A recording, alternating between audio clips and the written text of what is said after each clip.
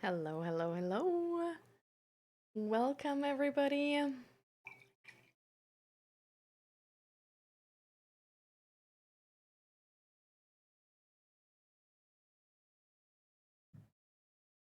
right.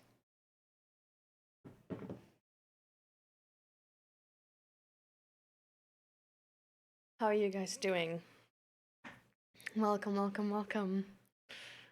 Oh, Lake actually beat Grumpy Palace and was first.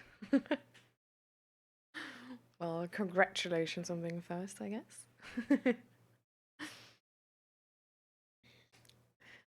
um, quick sort of warning beforehand. It can be that there's gonna be like that we're gonna hear like drilling noises and stuff like this.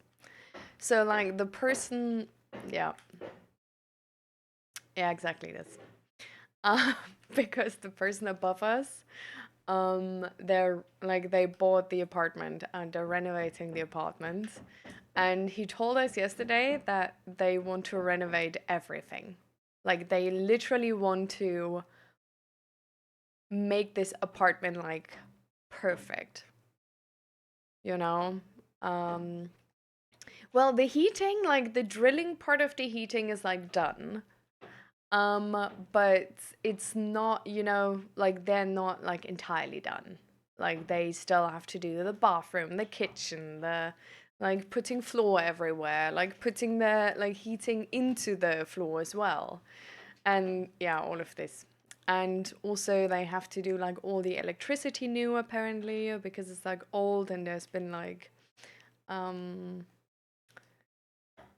like a cable burn in the walls and stuff. So they have to do like everything. Yeah. And he said it's gonna take months still. So yeah. Um well, but it's like this amount of noise is like, it's fine. It's not like drilling in your head. So that's better. Am I a cat mom now? Yeah, right now I'm a cat mom. It's still like trial phase though.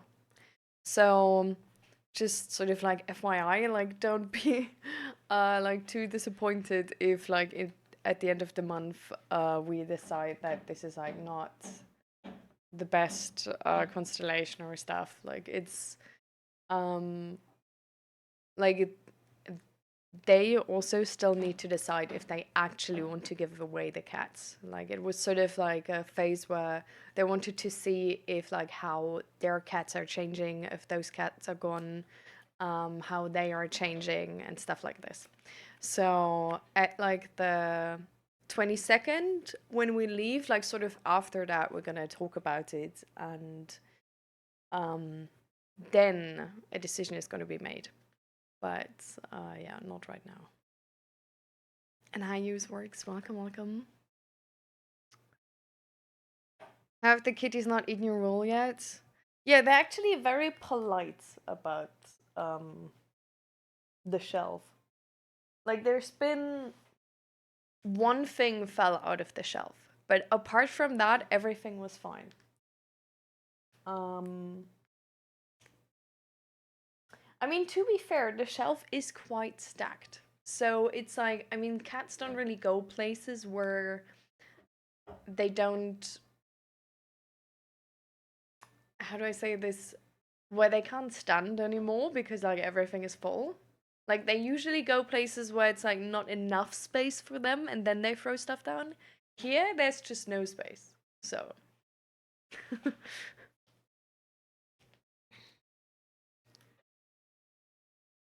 Love my white hair. What? My hair is well. Anyways, how does it feel so far? It's it's good and bad. It's I do definitely realize that I would rather have a dog than a cat. Because it's like like cats don't do stuff.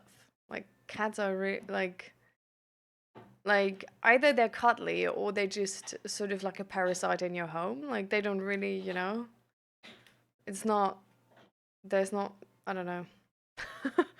And the like one of them is like super cuddly, super nice, and like perfect, like literally the perfect cat, I think. And the other one is really shy. Like super shy. And not only super shy, but also just like, so he was eating one of my plants, which apparently is mildly toxic, and then he vomited twice. So we had to put the plant away from him because he would keep on eating the plant, which makes him vomit. Like I don't know what the logic is in his brain, probably none, but for whatever reason he just really loves that plant. Like if he like when he got into the room like out of mistake, he instantly tried to eat that plant again. I don't fucking know what's going on there. But so we keep the door to that room closed to like separate the cat and the plant. He also already managed to like have his like shit like stuck to his butt and then like fly out of the cat toilet, even though he has to jump out of the cat toilet. Um, he also managed to escape through our we have like a mosquito net door, and he managed to break that mosquito net door and escape on the balcony, and then run to our neighbors in the middle of the night. And like we just wanted to go to bed. It was like 12, like in the middle of the night, p.m. a.m. I don't know, but in the middle of the night. And then we had to stay up for one more hour trying to like lure him back and stuff. And thankfully, after an hour, he came back on his own because there was nothing we could have done otherwise. Because like everybody's asleep, we can't go to our neighbors' balconies. Um, so he's a troublemaker. Yeah, he definitely is. Um, so yeah, I don't know about him. Like I feel like he's supposed to be an outdoor cat.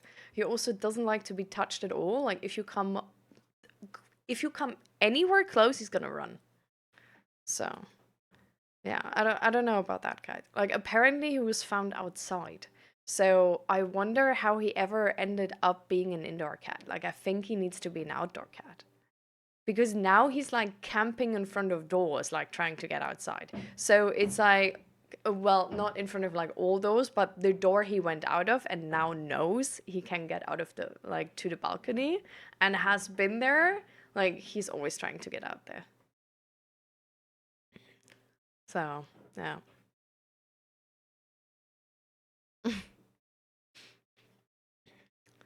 Yeah, I think we're gonna have the yeah, I don't know, but like I don't think he's gonna be happy here.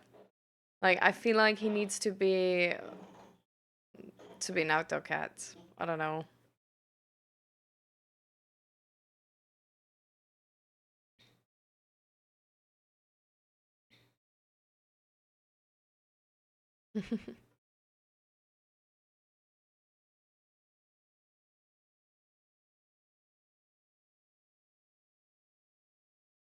A platinum hair, so it's not a dis. What do you mean use works with white hair though? Like my hair is clearly brown.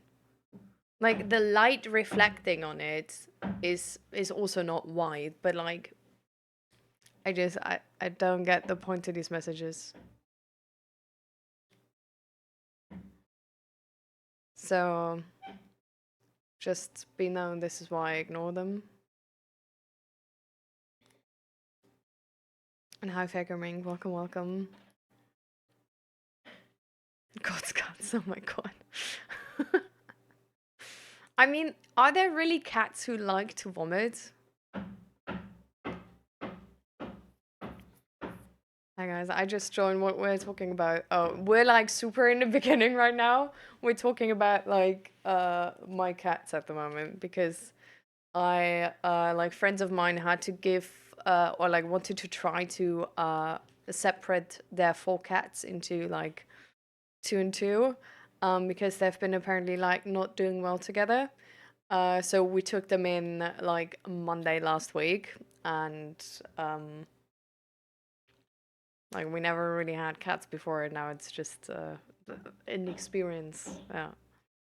AMS the midnight one. Ah, yeah.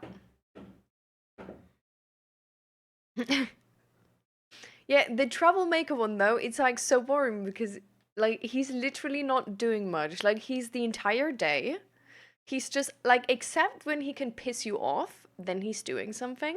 But if you were like actually be like, like now you can like do your thing, like I don't mind, like you can play, you can be loud, like I don't give a fuck because I'm awake and I'm also doing stuff, then he's like hiding like under a desk or in a corner for the entire freaking day, not doing anything, not moving, nothing at all. And like you can't touch him, he doesn't come to pet, nothing. Nothing at all. And in the morning hours, when you're still is like when I'm still asleep, but Zach is awake, and like we're trying to like make them understand that when we sleep, they have to be silent and like, be comfortable, like have to get the concept of us needing sleep. Because in the night you can't do it with them; they're way too loud. So what we're doing is in the morning when Zach is awake, but I'm still asleep, he opens the door and lets them like be able to like come inside. Because then, like worst case scenario, I lack 2 hours of sleep, but it's like it's like that's it. And today morning he had the audacity to come in and take his like he has like a spiral toy thing, like a plastic spiral toy, and he just brought it all the way into the bedroom to play Dare. It's like, you bastard. Like, either he's really stupid or he's being like an ass on purpose. For real.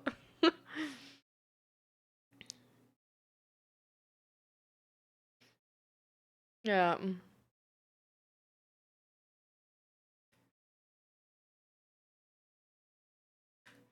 Yeah, no. For him it was like nothing like the hair or something, but just he's just randomly eating plants. So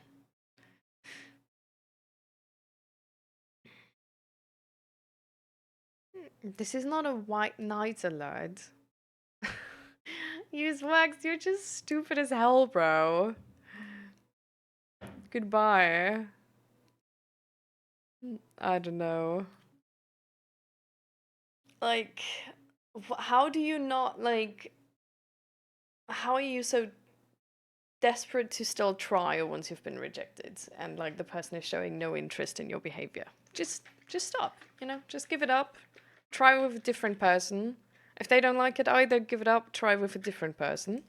Like, it's gonna be way more efficient and you're gonna find the person who actually likes it way easier than if you try with a person who's like actively ignoring you the entire time. And then you're also overstepping boundaries, so it's like not cool and stupid and inefficient. So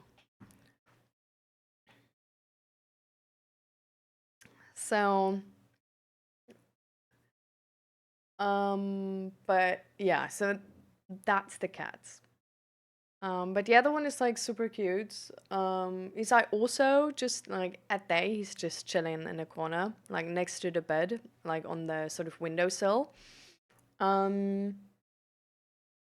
or he's trying to get into the storage space below the bed, where we don't want him. um,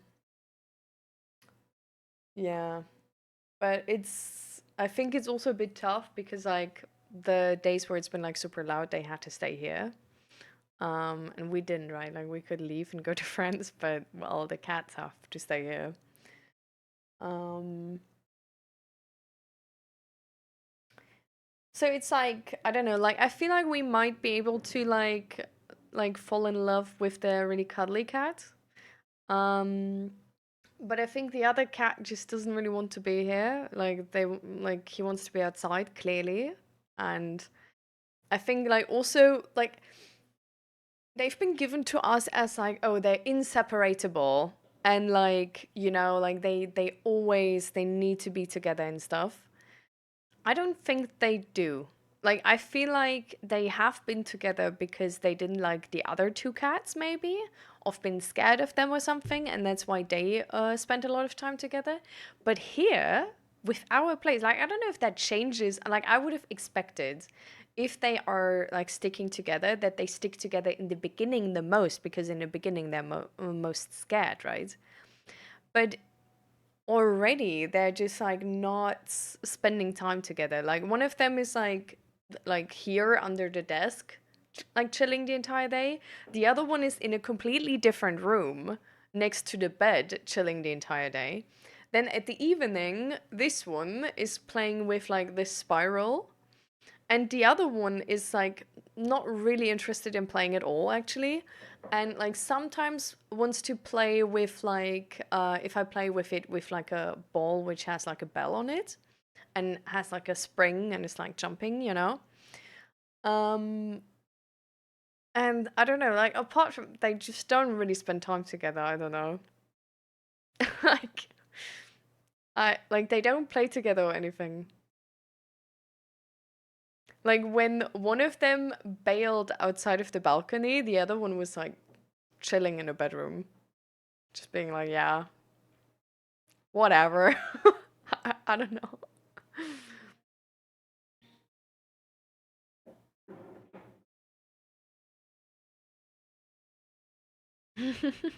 Yeah,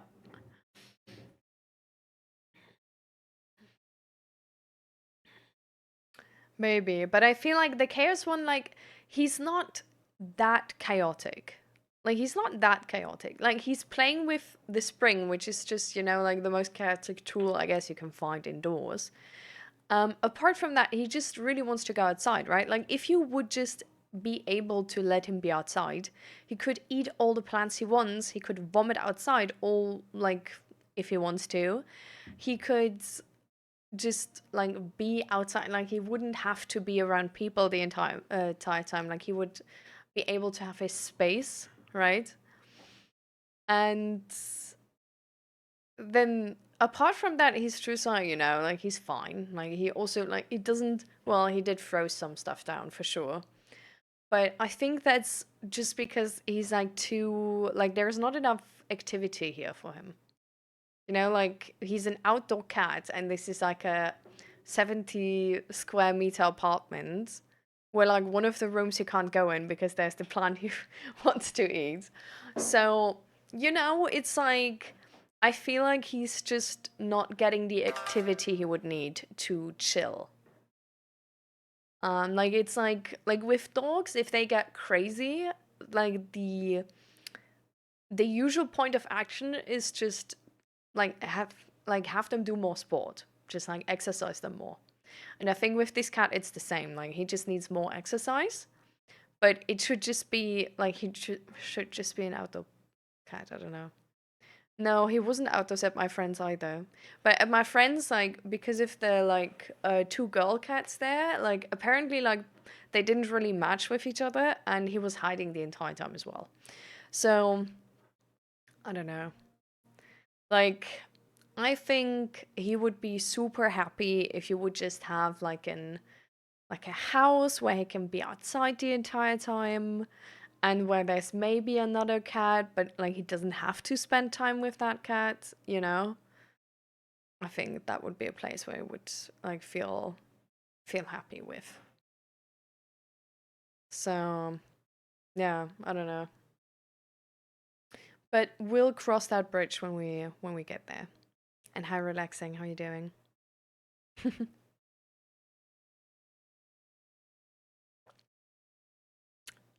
So, then so I think this is all about cats. Um like we might like one of them, like the cuddly one, is by the way super weird.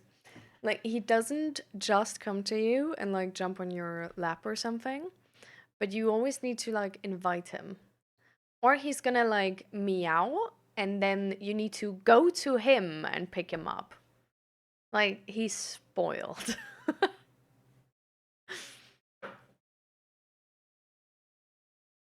2 days ago, I feel something in a moment when I felt that I shouldn't exist anymore. Oh. So how do you feel now relaxing?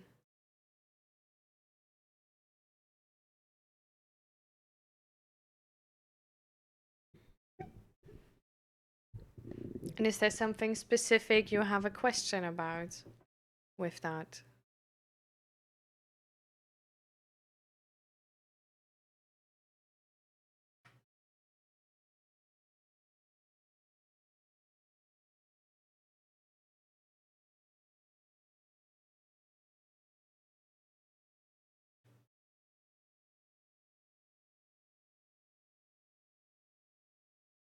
That scene of that moment and that feeling. Hmm.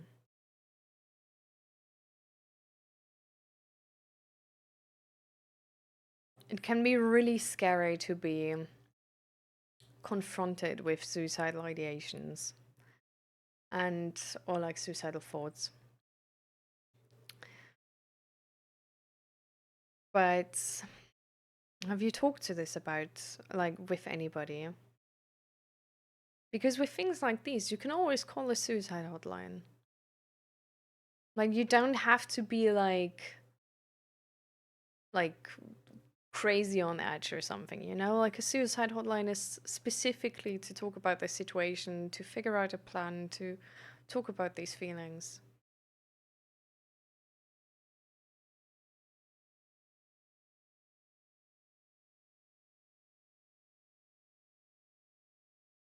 And hi, Nyreg.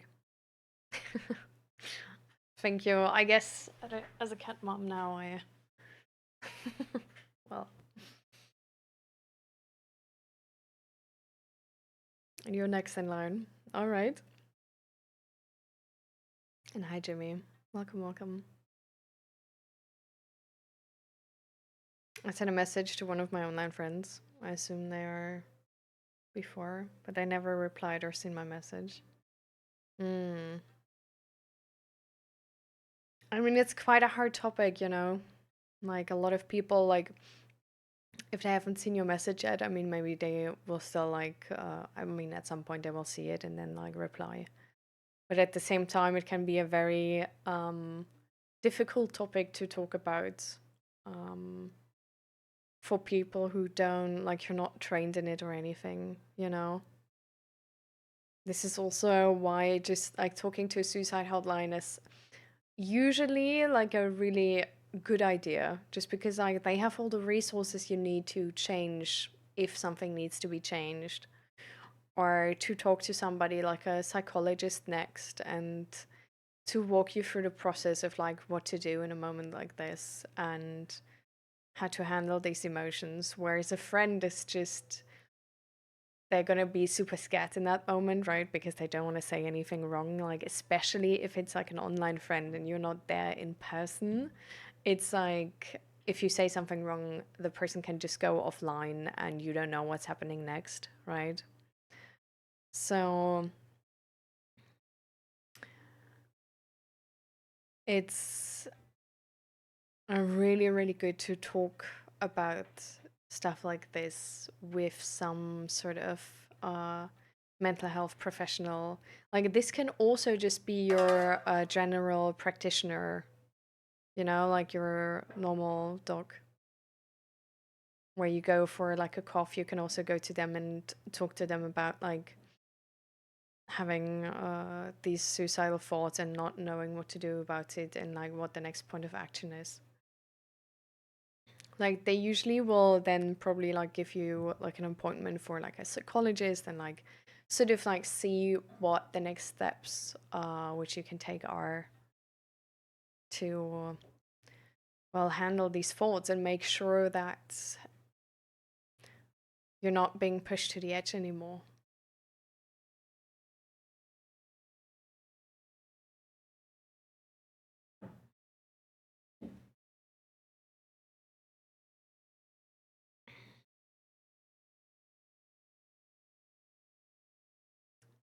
Do you think you would like to talk to somebody like that, relaxing? And hi, Lady Ryanag. Welcome, welcome.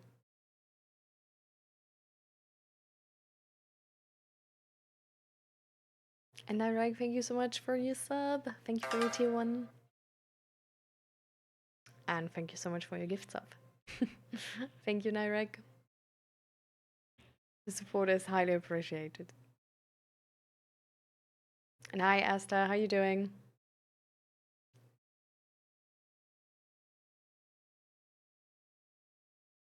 No. 5 stream straight. Let's go. Happy Mother's Day. Thank you, thank you.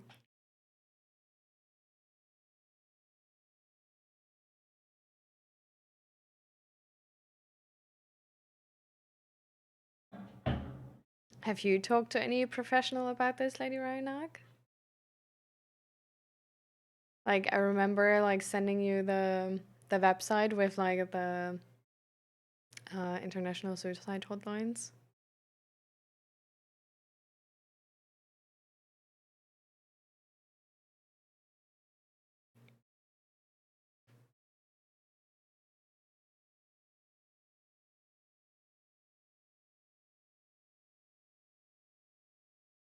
That's also fine, Asta. Don't worry.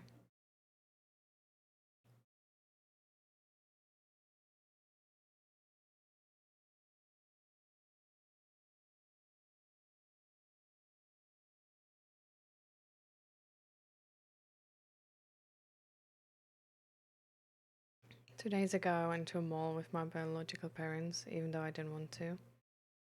So three foreigners there, which almost never happens in my city. I really wanted to talk to them, but I couldn't even say hi. One of the girls smiled at me, but I still stayed silent. I think being my parents made me shut down because I've never felt safe or comfortable around them. Afraid they were compared to me, and it was because I never had that kind of life. No. No, I get it relaxing. It's a really difficult moment to be confronted with all of this.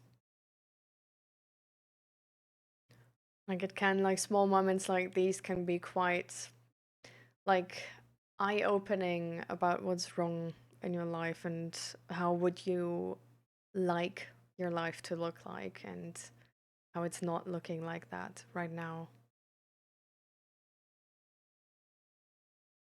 But there's definitely like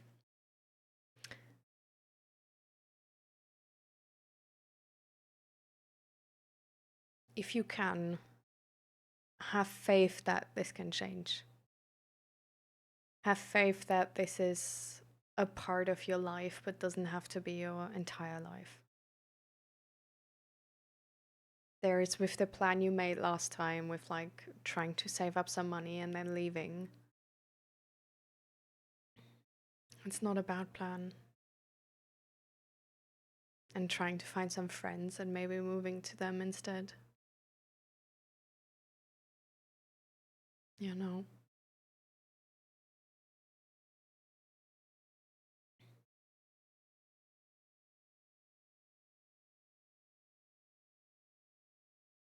But I get it that it seems so far away.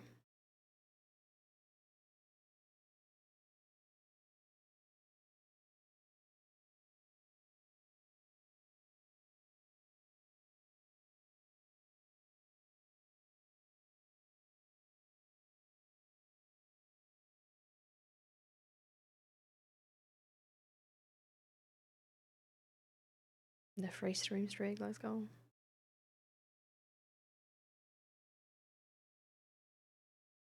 And but last time that I did, they hung up on me because then I said I didn't want to take action. What? No.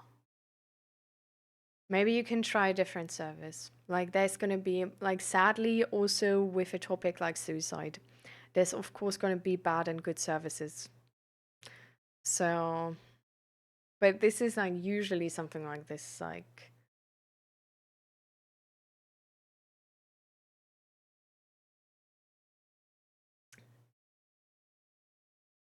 like suicide hotlines are meant to be for everyone struggling with the topic in any sort of way. So, even like I of course wish you wouldn't have had this negative experience because I get it. Like it can be quite hard to call these services and then knowing that like they might hang up or something like this is like, well, it's not making it easier to reach out for help from them. But just know that this is definitely not the standard most of them hold themselves to. Like the standard is usually much higher. And um, there's also well, so with like local suicide hotlines, it's like sometimes there's not as many like different options.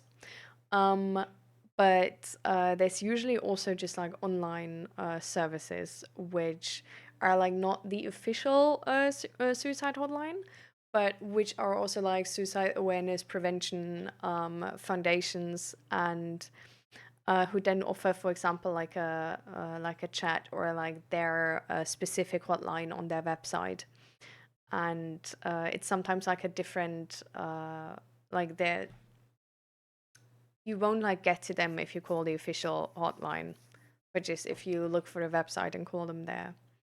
So maybe you can try different services.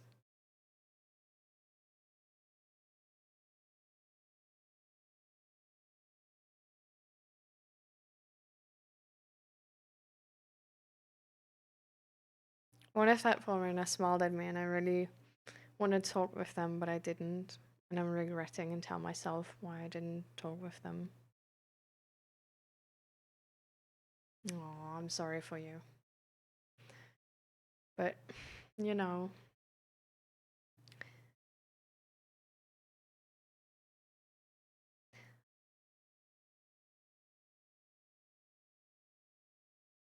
I'm wondering how I can phrase this. So it's like easy to take in, but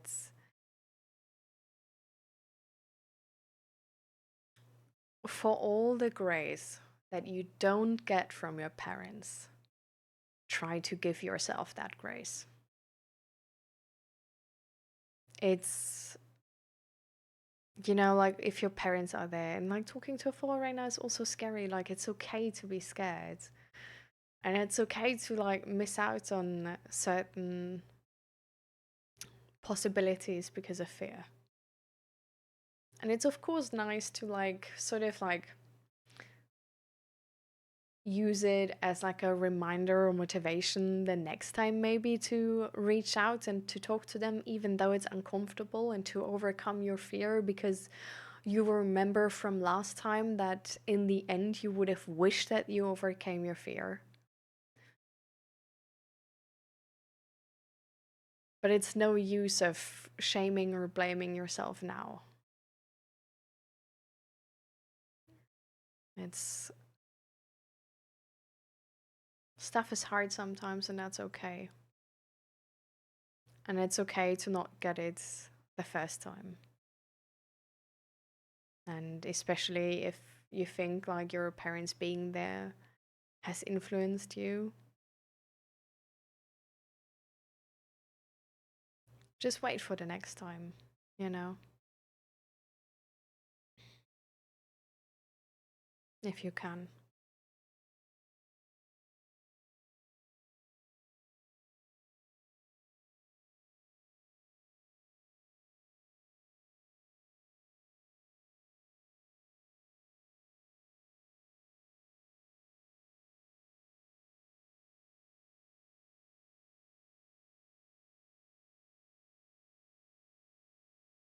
Hmm.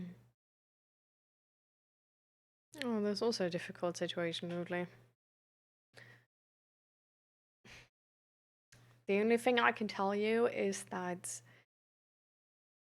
if you're, you know, if you're just being like nice about it, like you're being like you explain why you leave, you like put down your boundaries, it's at the end of the day, like if somebody wants to live or if somebody wants to die, it's their own choice.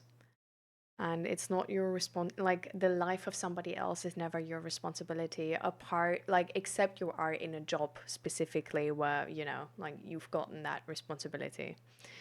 But apart from that, like, just in a partnership, your life of the other person is never supposed to be your responsibility. And we sometimes do this like out of love, right?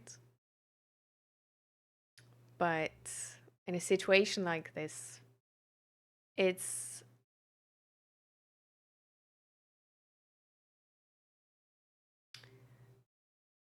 you're not gonna be the only reason why she does it or why she doesn't. It's people who are struggling with suicidal thoughts and who are considering to end their life are not doing it because of a singular reason or a singular event. Um, it's a very highly complicated topic, and this is not a responsibility you have to bear. So, like, of course, like, try and be nice about it. Like, try and make it easy for her if you can. Like, do what you want to do so it feels like you did what you could, you know?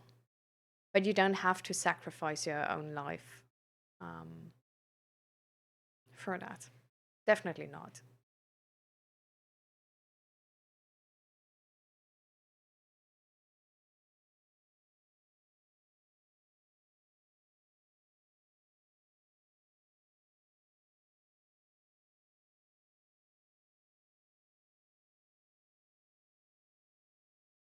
Hmm.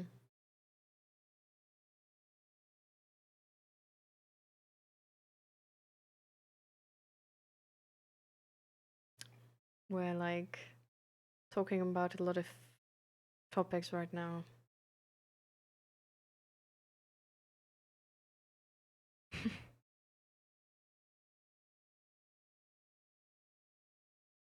Maybe we can come back a bit to relaxing.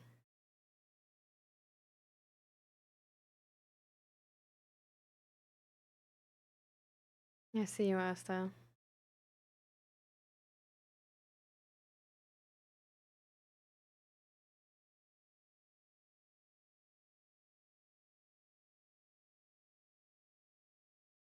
And I believe in you, Asta. Hi, Sojo. Welcome, welcome.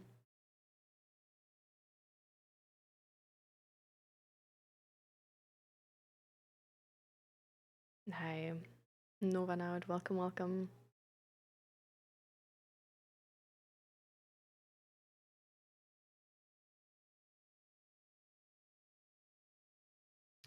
Relaxing. Is there maybe a way you can? Because sometimes I think letting go of regret that we haven't done something is quite hard. Um, and for me, at least, like a really, I don't know, like a strategy which works like pretty well. Like it's still like, of course, it's still like it's not gonna make something like difficult like super easy or something, but it just makes it like way more possible than beforehand.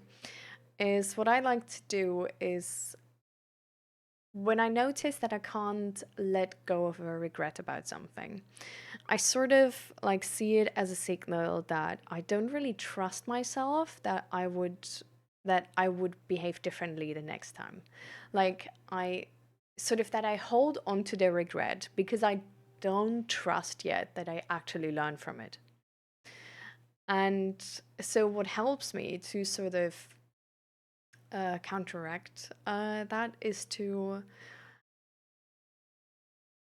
pick a time where I have space to think about what happened a bit more like consciously and make sort of like a little bit of a plan for the next time. And then oftentimes I notice that sort of there's conflicting thoughts in my mind about how I would how I would handle the next time and what I would do the next time. And that I didn't yet sort of find like a good solution that I'm happy with to like then settle and be able to let go of it. So maybe to let go of that regret, like if it's really sticking around, maybe it's going to help to think about how how can you make it easier for yourself um, to speak to those girls the next time? Like, if that situation were to happen again, what would you have needed to actually be able to do it? You know?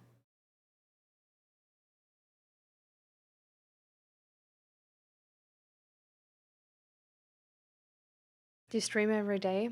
No, I don't stream every day. At the moment, I stream twice a week with mental health streams, and then sometimes gaming streams on top of that. But at the moment, we just got like two new cats, or two cats at all. Like we don't have cats. We didn't have cats before. Like Monday last week. So we have them since well a week minus a couple hours because we got them like after the stream last week. Um, and yeah, I'm gonna try to stream every Monday and Thursday where I can. And I think from now on it should be possible because last Thursday we had like the person above us was putting like floor heating in and drilling in our ceiling. It was incredibly loud. It was like I was not able to stream.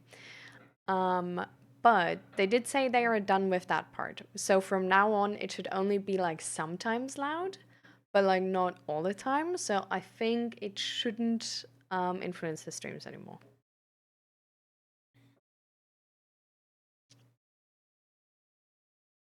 I never felt like they're my parents. I was born as older age finance giver because here culture is like that. Even my biological sibling, my biological parents abused him because of finance most of the time, mentally pressured him by saying, you know, I raised you and here how you behave, go against me and not obey in my house. And I seen all of abuse by my eyes, and at that moment I knew. Also knew before I was born as finance giver. Yeah. But you don't have to stay in that role. It's of course sometimes it can be like quite hard to escape a system we've been born into, but it is possible. And the world is getting more and more open for specifically people to take that change. Is your sibling older than you, by the way? And are they also like living at home, or where do they live?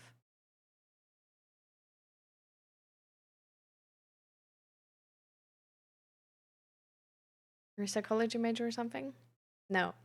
I'm coming here from like a peer support mental health coach perspective. We're talking about this is just a place where like people can talk about their mental health. This is not to like instead of therapy or anything. Like we're a big advocate for seeking like professional help like therapy. I had like amazing results in therapy. And yeah, sometimes we just like talk more in depth about something because people don't feel ready yet to seek therapy or like have already therapy, but it's just like not enough of support or are on a waiting list or something, or it's not possible in their country or in their situation.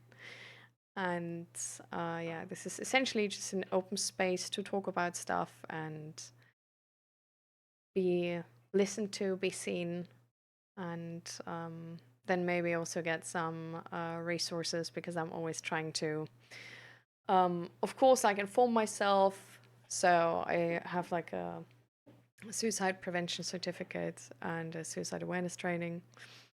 And I'm reading like a bunch of psychology books, of course, to give out like as good information as I can.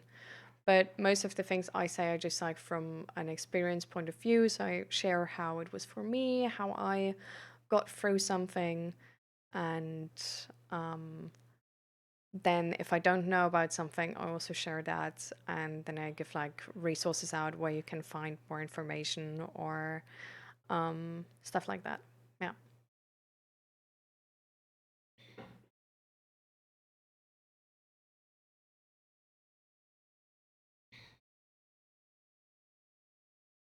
I really don't want to stay here. I'm trying to be financially free. My sibling is older than me. Live at other house because a few days ago money related fight and disobey order thing. Well, you weren't there at that time. Hmm. Can you somehow move to your older sibling, maybe? Relaxing? Is that an option? That like you both like leave together? Like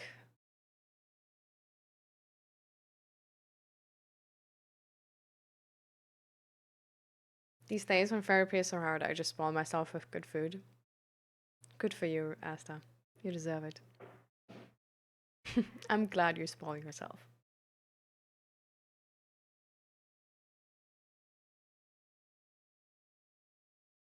I thought you were a medical professional deciding to Twitch. I think something like this is needed.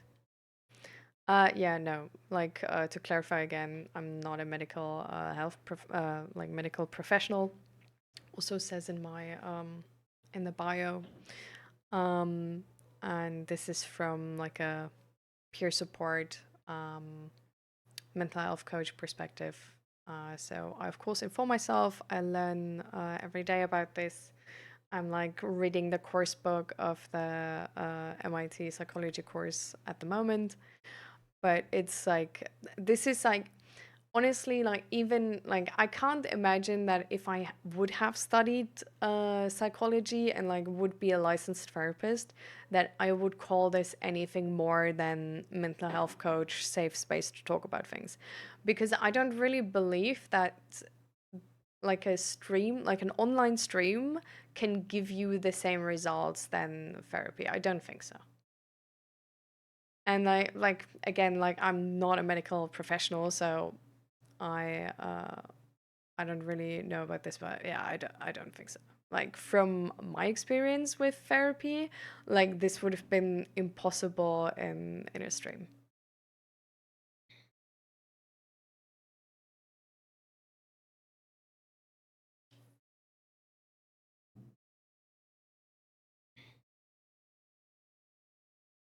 I'm 23 and I feel like I've thrown my life away. I didn't get into a good college and now I'm in an underpaying job. I'm working on it, but I still live at home. Bro, this is something like this is always sort of like making me sad because like back in the day, when I was in school, I was taught if you're being like, if you're not lazy, like if you work hard, you're gonna be able to afford the life you want. Like you're gonna get a house, have a family, have a good life. And now it's just our economy is low key fucked, and people notice that no matter how hard they work, there's gonna be things they can never afford. And this line is of course like sort of like it really depends on like where you start and what situation you're in, and there's still a lot possible. Like I'm not saying like you can never afford a house or something, but there's definitely things where you just look at economy and you're just like, this sucks. And it's so unfair and it's so much harder than it would need to be. And it's completely not like they promised. So I completely get the frustration, and I don't think don't don't blame yourself for it too much. This is like you're 23, bro. Like you're barely past childhood, right? And this is not like not in a disrespectful way of like, oh, like you don't know things. You're so young. Like I'm young too, right? But in a way of like you when we start on this earth, we don't know anything. Like, it will take years to understand how this society works, how the working market works, how all of this works. It takes years to learn something as well. And if we are in school and the moment we choose college, like, we might not have a full picture of this yet, right? And then, like, life is also always changing, the world is always changing, the market is always changing. A job which formerly has been like super easy to get into and perfect is now super hard to get into because it's like overflowing with applicants. So,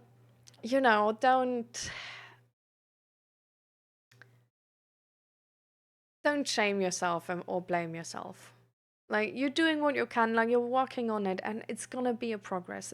It's gonna take some time. So if you can, try to, weirdly enough, try to enjoy the time and the situation you live in now for what it is, you know? Try to make the best of it while working on the future you like. And of course, definitely look out for opportunities. Like, if we keep looking, there's always opportunities out there to get at least closer to the thing that we want in life. And it might still take years, but getting one step closer is the best you can do. And apart from that, we can, of course, go protesting for a better system and put our votes in for a better system, and that's also really good. But I think apart from that, we can just make the best out of the situation we're in right now. So hopefully, maybe you can find something good about living at home still, and try to see it not from this perspective of like desperation to get out there and be like, oh, I don't want to be here anymore. I'm so behind to everybody else, blah, blah, blah. But see it as a way of like, you will get there eventually. If you go one step at a time, at some point you will get there. So you don't have to worry about getting there, because at some point you will. And then you can enjoy what you have right now, because later on you will not have that anymore. Right? And I think if you're able to foster that mindset, it can even still be quite fun. And situations where we think, oh, they're so hard and there's so much work, they can actually end up being quite fun. We just have to make the best out of the moment we're in, instead of trying to force something, which is still going to take some time.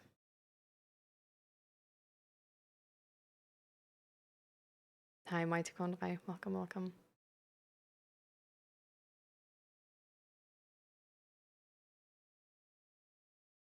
Nice.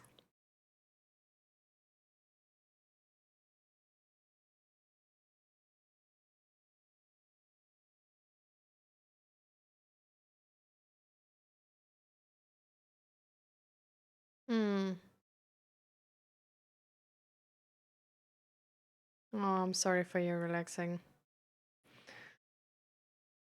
Oh, I really thought maybe, like escaping with your sibling would be the happy end of the story.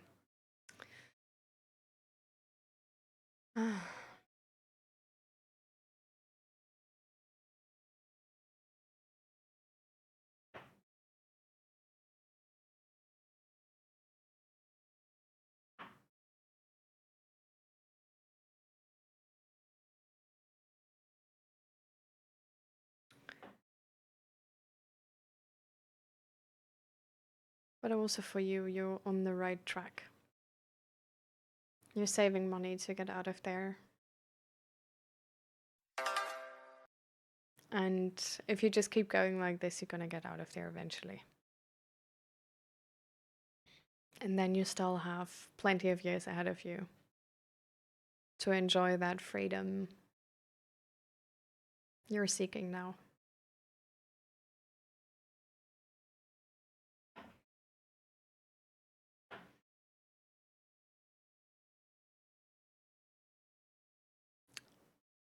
If you're struggling with these thoughts of hopelessness relaxing in terms of like hopelessness that you don't believe anymore that you're gonna get out of this situation, that you're gonna have that freedom you're seeking, that you're gonna have that life you're seeking right now.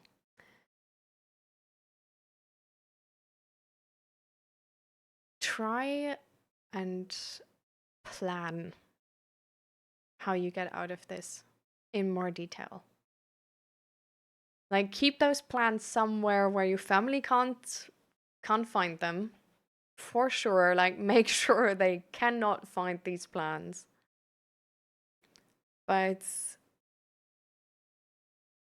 try and make more specific, more detailed plans how you get out of the situation you're in right now. Maybe even with multiple different ways.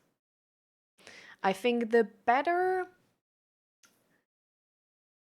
So, suicidal thoughts are very often connected to hopelessness. Because, I mean, suicide is not the first way we seek how to solve a problem, right? Obviously. So, this is usually a form of like the last resort.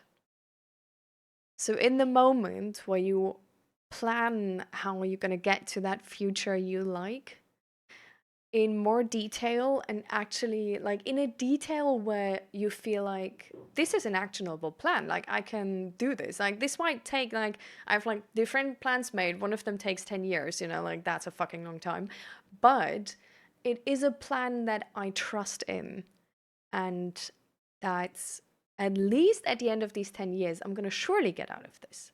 Like, the more actionable, the more realistic one of those plans is, which is going to get you to the result you want, the less likely it's going to be that you will hit hopelessness so hard.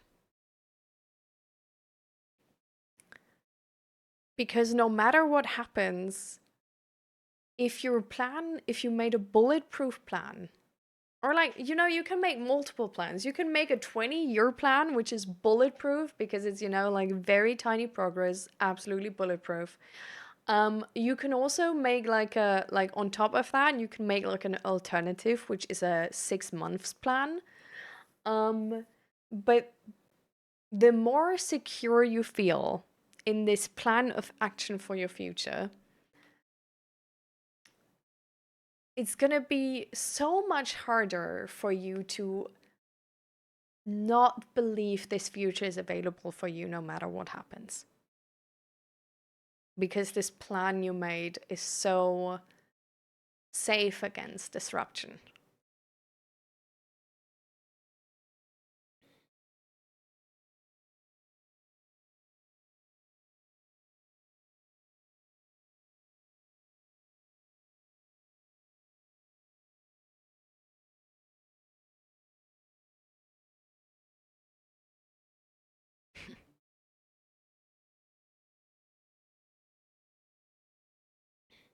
Did somebody read the answer on this?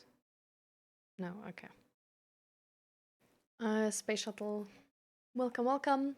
Um, I feel like a broken record. Like we had this question 3 times in the past half hour, I think. But don't worry about it. I'm glad you asked. So I'm not a licensed psychologist or anything like this. I'm coming here from like a peer support perspective or a mental health coach perspective. I have some certifications in stress management, counseling, and suicide prevention, and I also have like a suicide awareness training. But most of my knowledge, I guess, I take from psychology books I've been reading, and also just my own life and my own experience. So in that regard, like this is also not like a place where I try to like, just preach and then you all have to believe in me like a religion. But this is more supposed to be a space where like people can openly talk about what they're struggling with, and I just try to be there for them and Usually, of course, I give out like a tip on like what they can try based on like what worked for me, or some resources for websites where you can like find more uh, more information about what you're struggling with, and maybe even some help.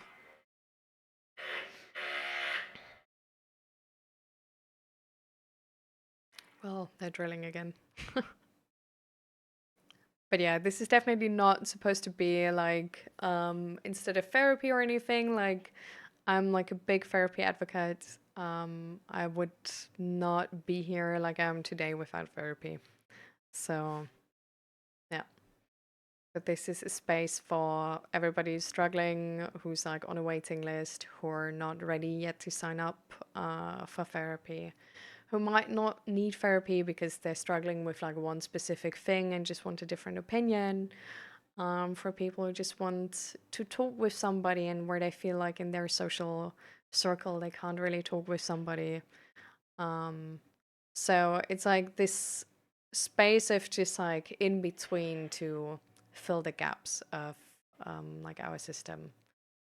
Because even if you're on therapy, it might only be like 3 times a week, and then it's just not support, or you just have once a month therapy and it doesn't feel like enough support. Yeah. Or you're like on the waiting list for like 6 months, you know, or you even can't access it at all because it's not financially possible for you or in your situation.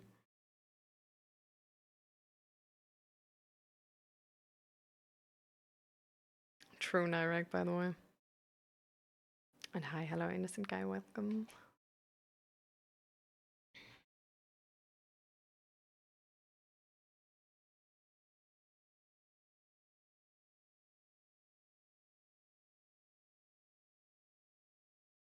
My plan is be financially free and one day book a flight, throw an old phone, go without contact, never come back, and never think about them.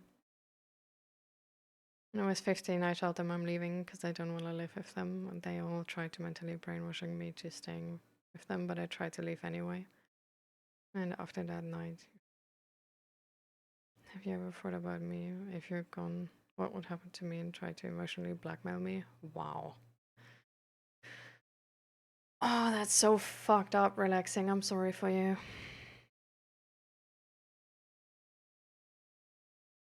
But yeah, with this plan, try to make it even more detailed. Like, try to make it even more realistic. Like, how are you gonna get that money? Like, where are you gonna store it? Like,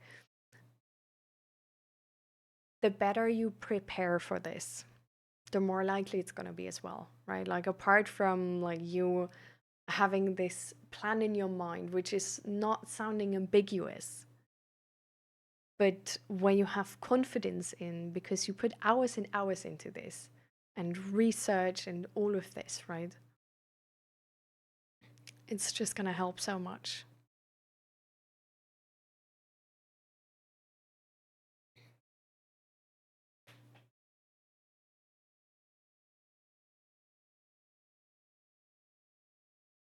Random question: is it worth living if no purpose is there? I think so. Like, well, I mean, always depends on your person, right? But I think just because there's no purpose doesn't mean that it's not worth living, right? Like, I think it's like a very, like, I don't need to have a higher purpose for having fun in life and for enjoying life, right? So, and you can always find a purpose yourself. Like, you can give yourself meaning and a purpose in life if you want one. And even if you don't want one, you can just enjoy life as is, right? Like, there's people who just work like a random 9 to 5 where they don't really care about it, and then just enjoy their free time to the fullest. And they just do their 9 to 5 because it's a decent job, it's decent money, and it's not as much, you know, like effort and energy, and it enables them to live their life they want. So,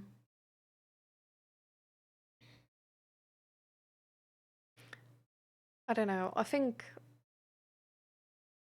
just experiencing all this, experiencing love and connection and learning about society and people and nature and this world and psychology is the thing which, I don't know, keeps me hooked. Like for me, this world is so interesting and so beautiful. Also really dark, but also really beautiful. And there's so much going on and so many things influence each other. Like it's the biggest riddle ever. And every day you just understand a little bit more. And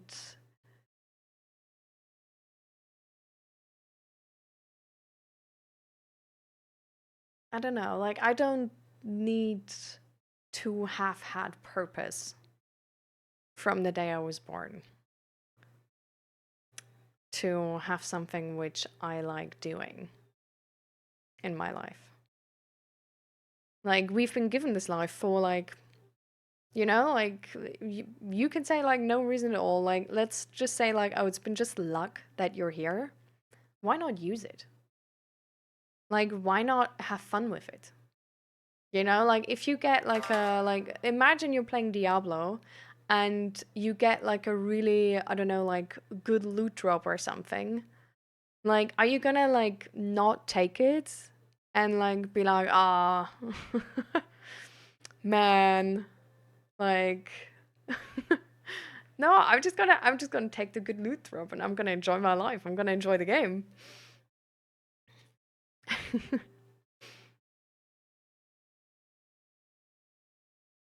I mean, you have some mild cases, okay, but don't you think it's dangerous treating a heavy mental ill person with autodidact knowledge only? I'm not treating anybody though. Like that's the point. Like we're not treating anybody.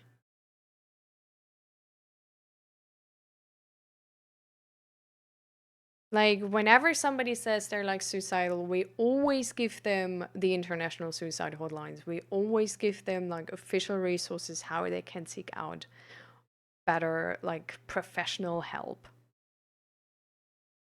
And for example, like Asta is already in therapy. Like there's a bunch of people here who are already in therapy. Like this is we don't I don't know, like we're not I feel like you're definitely correct that in like treating like trying to behave like a therapist um is like is bad like but I also don't think that we are behaving like a therapist here, and I think that's very obvious if you've ever been to therapy, because therapy is not only talking. Like therapy and treatment is like, for example, doing exposure therapy, like doing like imaginary rescripting or narrative rescripting, narratively rescripting, and like I don't know, like trauma therapy and like rapid eye movement therapy and all of these things. Like there is so much more to therapy than just talking about it. And just talking about your struggles and being listened to and being heard and having like an open ear from somebody who's trying to just sit with you in this moment, trying to give you like their advice and also just be like, hey, but like I would really seek out professional advice, is essentially like the friend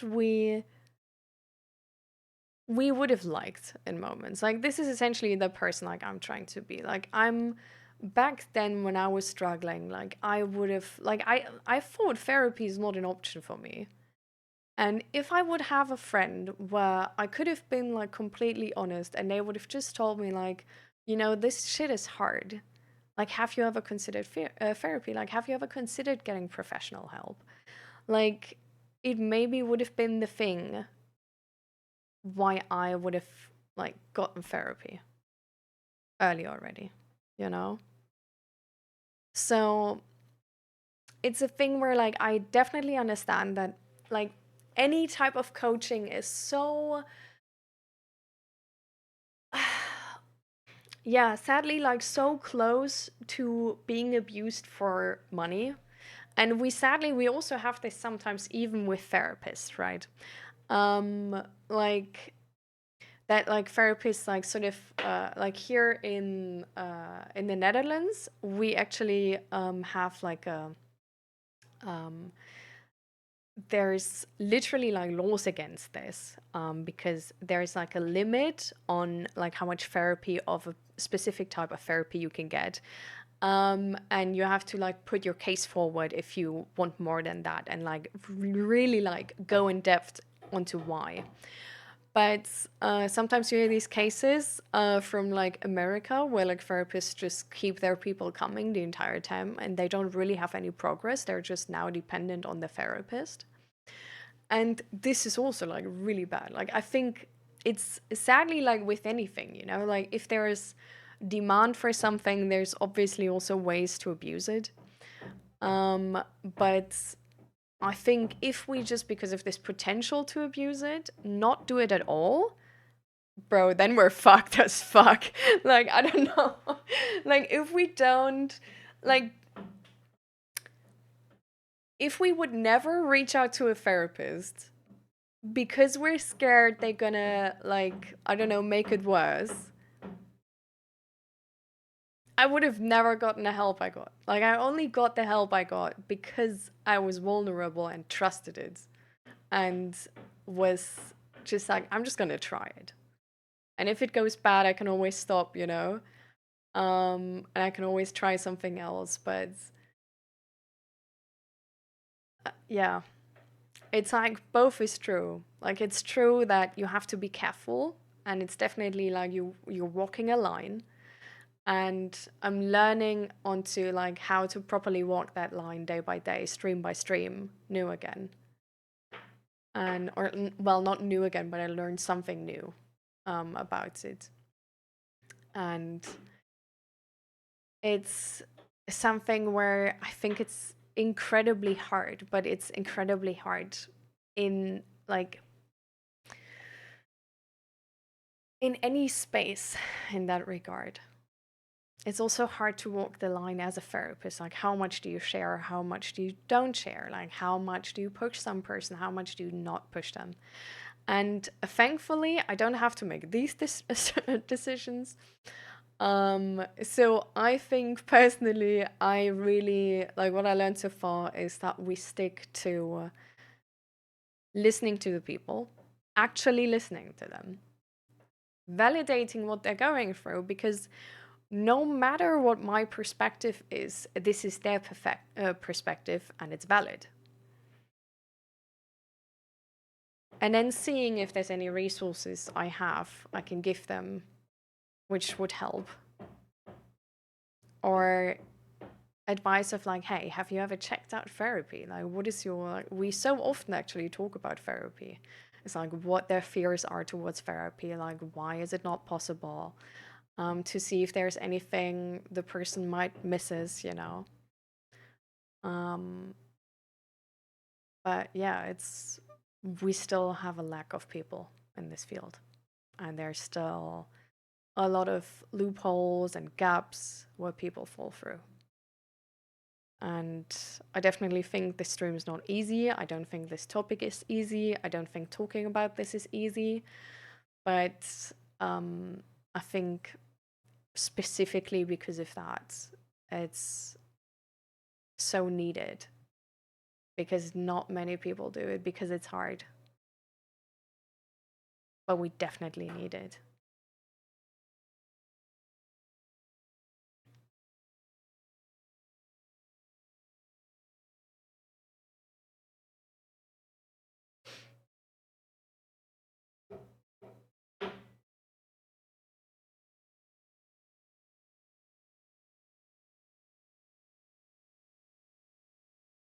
I find it sad that as humans being living for thousands of years still have to spend majority of our time alive working to put food on the table. Yeah, that's true. I mean, but on the other hand, actually, Well, that it's like that we have like like that we have to desperately work is definitely tough. But actually, I just remembered something I still wanted to say with the like that people who derive personal gain from the misery of others, and that includes a merch shop and Twitch earnings. I reject that. This I can understand where this is coming from, but at the same time, I actually can just say it's sadly a bullshit opinion. Um, because, and this is what I'm noticing right now, is so first of all, I don't earn much with this, right? Second of all, everybody needs to like stuff is expensive. Like, I can't buy things from people telling me, like, oh, thank you so much for your help. Like, if I could, I would, but I can't. Right? Like, people being like, thank you so much for spending the time. Thank you here with your help, blah, blah, blah, whatever. I can't afford life with that. Like, it's not going to pay my rent. It's not going to pay my bills. And learning about these things takes time. Doing the stream takes time. And it's time where I don't do other work. So essentially, you need to make it a thing where people earn money from it and can earn money from it. And the annoying part is that I, for example, noticed myself like a couple of weeks ago that I will have also to like maybe even stop the stream and find a job because I can't finance this anymore. Because what this is being financed off right now is by my husband, by him. But there's a tax change coming in for us next year. And then we can't finance this anymore. So I have to find an extra job to make this money. And I don't know if I will still have time for this. Like, I will try to, of course. But it's definitely going to be less time than now. Like, now I have the time to do, like, certificates and educate myself more. Like, I have time to, like, read those psychology books and bring that knowledge sort of, like, summarized through me to you. But the the moment you tell people, oh, you can't earn money from this, is the moment you tell people, like, you can't do this. Like, it's a privilege to do this. And then it's like also like really obvious actually why like so little people like do this. Like, therapists are still in Germany, like they just got like a pay cut actually. And it's they don't earn that much. They really don't earn that much for the work they do. Like, this is taxing work. This is because this topic is so hard because it's so close to the person. And because we never know if something is like 100% right, 100% wrong or something, you know? Well, 100% wrong and 100% right, we probably know, but like there's so many gray zones in between. And this is like there's so many therapists burning out because we just expect them to work like everybody else. Like, my therapist was doing like 5 different people, like meeting with 5 different people every day, working 4 days a week. And it's a lot. And also, like, therapists are also just people, right? Like, they just, like, I personally feel like we don't have to wonder how there's therapists with really outdated knowledge if we don't pay them to educate themselves about new knowledge coming in and about new research. Like, I personally think that therapists should actually, if they have a 5-day week, they should only meet people 3 days of that week and have 2 days where they research and find out about new things and learn about new things. And so, I don't know, to derive personal gain from the misery of others is something which you can apply to somebody selling guns, to somebody like selling like war machines. Because those machines are specifically only for the moment where it goes bad. But technically, what I derive personal gain from here is like from the idea, it's that people get better. It's not the misery, but it's that people get better.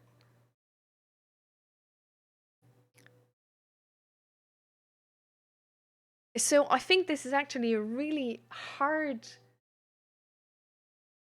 situation.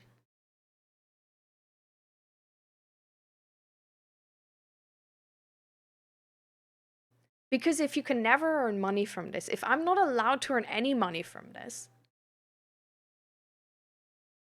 and also, like, by the way, my merch shop is actually good merch. Like, it's actually just designed merch. Like, I could have this, like, separate to this stream. Like, it's not even, it's not like, it doesn't even make sense. Like, I don't even, like, people don't even pay to be here. Like, they get this for free. It's a choice to buy the merch. It's a choice to subscribe, for example. It's a choice to donate. Like, this doesn't make any sense. It's just that because I do something which is important and also want to earn money, it's not allowed. Where it's like, how the fuck am I supposed to live? How am I supposed to pay my bills?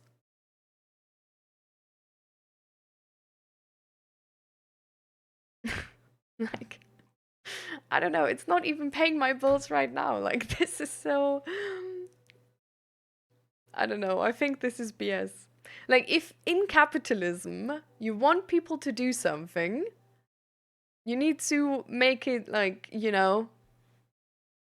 like that it makes sense for them to seek that occupation. And honestly, I think this is why we lack mental health professionals, because it's not attractive at the moment to do it. Like, it takes 10 years or something to become a licensed therapist. You might not even be able to open up your own praktijk, business. And I don't know, like, even like like I wouldn't like hear that if I would do IT, and then I would do fuck all for anybody. Like, it would not help society in a greater scheme at all. But if it's mental health coaching free, then I'm not allowed to earn money. Then I need to have, like, I need to do it in my like free time. Like, I need to have a 40-hour job and then in my free time offer this. Like, how does this work? Like, I really, like, I don't know how this should work. Because this takes energy. Like, doing this good is just, it takes time. So, I don't know. I believe you do play with expectations here to gain clicks. I'm not a friend of wonder doctors, and I help your live Twitch channels for professionals that can possibly cause so much harm. I still if people think you hear them and stuff. That is not trustworthy.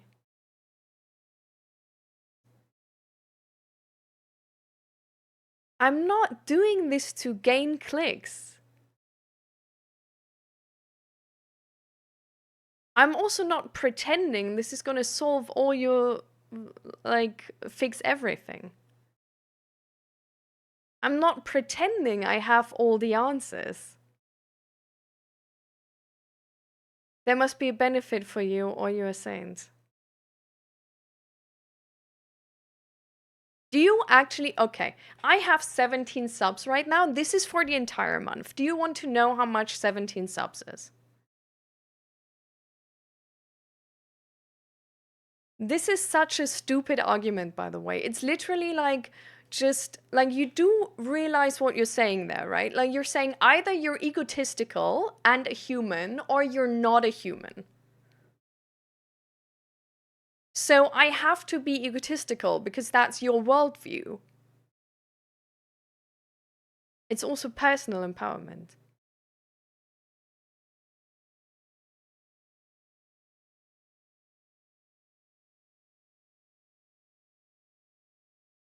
So, why? Huh? This is a harder job than working in IT and just working on some project. Because I was working in IT before and it was chill as hell.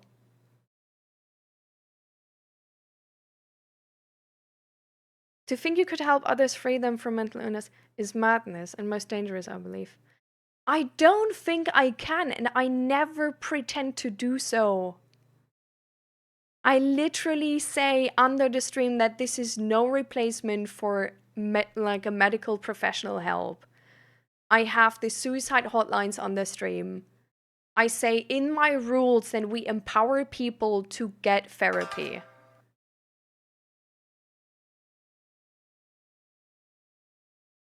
I literally just listen to people who are struggling and try to be like a friend they can talk to in that moment.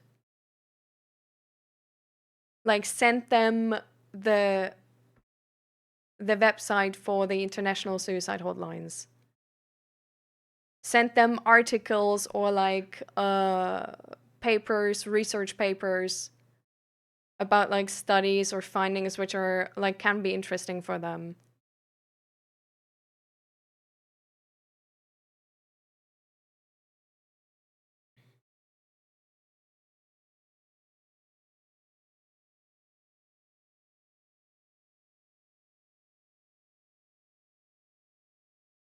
I don't pretend that this is better than therapy.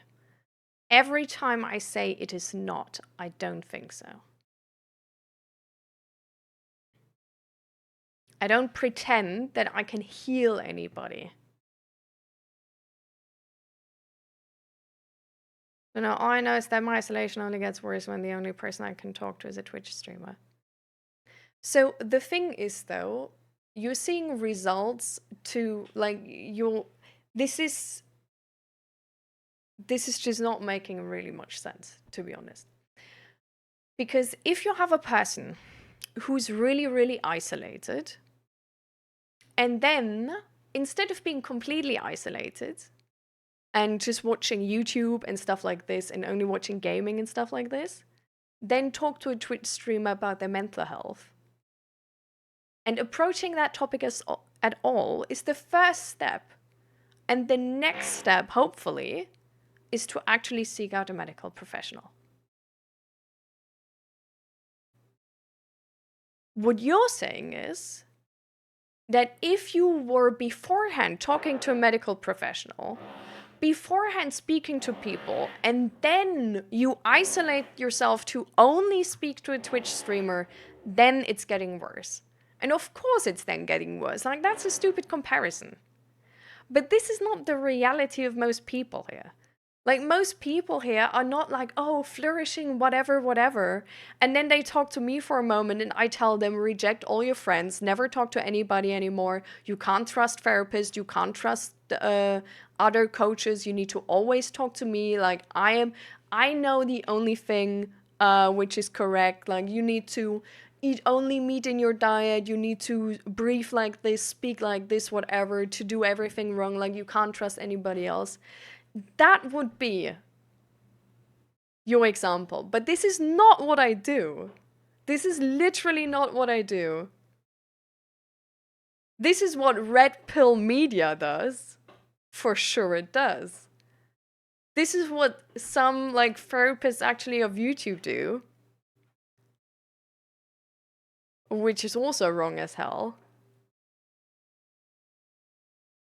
But this is not what I do. And to be like, as like, I'm a small streamer, bro, like with 14 viewers, and you're saying like, oh, you can't do this for fun. Like, you can't actually enjoy this. Like, you must gain something from this. Like, you can't just do this. It's... Thank you. This is so sad, actually. I don't know. It's just like, oh, you must be egotistical or you're not a person. So all humans are egotistical? I think that's sad.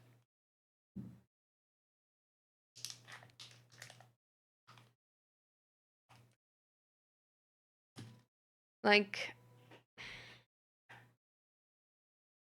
honestly, like sometimes I wonder why I'm doing this. Because it's really hard and I don't get paid for it. But I think it's really stupid that people like you make it actually harder to do the right thing. Like, I think that's honestly kind of stupid. Like, you can have a person like trying to do the right thing, like trying to help, even though it's not earning money or something, like using their privilege to do this because it's financial freedom is a privilege. And I had this sort of like, well, until next year, I have the financial privilege to do this, even though it doesn't earn money. And even so, it's you're like trying to low-key bully me out of this. Where it's like there is a person doing the right thing, and now I'm being stopped to do the right thing. Like I should stop doing the right thing because you don't believe me. Like you didn't even watch the stream long. I don't know. This is so stupid.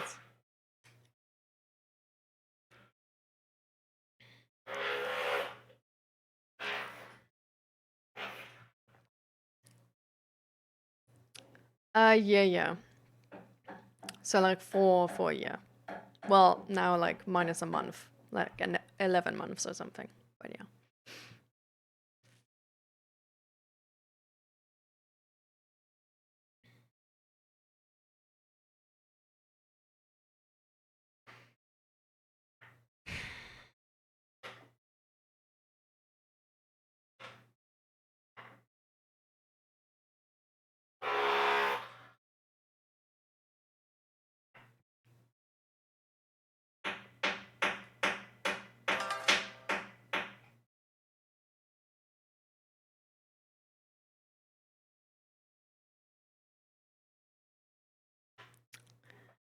So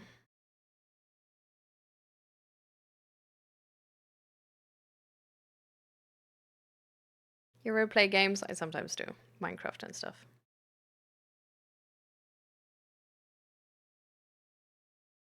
As an account, I did not like it because it was a bad workplace.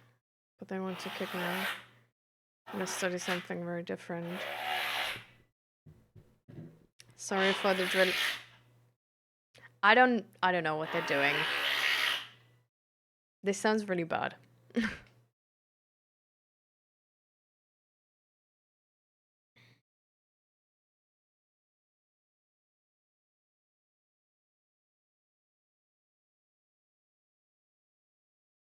Hmm. I'm sorry for you, Novanod. This is a really shitty situation.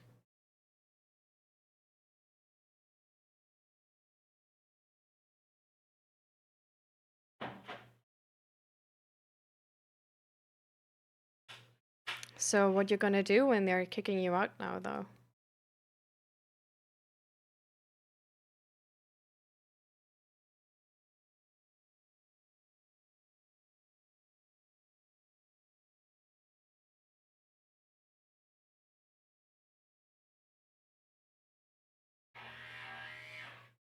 Hmm.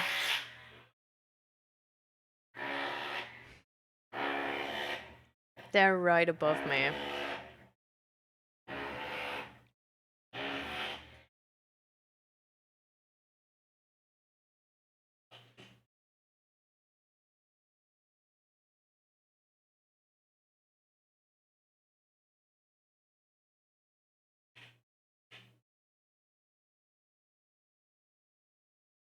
Hmm.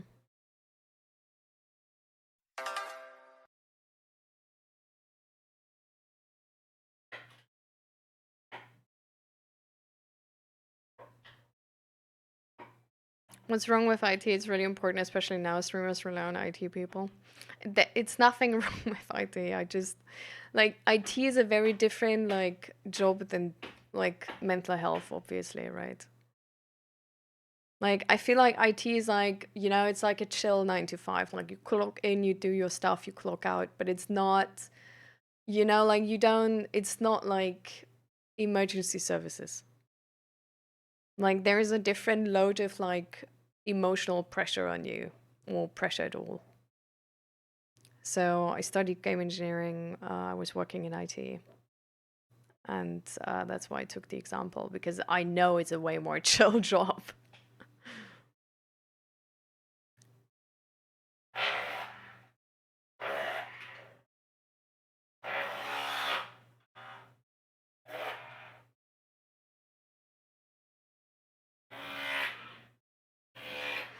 And Monday settled. That's good.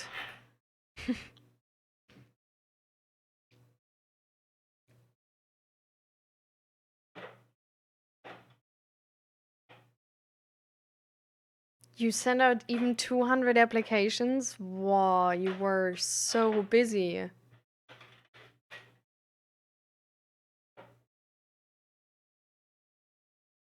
Hmm.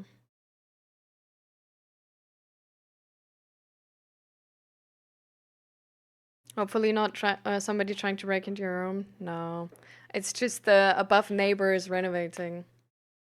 It's like really loud, but like don't worry about it, guys.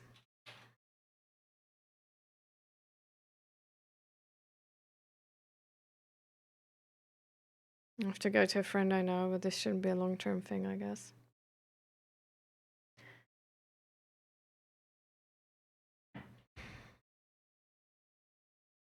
I wonder if it could even be better to not live with your family. Like it seems like there's just like a really, like it sounds like you're being bullied at home. Like when they just make fun of you for studying and all of this. And like don't want to support you at all. And I wonder if it might actually even be better to have some distance.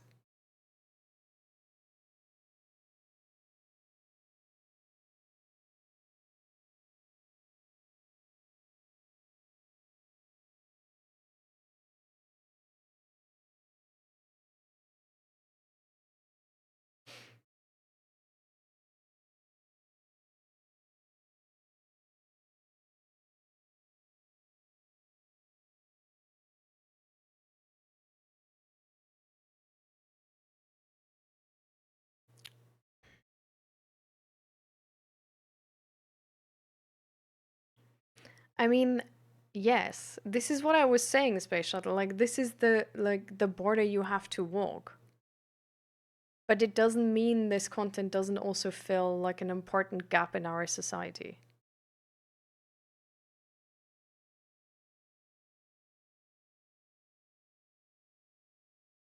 And it's different if you have a person who's like, like pretending they can fix all your problems, as if you have a person who like telling you that they think therapy would be a good idea and that there is like official resources you can seek out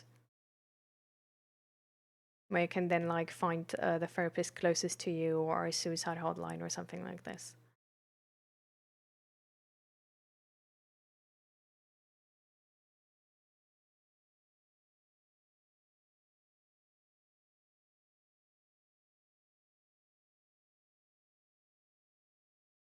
And this is like rather like some informed content where like I put knowledge into this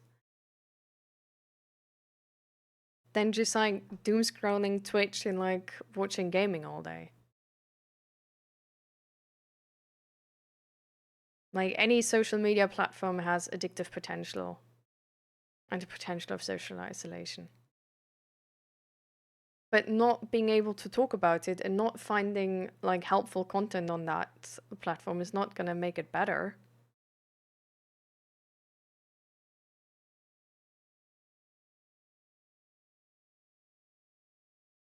Like, would you say the same about me if I would just be a gaming streamer? Like, why are you even on Twitch if Twitch as a whole is so bad to you? I don't understand this.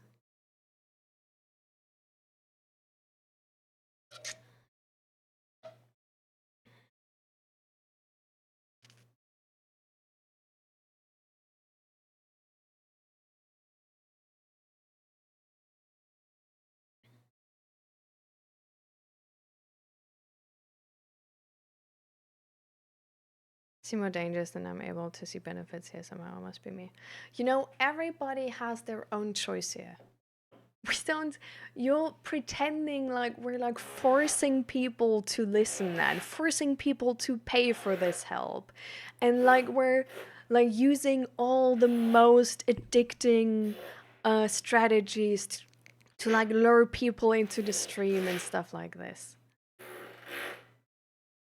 This is not the case, bro. Like, I'm literally just a person. Like, I read psychology books, I do certificates online to get better at this topic, to become a professional. Okay, I could very well also study psychology, but it would take me fucking 10 years to be a like mental health like licensed psychologist at the end. And then I definitely wouldn't do free content, bro. Because life costs money. So it's just like, you know, like you're very well, like completely entitled to see whatever you want in this content. And honestly, if you think this content is so bad, I don't think it's the right content for you. I don't think it is. But coming at me, the 21 viewer small streamer, who's doing this for where stream is not paying for this, is just ridiculous. Like, I don't know, like you can complain about like, you know, like Healthy Gamer GG writing like really catchy thumbnails and like trying to like get you to watch another YouTube and stuff. Like, you can talk about something like this. You can like complain about something like this. There's a whole company behind that. And they are definitely meant for like financial gain. But from my like merch shop, for example, do you know how ridiculously like unsuccessful my merch shop is, bro? And I still make all of the things because I just really like being creative. Do you know how sad it is actually to me that I can't make money off of my creativity, but that I now have to like either like I have to literally like, well, my husband and me have to pay to make this content and make my merch shop and stuff like this, because otherwise I would be working.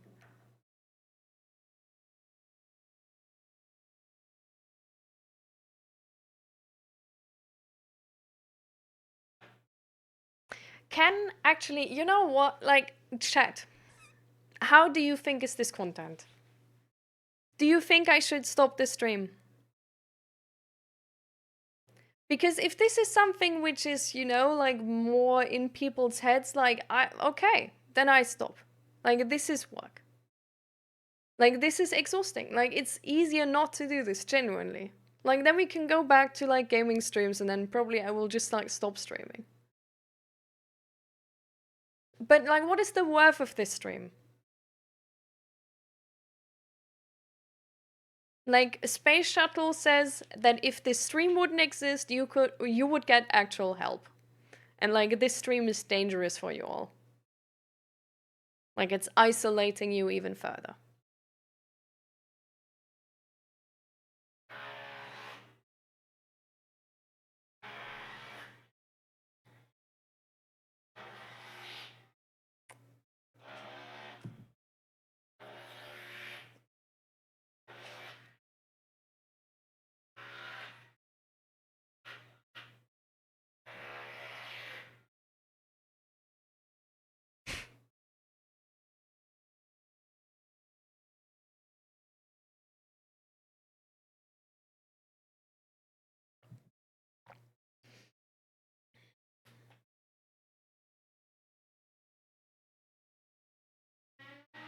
Because the thing is, I think Space Shuttle will not listen to me.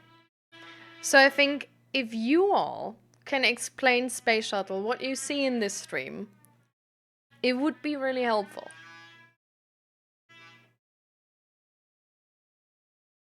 And like, if you see that like whatever he says is like not applying to you.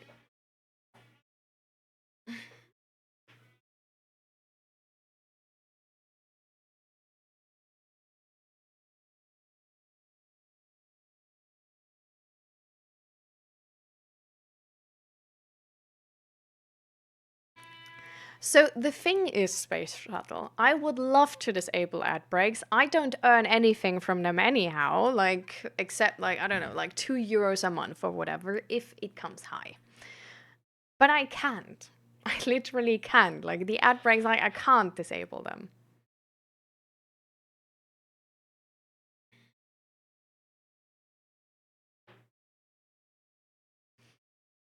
And then with the merch shop, it's I have the shop, but you don't have to pay, bro. It's different when like I could be like anybody I talk to has to donate me, I don't know, €30. Then you get like 1 hour of stream time.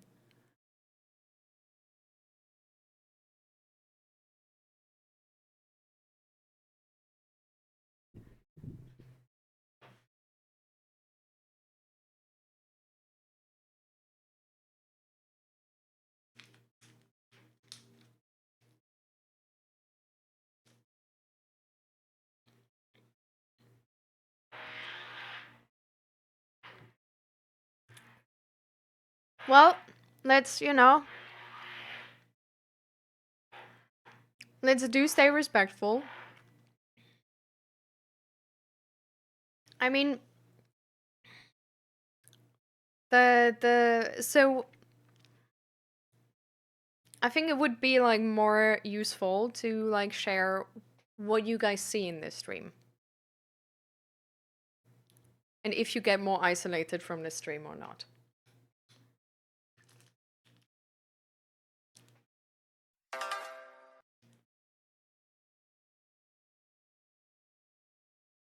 Well,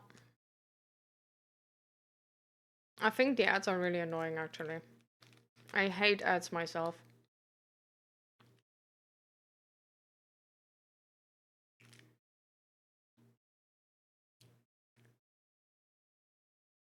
I don't know. I mean, we won't know if we don't try, no?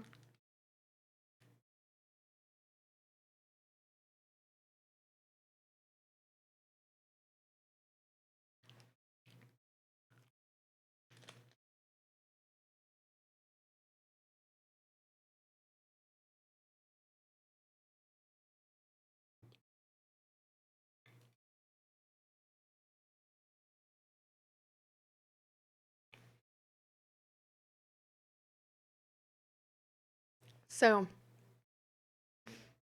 this year, the entire year until now, I have earned with my merch shop 40 no, $50. It's May. So in like 4.5 months,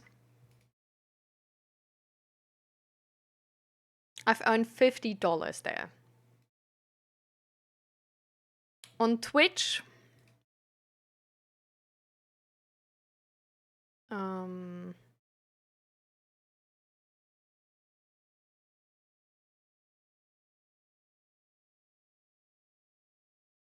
yeah.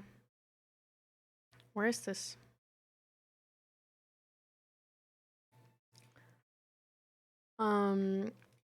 Yeah. In the last 30 days, I've earned $38.71 in revenue. And this year, can I do this year?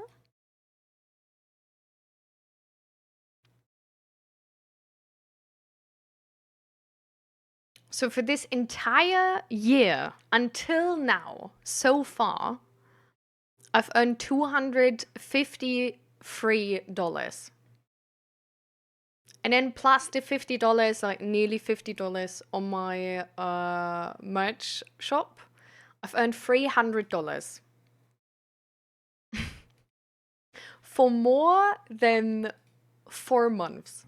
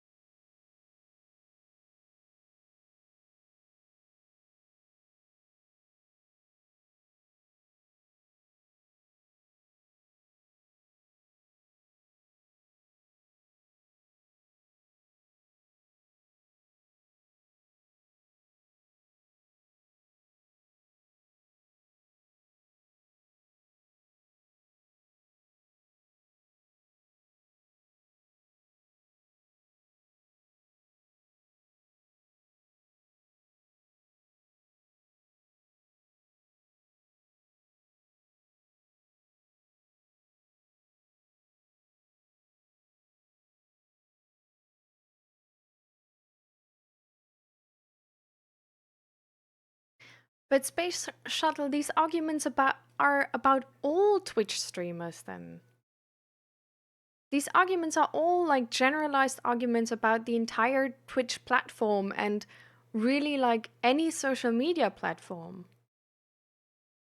But before you said, oh, you don't want me to stop streaming, you just want me to stop talking about mental health. Where it's like, I feel like this is counterproductive.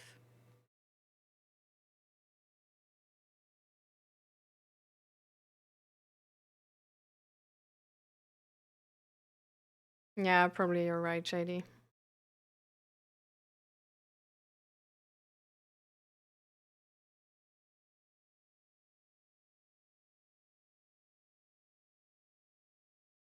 Don't worry about it, relaxing. Bro. Flipple just crashed.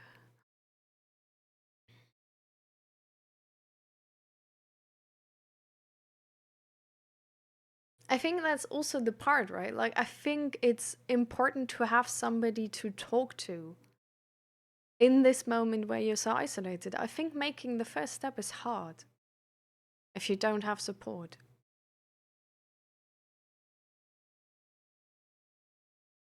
So I think, having this space where somebody cannot just be like, oh, hi, are you playing League? Yeah, cool. How's your day? Yeah, well, sucks like always. I get it. Sorry for you.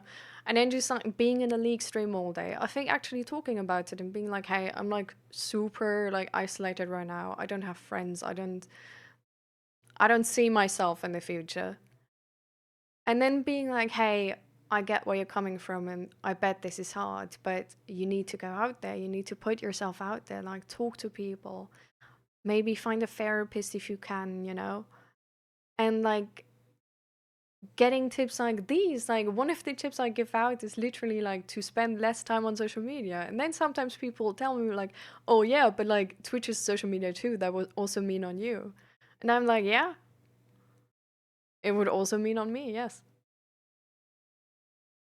But like social media, it's like I'm going on about like how like also how I notice for my mental health how it's actually so much better if I don't spend much time on Instagram or something like this. Because all of these negative news, they really pull you in and they make you feel so hopeless for the world.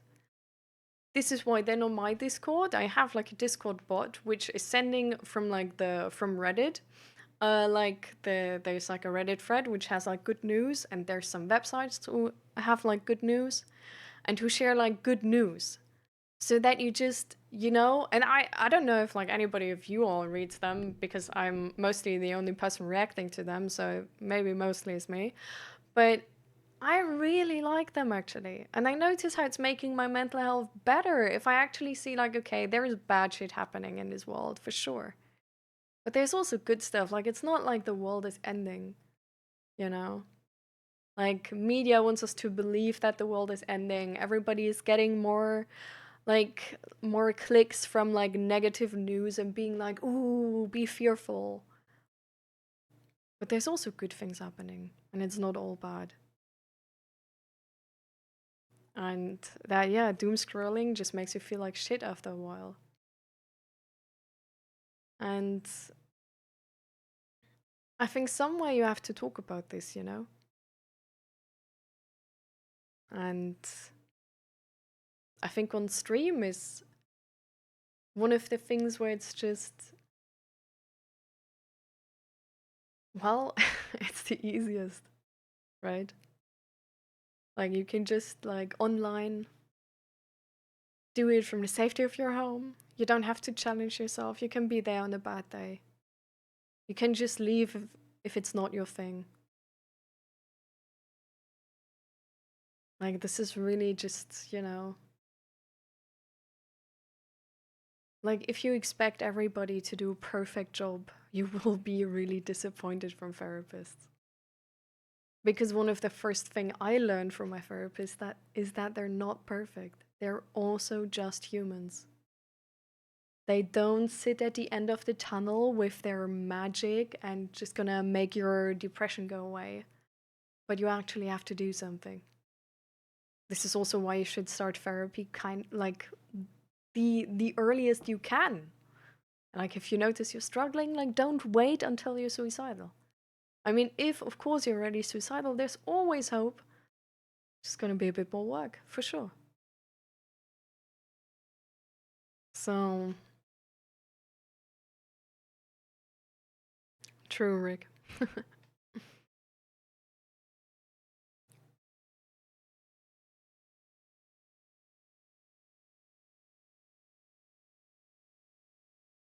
I stopped watching the news, oh my god. Same.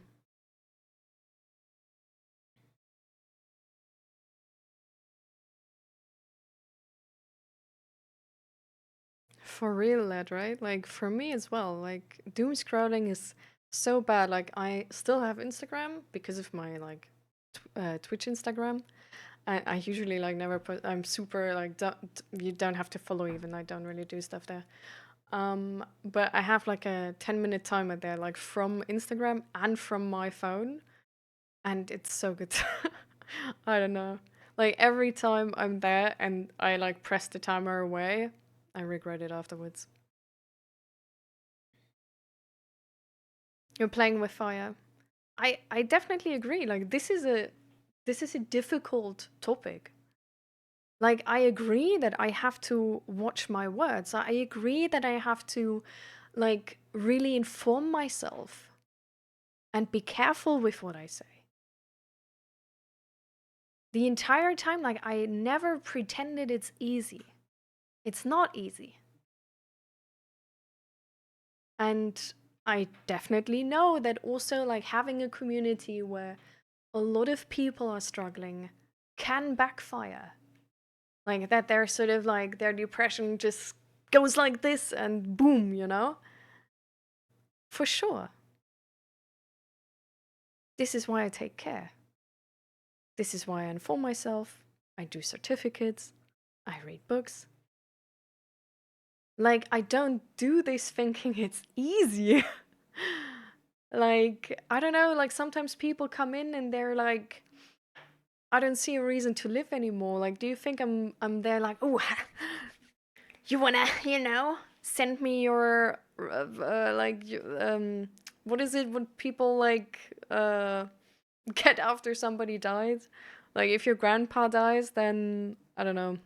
I forgot the word anyhow. But of course I don't.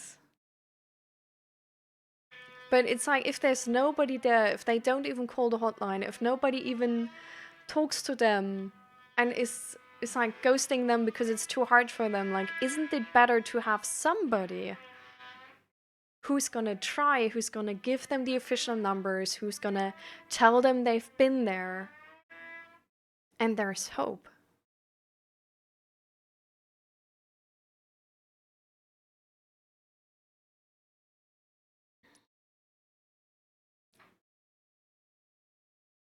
And Asta, take breathe for a second. This is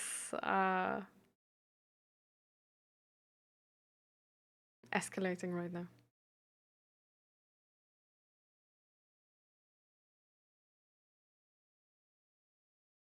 Yeah. I mean, in some cultures, therapy is looked down upon. This, in other cultures, it costs money where people can't get it. You know, like people can't afford it. Like we have so many people who fall through the system. We have people who like who just have this, yeah, it's like looked down upon, or like it has a certain stigma, and you never interact with it. And then you rather have somebody who's actually explaining you, like, hey, I've been in therapy, it's not that bad, you know, chill. Like, you can seek out therapy. Like, not everybody's gonna judge you, it's fine. And my therapy experience was actually good. Some people have a bad therapy experience, and then it's nice to know of somebody who has a good therapy experience who's gonna be like, I'm so sorry. Like, and I get that this was wrong, and I get that you don't want to do this anymore. But I think there's still good therapists out there for sure. And I don't know. I think the stream here is really like, I think it's way too, like, it's inflating the whole thing, like calling this like, oh, I'm pretending to be a medical health professional. I don't think I'm doing that job. I think I'm trying to be a friend, actually. Like, I think I'm trying to be a friend who's better informed and prepared to talk about the deep stuff, you know? Because I feel like so many people have friends who just, you know, where they don't know if talking about this is okay, or where they tried talking about this and then it went wrong. And where they just want to know, like, how do I speak about this? And I think like all of these struggles, just like struggling to be like, so often this is not even about mental health. So often this is about ethical questions. And like, oh, like, can I talk to my friend about this and that? Or just like rhetorical, like about like, how do I talk about something? How do I express something? How do I articulate it? Like, this is so often we also just land into philosophy.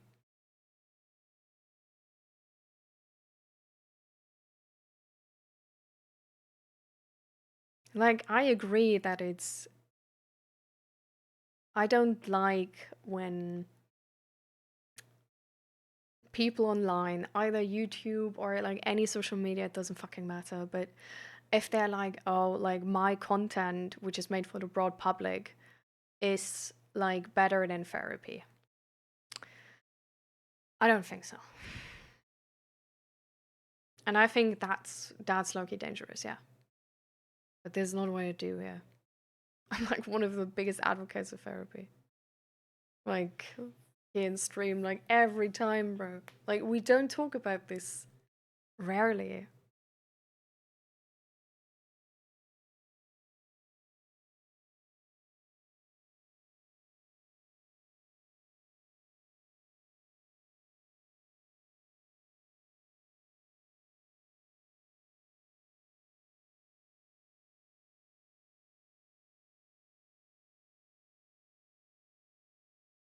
Such a reset when I was without internet for a week. Yeah, for real, right?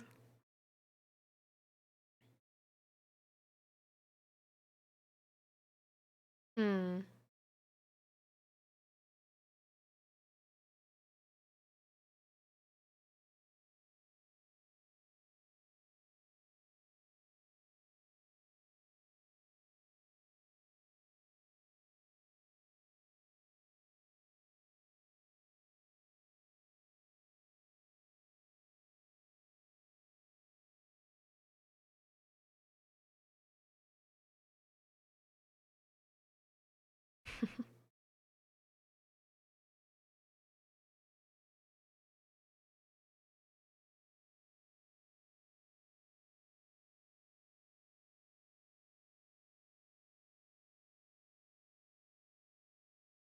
Space AI.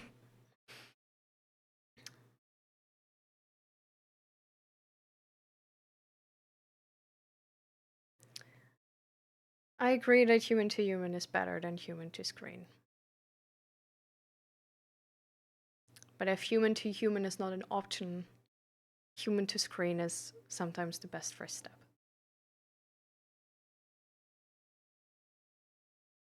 And whenever somebody comes in, and all the people who view this stream know this, whenever somebody comes in and like talks about something and struggling with something, I always ask them if there's a friend they talk to about this, or if they have somebody in their real life who they can talk to about this. I don't want to be everything for the people here because I can't, and I very well know I can't.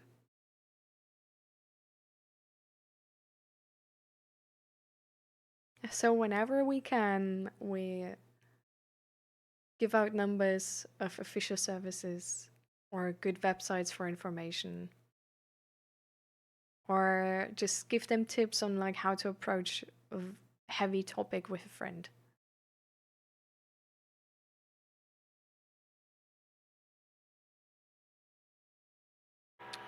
But I still think like just not trying, not having this space, just because it's hard and because it could go wrong and because you need to take care, like just because of that, entirely giving up,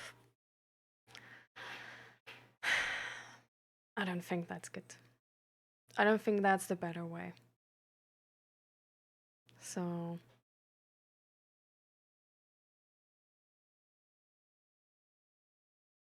I don't know. I just know so many people where a stream would have been the perfect first step. And not the last step, for sure.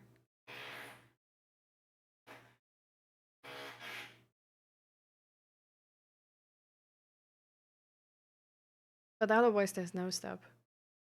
So, and hi, Jenny. Welcome, welcome.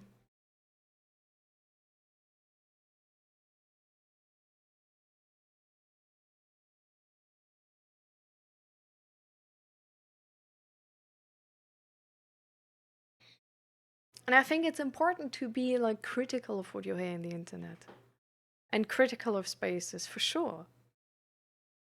But on the other hand, you can also make everything negative, right? So it's like a balance you have to keep. Like, I don't think social media needs to be inherently bad, for example. Like, I have, for example, this app on my phone, which is like, it's called, I don't even know, wait. It's called Lock It. And you add your friends, and then you have just like a picture of your home screen, like a widget you can do. And like, you can just like send a picture in there. So I can just send the picture there and say like, "Oi,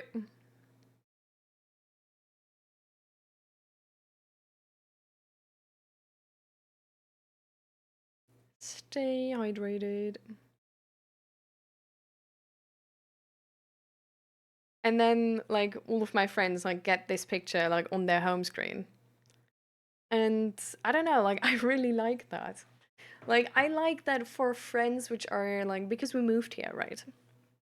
And so now I have like friends back in Germany, which well, like texting to them the entire time is just like hard. Like I don't know, like I'm not that much of a texter. Like I don't know if you guys are, but I'm definitely not. And for me, an app like this is actually perfect because the thing is, like, you can't take a picture from your gallery, but you can only take a picture in the moment. So it's sort of like a little bit like this, like, be real thing, which has been a thing at some point. Um, and it's just like one widget for like all your friends. And like whenever somebody uploads a new picture, you get that picture on your home screen. Like you don't have to open an app. Like there's no like big text they can send to that. Like there's no expectation to send a message back or something. It's literally just like, hey, we're at the airport, or like I'm on holiday, or like I have to study right now, super tired, or I don't know, like stuff like this, where you just like randomly, when you think about it, you just upload a picture and you're not, it's like not including the other person like completely in your life, but I think that's like honestly like really hard to do if people live far away. Um, but just being in touch with each other, just staying in touch so that you can like then be like, hey, like I'm like this and this weekend, I'm coming back to Germany, like any of you got time, you know? And that you are still involved somehow with the other person and just keep in touch. And that the other person knows, like, oh, you're alive. Like, you don't have to chat the entire time. You don't have to spend that time, but you just are sort of up to date. And you don't have to worry about, oh, is this picture good enough to upload on social media or on Instagram? Because it's not on social media and Instagram. It's just in this app where like only the friends you're like befriended with can see it. And I don't know, like I personally really like something like this. And technically it's also social media. So it's, I think it always really depends on how we use things, if they're like good and bad. Like, I mean, for example, like the internet, like that there's a bunch of bad stuff in the internet, don't get me wrong, for sure. But there's also, for example, these websites where it's like, oh, like we're sharing like all the like good news whatever website, like some name like this, the Good News Network or something like this, where it's like this is nice, this is nice, you know, or where it's like this tiny website of some creative person who's like on the side like 3D modeling models and has like a whole direct like a whole not directory, like a whole gallery of 3D models you can just use for free. Or like, I don't know, like digital drawing assets you can just use for free because they just like to create and they just have them there, you know? And or this website where you can find like a repair tutorial for everything. Where it's like, this is so sick. So I don't think that social media is always bad. I think that the big social medias like Instagram and TikTok and all of these, like, and also YouTube, like, they are really, you know, they're optimized on clicks, for sure. They're not really optimized on like quality or like if the people feel good afterwards or whatever. Nah. They're just optimized on like attention time and clicks. But there's so many good places as well. And I think if we're like, it's going a little bit actually into this elitist direction. If we're just like, oh, because it has the like technically this could be bad, so all of that is bad, and we don't look at the individual anymore. It's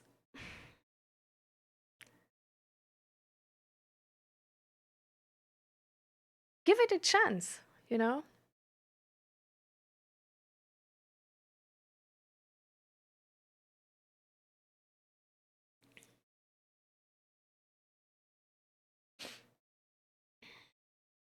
How's everybody doing, by the way? Because that was initially like we just like went so far off. So usually what we do at the beginning of the stream is a mental health check for the past week. So how have you guys been doing since the past week? Have you guys made any progress? Positive, negative, you know it doesn't matter. But how has it been going since the last week?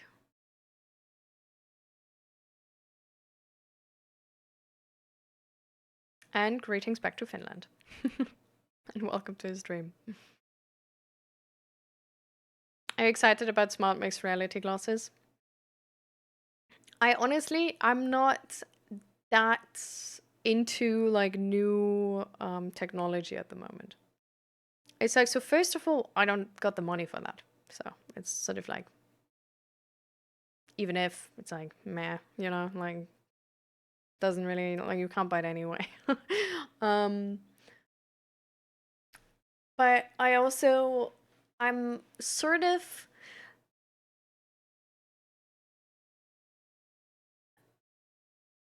Like, I personally actually really liked to just not think about technology and like upgrading, getting the newest thing, and all of that recently. Since like, I don't know, like a year or something. Like, I don't know, like just not really caring about that like rat race of like having this like the best, newest, whatever stuff anymore. And just being like, I have a phone and it does what it should, and that's good enough.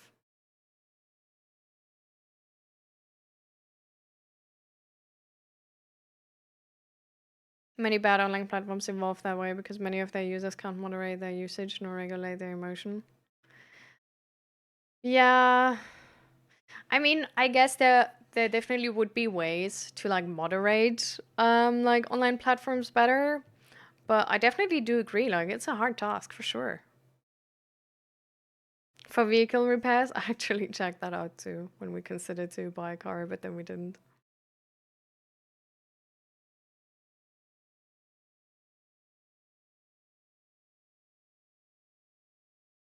Good for you, relaxing.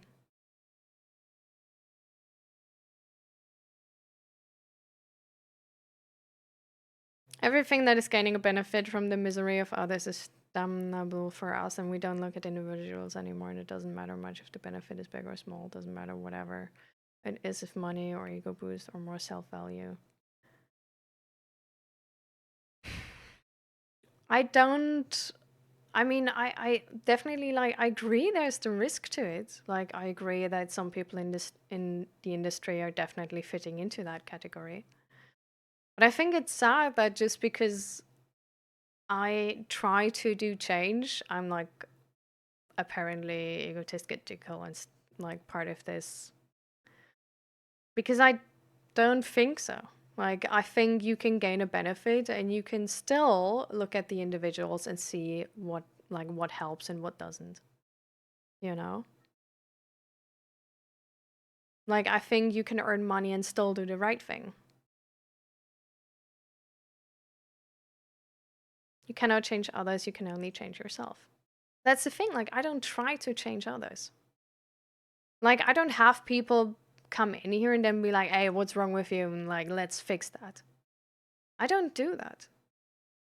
Like they come in here and they ask for help with a very specific problem and then I answer them.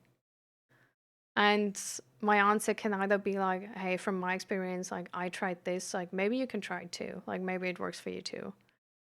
Or it can be like, "So like have you ever talked like to a therapist about this or to a friend?" Like I feel like talking with somebody in person about that would be amazing for you. And because this is like a lot and like you dealing with that alone is hard, you know?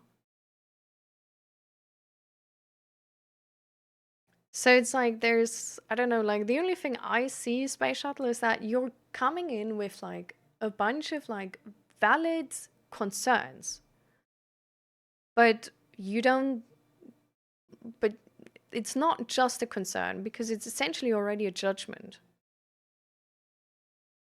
Because you're just saying, well, this is a possibility, and I'm just gonna, like judge you now that this is also you.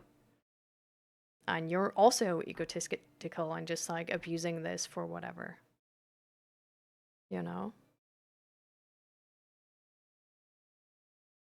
It's like it's one dimensional. Like it's not allowed to hold two things at the same time. Like why can it not be that I want to be able to afford my life and just pay my bills and at the same time help people, you know?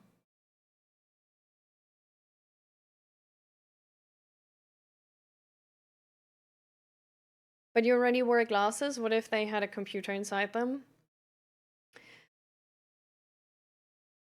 I think that the most interesting technology I've like sort of recently looked at is actually technology for blind people. To have like because like we have cameras and we have like eye detection of stuff, right? So I think it would be so cool to have like AI like see for the person. Like I think that would be like this that whole thing is really cool. But for myself, I'm just like, yeah, and what if? Like it's not much effort to pick up my phone and ask something, and even that I don't do much.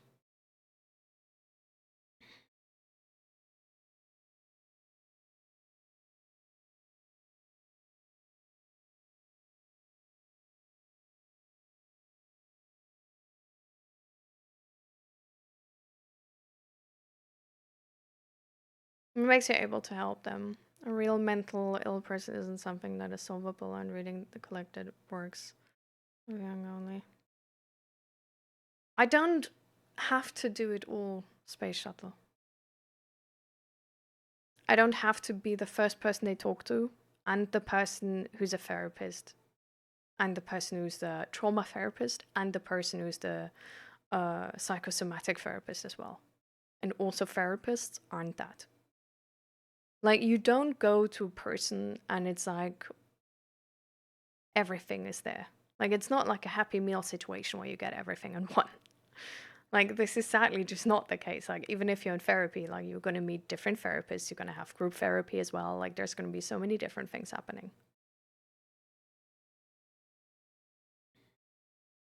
So, what makes me like, what is the thing I offer? Is a person which listens.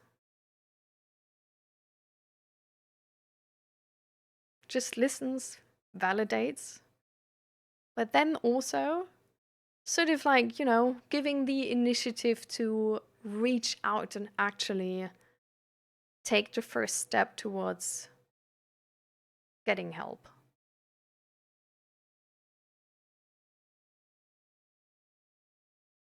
Yeah, sorry, bootlegger. I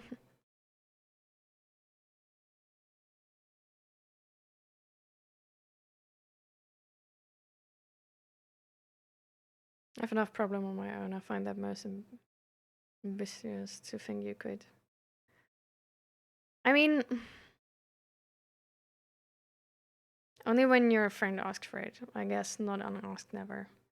But this is the thing, like, I don't give unasked advice as well, you know?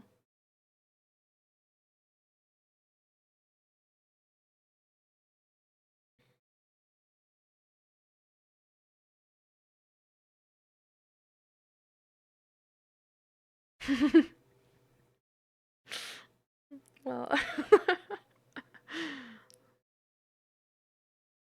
well, that's definitely true, bootlegger.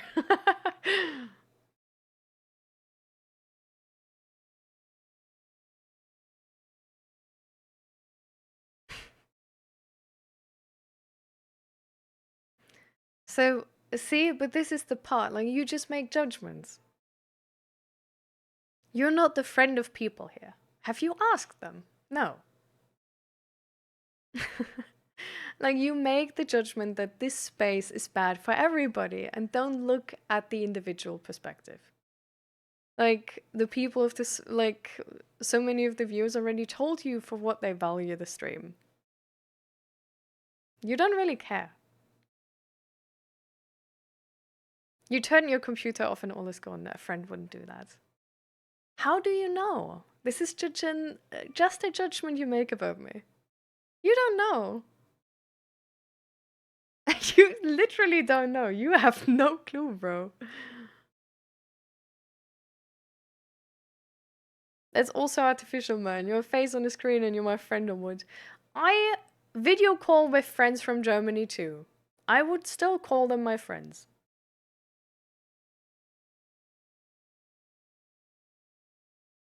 Like, I agree that this friendship here, because it's like a asymmetrical situation, is like different to a regular friendship for sure.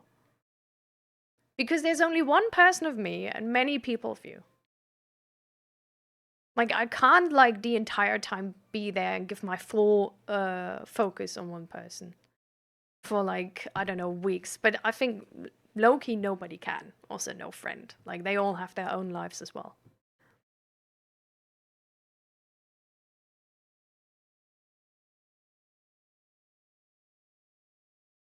But I definitely have people in this stream. I would consider my friends, like I would consider other people my friends, like real life people my friends. So I don't know. It's just, like you don't really ask questions, Space Shuttle. You just make judgments.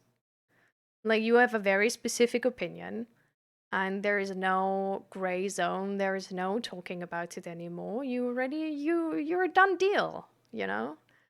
Like you're trying to convince me that what I do here is bad. Like you don't listen to why I think it's really good. Like there's no really discussion going on. It's more like you're low key like just trying to convince me that this is bad. You're trying to get me to quit the stream. Like this is essentially what's going on. Because there's no gray zone, like there's no talking space. There's no space for my perspective. There's no space for the perspective of the other viewers even. So, just to change the topic. But this is I don't know.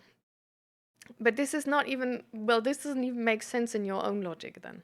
Because the arguments you brought up beforehand were for like Twitch streamers and why Twitch streaming in general is bad and why Twitch streamers have these parasocial relationships with their viewers and that's bad. So,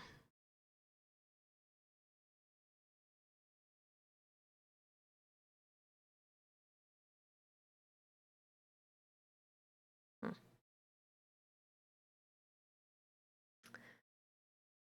Okay. I think okay, let's see. It's fair. Like this is not only like MySpace. So, who wants to ban Space Shuttle? Like yes or no? Majority vote.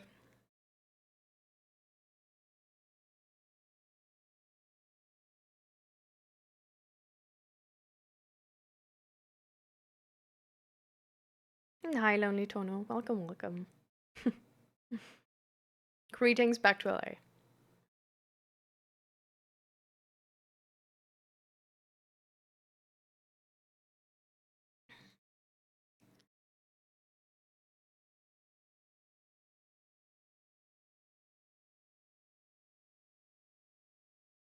Same nowadays. Yeah.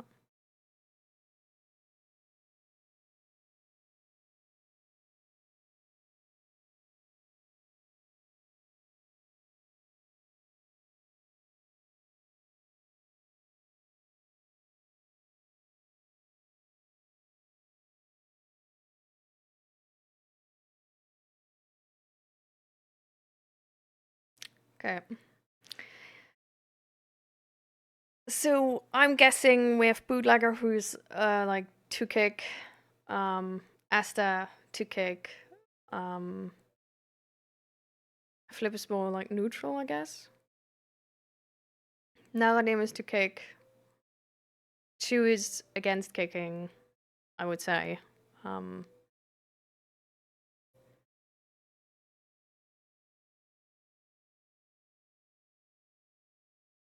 oh, and a bunch more. Okay.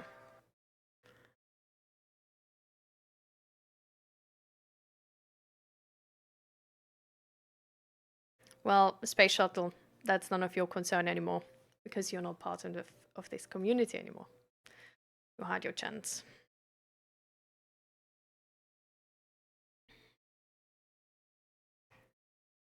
So,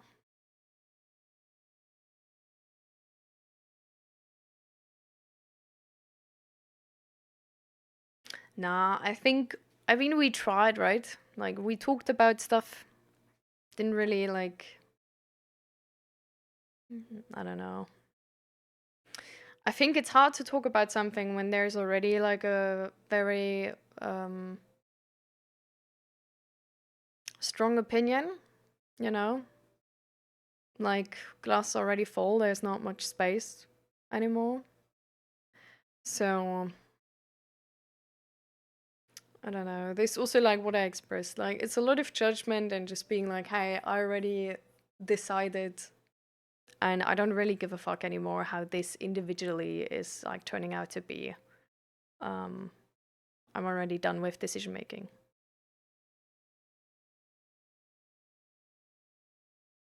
Yeah.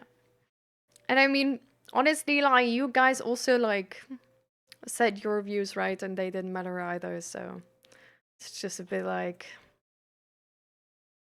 we tried multiple perspectives. Didn't really click. Good afternoon. Do you have any book recommendations? Ooh, I do. I do. So okay, yeah. I'm just gonna bring all.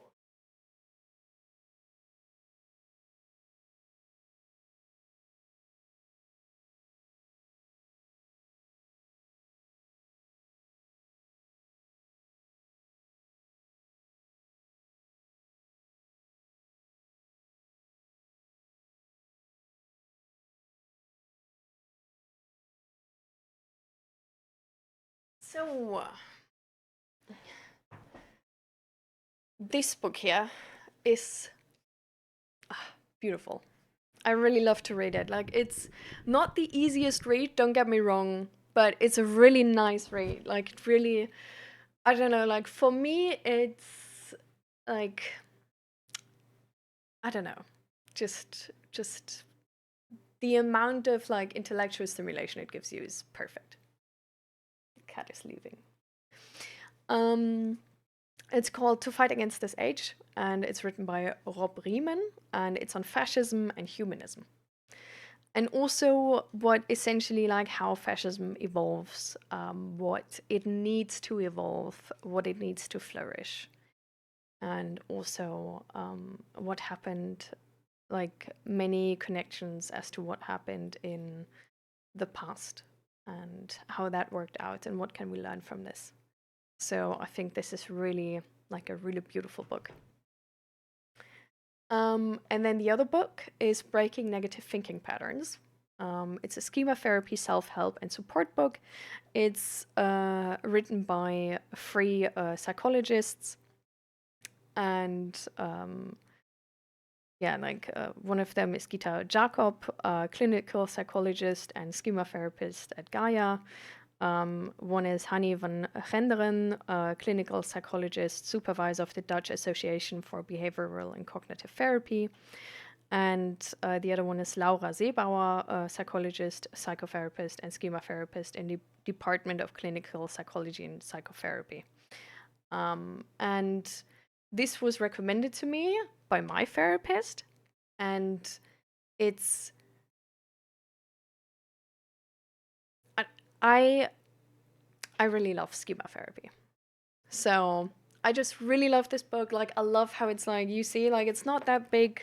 It doesn't have too many pages, and it's like I don't know. It's just written in a way where like it's precise enough that you actually understand what you're talking about. That you're not just not just like written from like somebody over something, but like written from people who know and like properly like articulate and describe things like very very educational, and then also has enough examples that you actually also can transfer this, because I feel like sometimes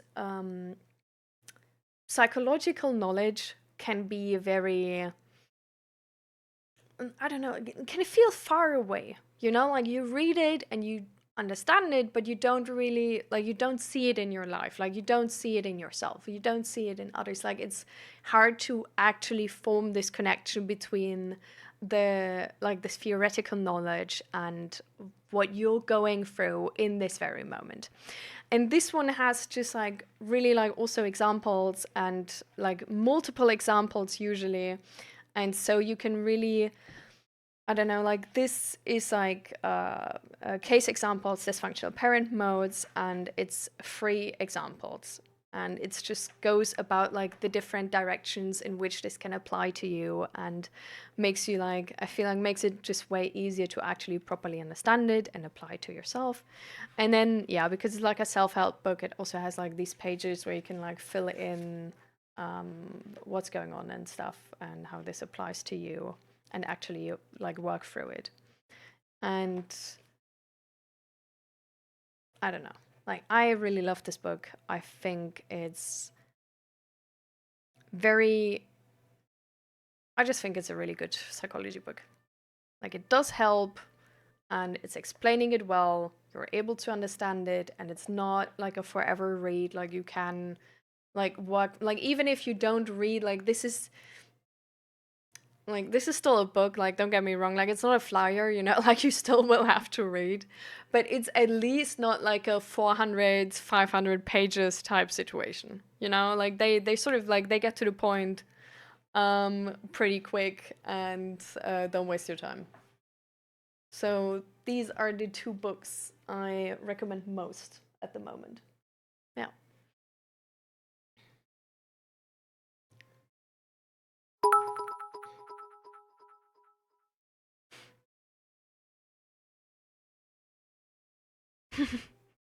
Thank you so much for the 50 biddies. Philosophical pessimist, I'll see how it goes. Breaking and thinking patterns, schema for self help and support book. I mean, it could just be the right thing. We'll see, I guess. There's. I don't know if I. Yeah. Well, yeah. Look for it. Look it up online. There's some uh, websites where you can get it for well, less or more. And I hope it goes well. I hope you like it. If you forget the name at a certain point, it's also like on my Discord.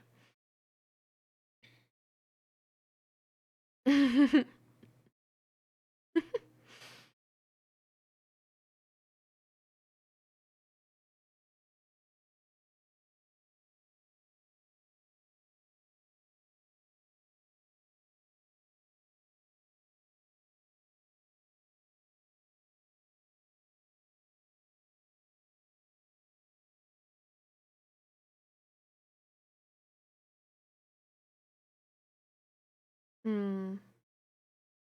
I get it, relaxing. Yeah, it can be really hard in this moment to have like a situation where you just like it doesn't matter what you say, but they seem so sure of you. It can be quite hard actually if this is coming from your parents, I imagine, because like if it's a random person on the internet, it's one thing, right? But if something like these and these judgments and doubts and stuff coming from your family, it can really, or at least for me, that it really made me doubt myself as well.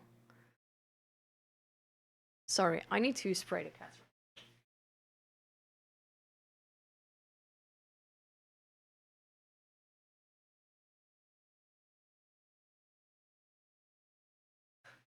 Sorry, they're trying to get under the bed, and I can hear it. And this is not this. They can't go under the bed because it's not a regular bed. It's storage beneath the bed. And there's like cosplay props and stuff like this, so they can't go there. This stuff doesn't hold a freaking cat. And they like technically all of this has doors, but it's like push to open doors.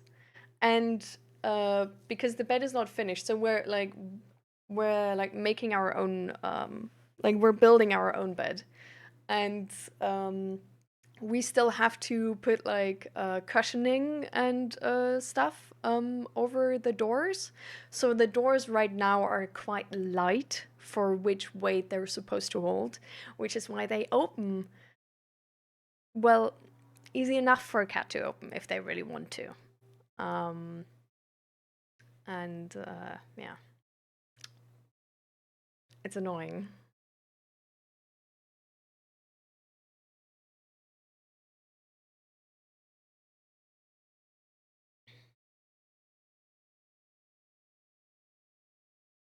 Oh damn, you're instant. Let me know if you like it or not, by the way. Definitely let me know. Like, I'd love to hear feedback. I feel so mixed, really angry and really depressed. I noticed. Like, it didn't really sit right with you, the discussion with space.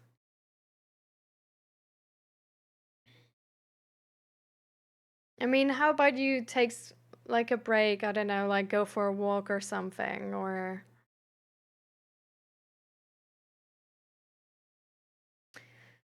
I don't know if he came in with bad faith, actually.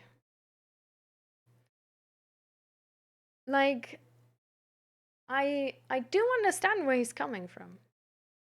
Like, I understand how he got to this perspective. I also understand that he's so set on this perspective that there's no other possibility anymore, sadly. Like, it's a very black and white perspective, but the perspective does, like, there are some people like this, for sure. It's not all people, it's not all channels, but there are definitely some people like this. And in that case, it would be harmful. But I'm not sure if he actually came in with bad faith and wanted, um, like, well, I think he did intend, to get me to quit the stream. Like, I think in that regard, you could call that bad faith. But I think he did have, like, technically positive reasons for that because he thought that he would, minimize the negative impact I would have with the stream, right? Which is like a very pessimistic outview and outlook on what the stream can do and what the stream can offer. And what I can offer, like definitely really distrusting about why I stream. And but I think in his perspective, he was low key like, no, I'm saving everyone. Like this is like sort of like people go out to protest and he went to protesting in my stream. But yeah.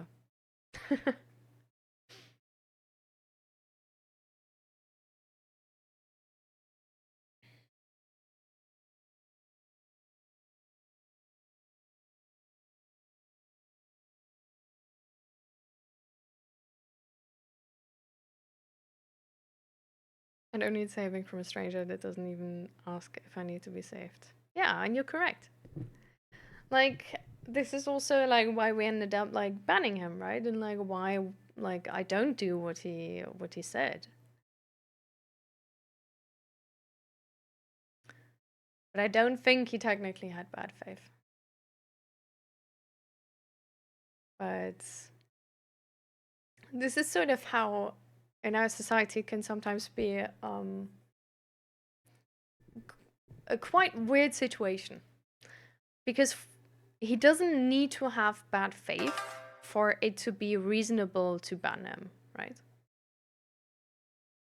And thank you so much for the gifts up, Gotten elbow. Thank you, thank you, thank you for the follow. Thank you so much for the support. I'm glad you like it, yeah. But um, wait, where was I? Yeah.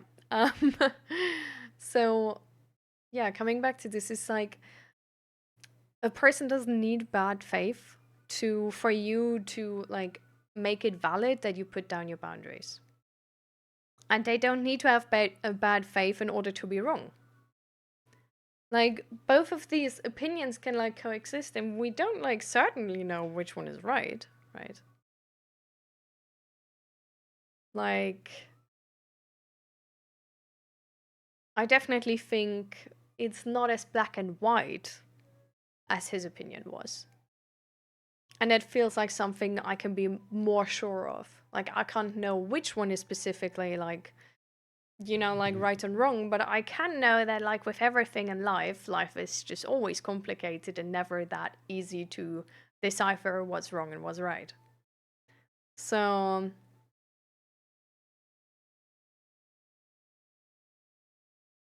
but yeah, he doesn't need to have had bad faith, Esther.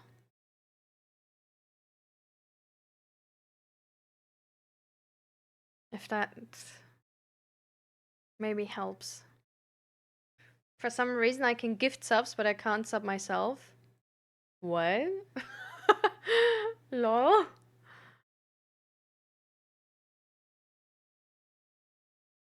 Well,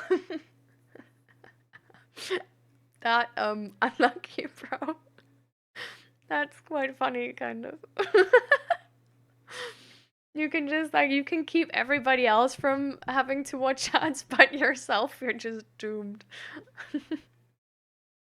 No.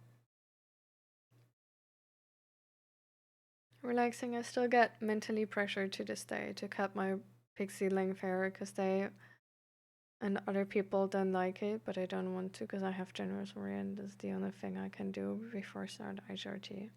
I'm gonna tell them that I'm trans. They're gonna cut my internet access, phone access, and financial all.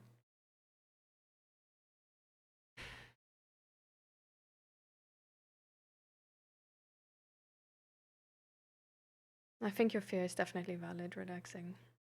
It's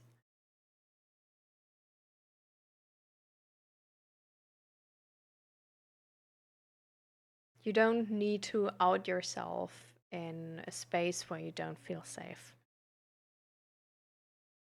And especially because we all know it can have quite an impact. Like, it's not that unreasonable to think that it has an impact.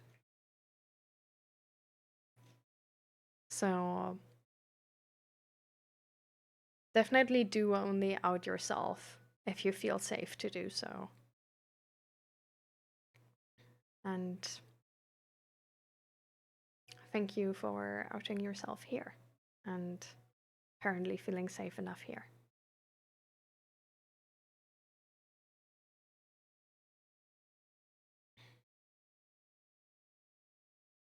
I hope with saving money and everything, it's gonna work out soon. That you find a way to get some freedom back. Hi, Drakton. Welcome, welcome. Can you tell something about learned helplessness? I read about it and it seems very interesting. Ooh, it's really very interesting. I think so. I had this like article I read about. Let me look up the link. Uh,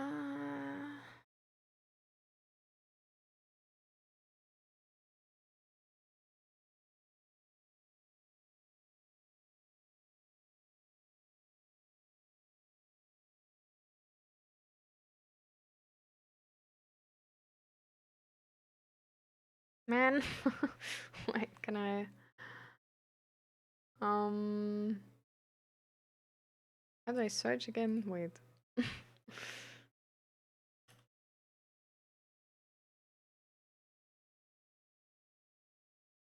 Hmm. Hmm.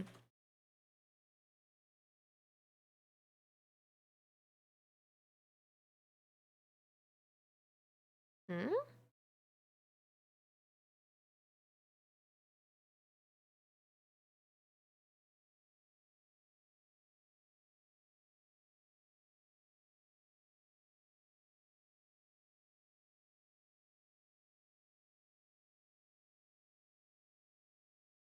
What? I can't find it.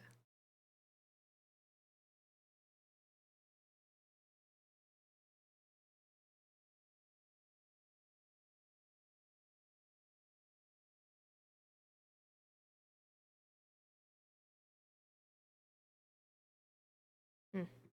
Maybe I can just Google it.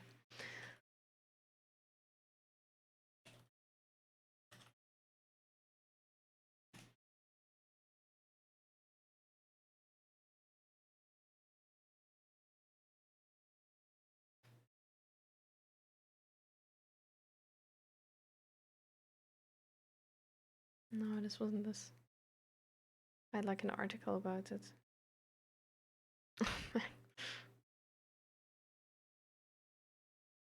Oh wait, is this this?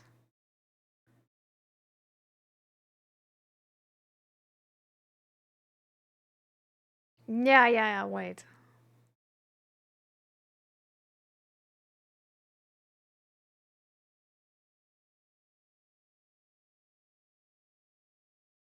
No, no, there's a different rat experiment. Oh, God damn it.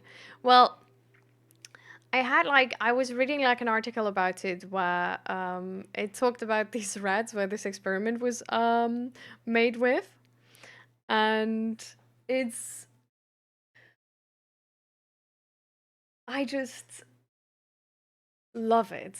I just love it so much because it's like on one hand it's tragic, right? Because learned helplessness essentially, like if I remember correctly, like with this experiment with the rats, so they had rats, and they had rats where they so beforehand, to sort of prep the rats to have one group of like learned helplessness and one group of not learned helplessness, is with one of those groups, like with the learned helplessness groups, um, they had a thing where they like just gave them like snacks every day, and like they could like like dig in their cages and everything, but they just got their snacks like every like evening or something, like at like just a food place. And with the other group, they put the snacks in like these tiny, like like well, the hills, and these like burrow places, so the rats could like burrow and then like follow the nose, burrow, find the snack, and like get something for like their effort. And then the test came, and the test, so they did this like over a couple of weeks, and then on the day of the test they prepared both groups in the same way, so they had like the same amount of food and like no food for the same amount of time and everything. And then they put them in a cage with like a like a like toy thingy with a treat inside, where they could not get inside. Like this, it was impossible to retrieve the treat for this rat. But what they found out is that the rats who were beforehand like able to actually like burrow for the treat and then find the treat, those rats looked longer to get inside. Like they tried harder and for a longer period of time than the rats who just got their treats for free.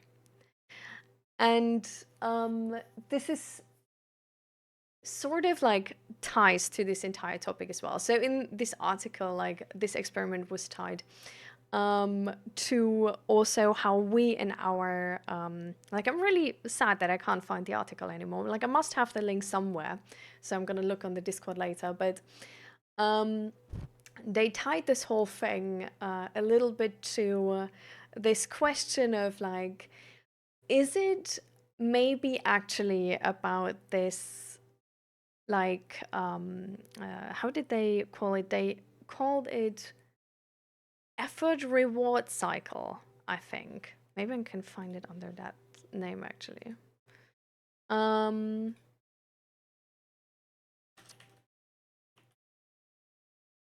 no, I don't know. But they called it, I think they called it the effort reward cycle. And what the person writing the article, it was from some like, like sort of like some like the American Health Association thing or something like that. But what the person in the article pointed out is the question of, do we today maybe sort of train ourselves this learned helplessness because we don't engage this effort reward cycle, where it's like you do something, you put effort into something, and you get a reward at the end. So your effort is worth it. Like, even if your effort is not imminent, and even if it's going to take a while, that we essentially like miss to train ourselves in our everyday life to put effort in to actually get something out of it. And therefore, then when we're put to the task where we have to try harder because, I don't know, something is not easy to be resolved in something, we're easier to give up because we didn't train this effort reward cycle beforehand. Because with technology and everything, like stuff's getting easier, like dopamine is just being rewarded for free essentially. Like you don't have to really do anything anymore for it. um and allegedly, like, according to this, it's also sort of connected to your hands. So it's like you do something with your hands and get some reward out of it at the end. And that's giving you the sense of like, yeah, control. Like you do something and you get something, you know? Um, and I personally can only say that I sort of noticed this a little bit.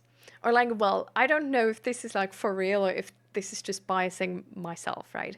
But I notice that if I like crochet and I like do something with my hands and then I get a reward out of it, like this like ready-made plushie, for example, then I feel like I feel more like confident and competent and more just, you know, like it's sort of like just because like it doesn't have anything to do with anything that matters, right? Like it's literally just a crochet bee, like who gives a fuck?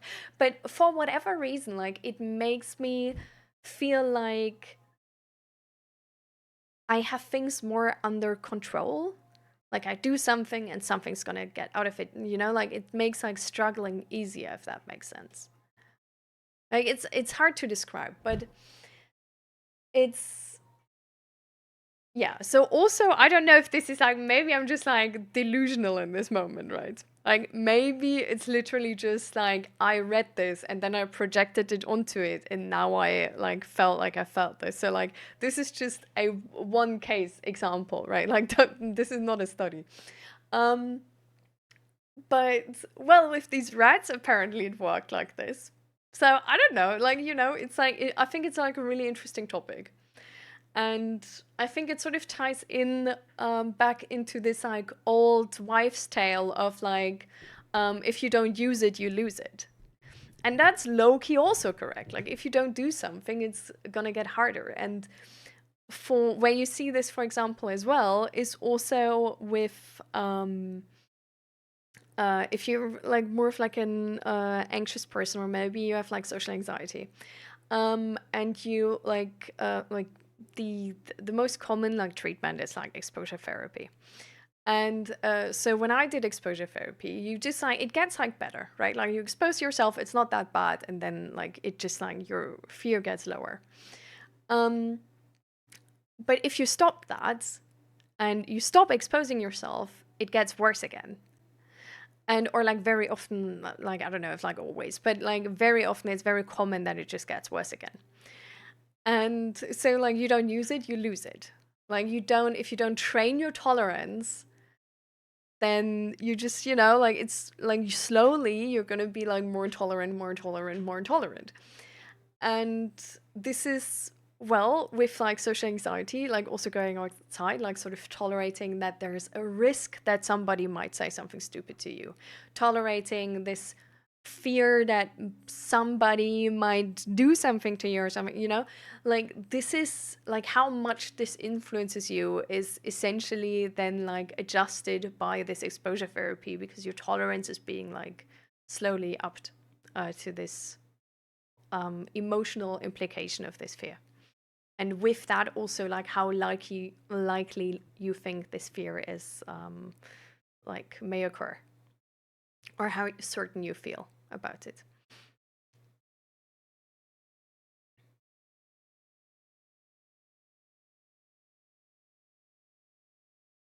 That's a lot of bees. It is. It is. I'm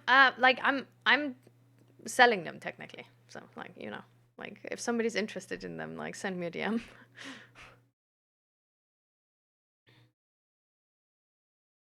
And you're welcome with the book recommendations. We have a Discord where we have a book recommendation channel where also post when I've read a book and then have like an opinion about it for like how good I find it or whatever, like a tiny like book review kind of thing. So if you're interested in more book recommendations, go to the Discord and check out that channel, and then you know. Cherry cider. Ooh, that sounds amazing. Thank you, relaxing. That's very kind of you. I hope your side hustle works out too. And by the way, again, like if you can join the Discord, you can promote your affiliate links in the self-promotion channel we have, right? So just putting that out there again. Hi, Ravenscode. Welcome, welcome. How you doing?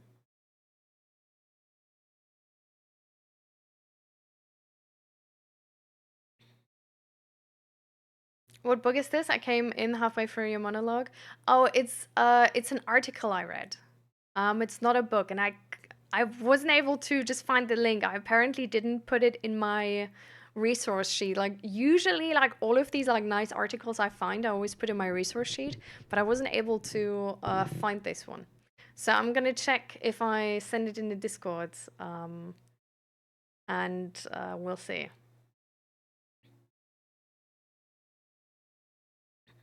Play Minecraft. I don't. So yeah, again, like with doing things like like physically with your hand, I don't think keyboard and mouse is gonna apply to that. But I'm not entirely sure. Like I agree, like technically it's sort of like with mouse and like keyboard, but I don't know. It would feel like cheating, but I don't know. I like moving around heavy metal at work. I mean that's definitely effort reward cycle for sure.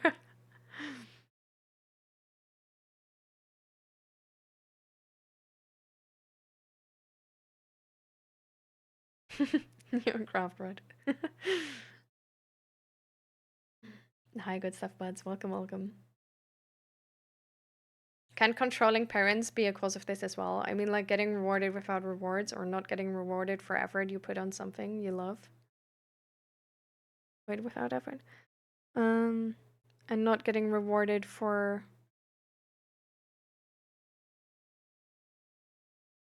getting rewarded without effort or not getting rewarded for effort you put on something you love. Yeah. I mean, so the thing is, we can always speculate, right? But if we don't have an actual study about this, and one study isn't even enough, right? Like usually, like even with studies, we can't be like sure just from one study. This is why studies also like usually never say like, oh, we know this or we're sure of this, but they always usually say like we have like more certainty on this now or something like this. You know, like they're sort of like, do you know, like do you see that difference? Like it's sort of instead of being like, yes, it's black and white and we know for sure, it's sort of like we have more information on this now. We're more certain than before, but things could still change. And so if you then have like control studies and like multiple control studies, then things get like even more certain, right? Because if you're able to replicate a study, it's like more likely that it's true. But even then, it can still come out as wrong if there's like something which, you know, like for all of these studies was just not part of the picture, but would need to be. Um, and then also comes the fact that like doing these, uh, like doing studies to replicate a study is usually not funded or not easily as well funded as new studies. So it's actually quite hard to get like a really nicely, like an often replicated study. And especially then if you have studies about topics which are like harder to track. Like, for example, there's been like a really big study about like, how's it called? Like um, the uh, adult happiness, adult development study. Um, this one here, this is like a really, really long study, but like replicate this. Like this has been going on for like, I don't know, 20 years or something, you know? Like it's gonna take forever until we have like many replications on this. So just putting out there like this is like everything like from that point on is like sort of like, you know, just assumptions. Um but I like if you ask me personally what my belief there is I definitely think parents can I wouldn't. I think it's arguably, you can argue if it's like a learned helplessness or if it's unlearned competence, maybe, because we start on this planet and we're new, right? Like we haven't learned anything. We don't know how this works. We don't know how society works. We don't know how getting a job works. Like we don't know about anything, right? And then we have to learn all of these things.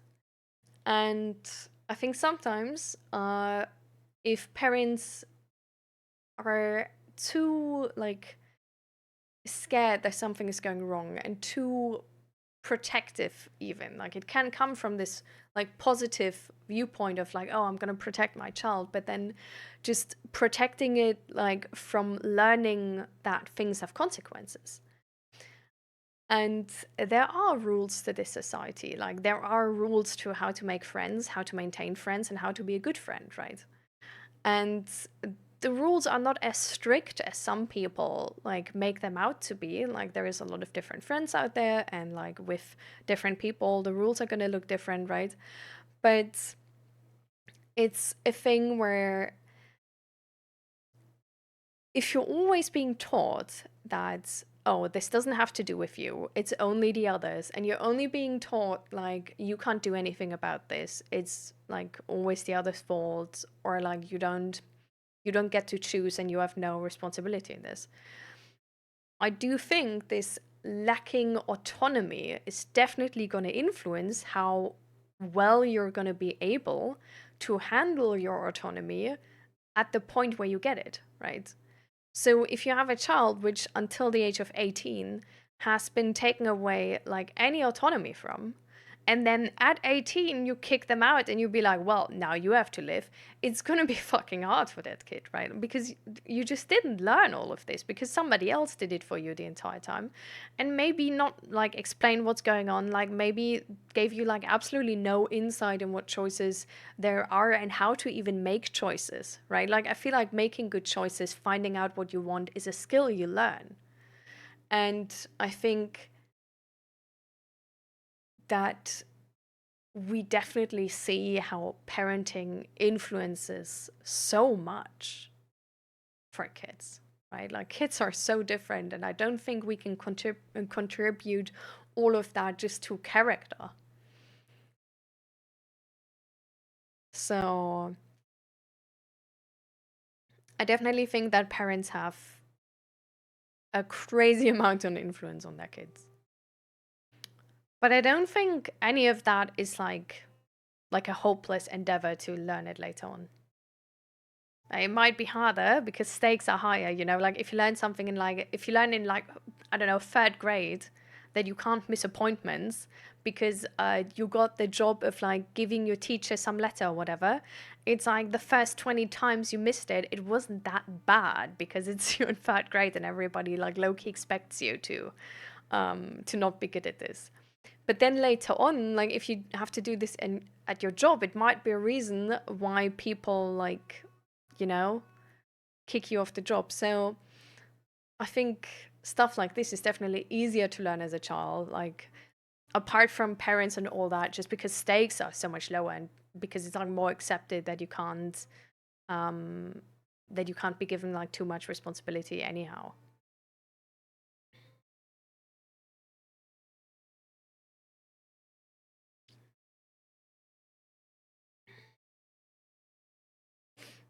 Welcome, welcome. How you doing?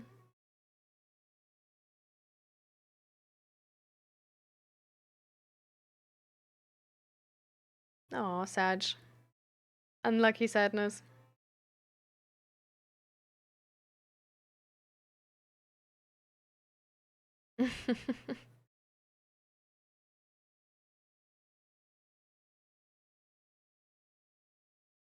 Learned helplessness is a thing, but past experiences influence our behavior. Yeah, for sure. So, oh, I'm sorry for you, White Ramyun. So, how are you doing right now?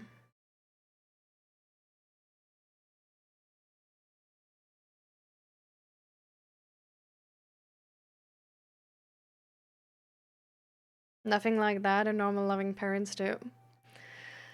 I do have to say, I think normal loving parents are low key like this movie picture of normal loving parents we have in our minds in this moment. I think it's less common than we think. Like I feel like with everything else, movies movies make things to be like really nice, you know, they embellish. Like I think having good parents or like normal parents also doesn't mean that everything is going to go perfect, right? But it's just a way where like there's room to argue. Like you can argue with each other, you can discuss with each other, like you can be unhappy with each other and be safe. And I don't know, like you don't have to walk on eggshells that much and all of that. But it's on the other hand, again, like I don't think everything is going to be perfect. Like this perfect life where like never like you never have conflict, like everything is easy, like nobody ever oversteps your boundaries. I mean, I don't know, right? But I think from my perspective, I think that's fake. I think what the case actually is, that if we are in a safe connection with somebody, in a safe relationship with somebody, if they do at some point overstep our boundaries, because, you know, shit happens, like they don't know everything beforehand, we don't give like a 3 day monologue at the beginning of what they can and can't do or whatever, you know, like some boundaries we don't even know at the beginning. We only find out once they're broken. So it's a thing where I think it moves from being a big deal to being a less big deal because we feel safe in the relationship and we feel safe to be able to talk about it. We know that we're going to be heard, or that we can at least like we can get there, you know, like there's a certain level of trust that you can talk it through. And I think that's sort of I would presume the biggest difference in these relationships, because I feel like this makes such a big difference whether something is like really bad or not, right? So, yeah. So with trauma, definitely, like there's like this is something where like of course like this has such a big impact. But yeah, so this is why like the only thing I was pointing out is that like sometimes we feel like everybody else has a perfect life, and that's not true either. Doesn't mean it's like less bad or something if you have like parents who traumatized you or something, like for sure not. Like that's fucked up for real, but I think it's important to know that the goal is not to have a life without anything ever going wrong, but the goal is to have a life where it's safe to come back, you know? It's like safe to do mistakes, it's safe for others to do mistakes, and you're able to come back together, you're able to reconnect, you feel trust in the other person that this is not what they like meant to do, and that there is a space to talk about this and there's a space to go forward from this, and there's going to be an excuse, and like, you know, that like even if something goes wrong, even if they do something wrong, that you're still going to be safe. And yeah, I think it can be really hard when you grow up and you're so used to like walking on eggshells, and there's like not this space, and where it isn't safe if somebody makes a mistake.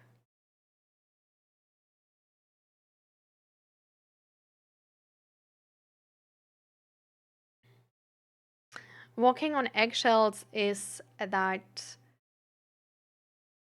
you're really conscious and maybe hyper aware of what you say and how you behave in order to not upset anybody, to the point where your parents might rage out over nothing, or um like where you always have this like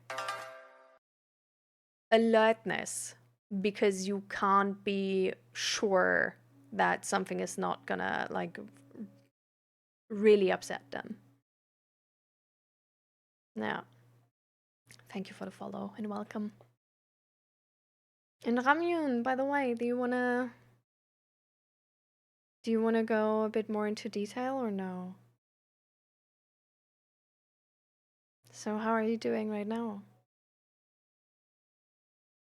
And hi, guy with anxiety. Welcome, welcome.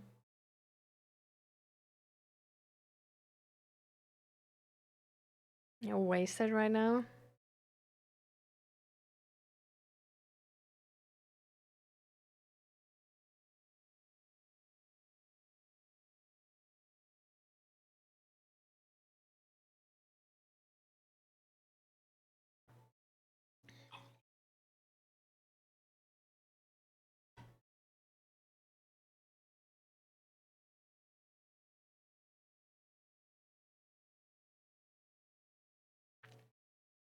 I'm not invested in any stocks.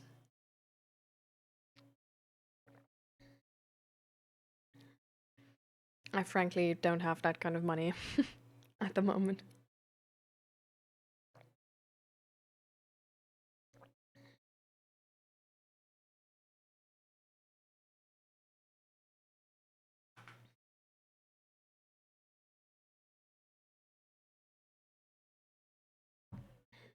But I'm sorry I had to go through that stuff is.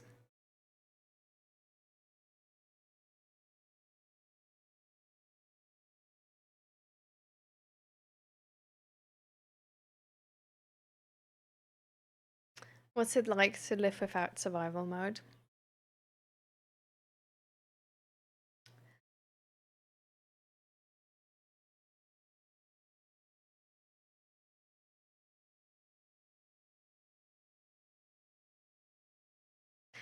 For me, it's way more emotional.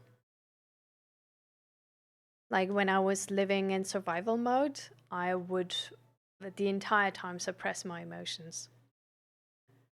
Um, I would cross my own boundaries super often and push my body to whatever.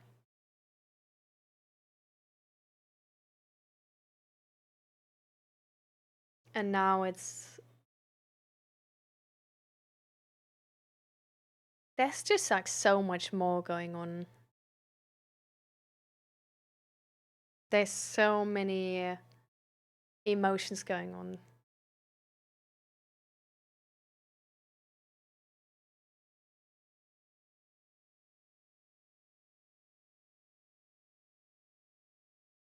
And it's easier to be nice to yourself, I think. I feel like when I was in survival mode, there was such a high, like there was so much motivation behind like not doing something wrong, that I was very, very critical and like shaming and blaming myself for like risking something or something going bad. Um, because of the like results it had.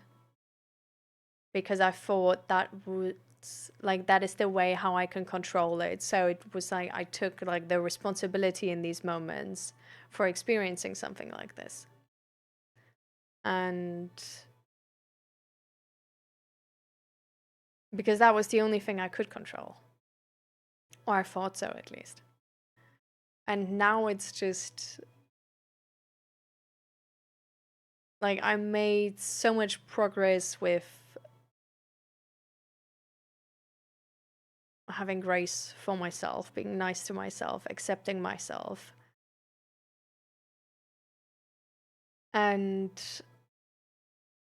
it just feels like safer. Like there's not like not everything has as high stakes anymore. Like there are so many moments where I remember I was like super scared to do a mistake or do something wrong.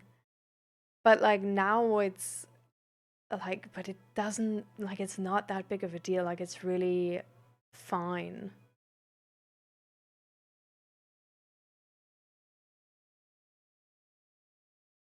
I think that's the difference for me.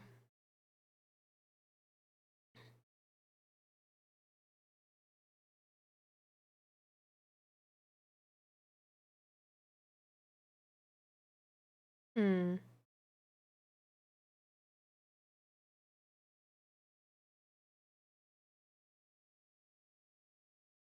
I do have to say, like, crying for me is still like, mm, like, just, it just doesn't happen often. Like, I still feel like I sort of have this, I guess, like like a tolerance or something you would say maybe.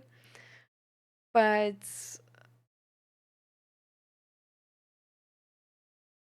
yeah, like I at least notice I'm sad. Like I feel like back then I was like suppressing everything so much that I just like I didn't even like, I don't know, like, mm, well, this only for me, right? But I didn't even feel like, I didn't feel depressed or sad in the beginning. I was so like indifferent. Like I just didn't feel anything really. Then later on, when I was like sort of had a safe space, but not really, um, I got really depressed.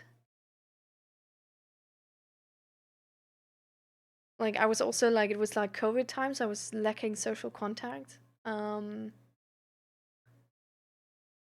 And I got like really depressed. Like everything was just like not like, I just couldn't see the light anymore. Like I just couldn't see how something is nice anymore. Um,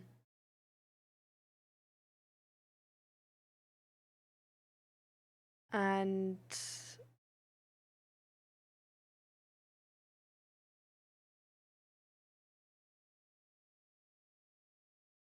also there was like way more pressure to change, I think, if that makes sense. Like I feel like when I was in survival mode, like if something bad would happen or I would like experience something like negative emotion or something, like I always like I had so much motivation to like change something or do something about it, or fix it or something. And sometimes to the point that like I would dismiss certain things because I was so focused on like fixing it or changing it or something like this. And now it's just, I don't know, like I'm not that scared, like I'm not scared anymore of like being sad, because it's like I don't expect there to be a depressive episode just because I'm sad. Like I don't expect there to be like a,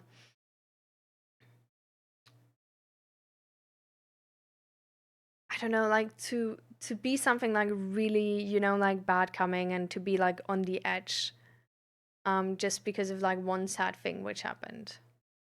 So that sort of gives safety to just experience these emotions and be like emotionally available for others and for you guys. Because it's just like, yeah, I can be sad, but I'm gonna be happy again too. Like it's not gonna last forever. Like it's not gonna be a thing where I get stuck in. Um, but like you're sad and then the sun rises again.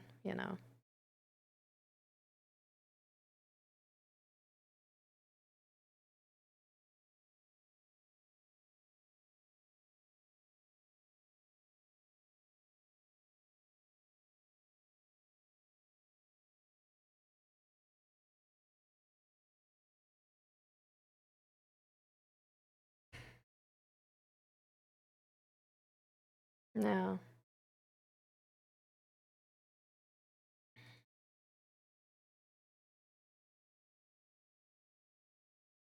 But yeah, I think so.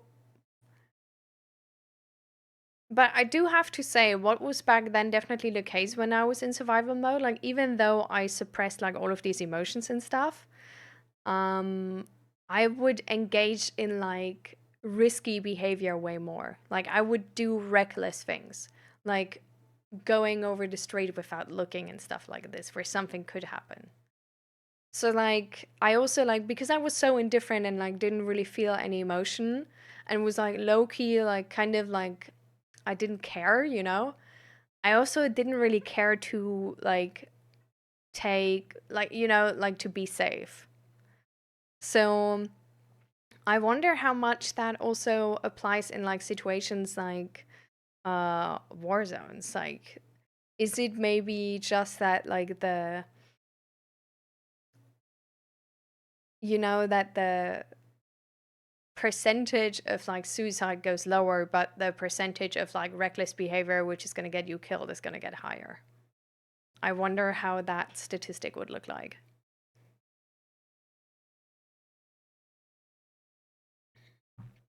And hi, Dragon, welcome, welcome. I dropped my wallet. Why?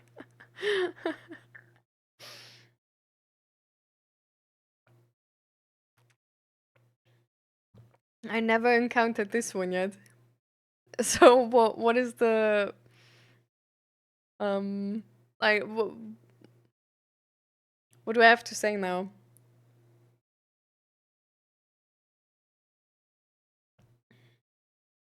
Oh, thank you.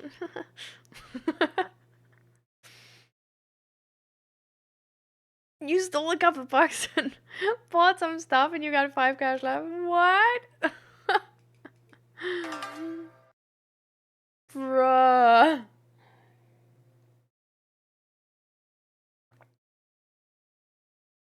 So what is the purpose of this?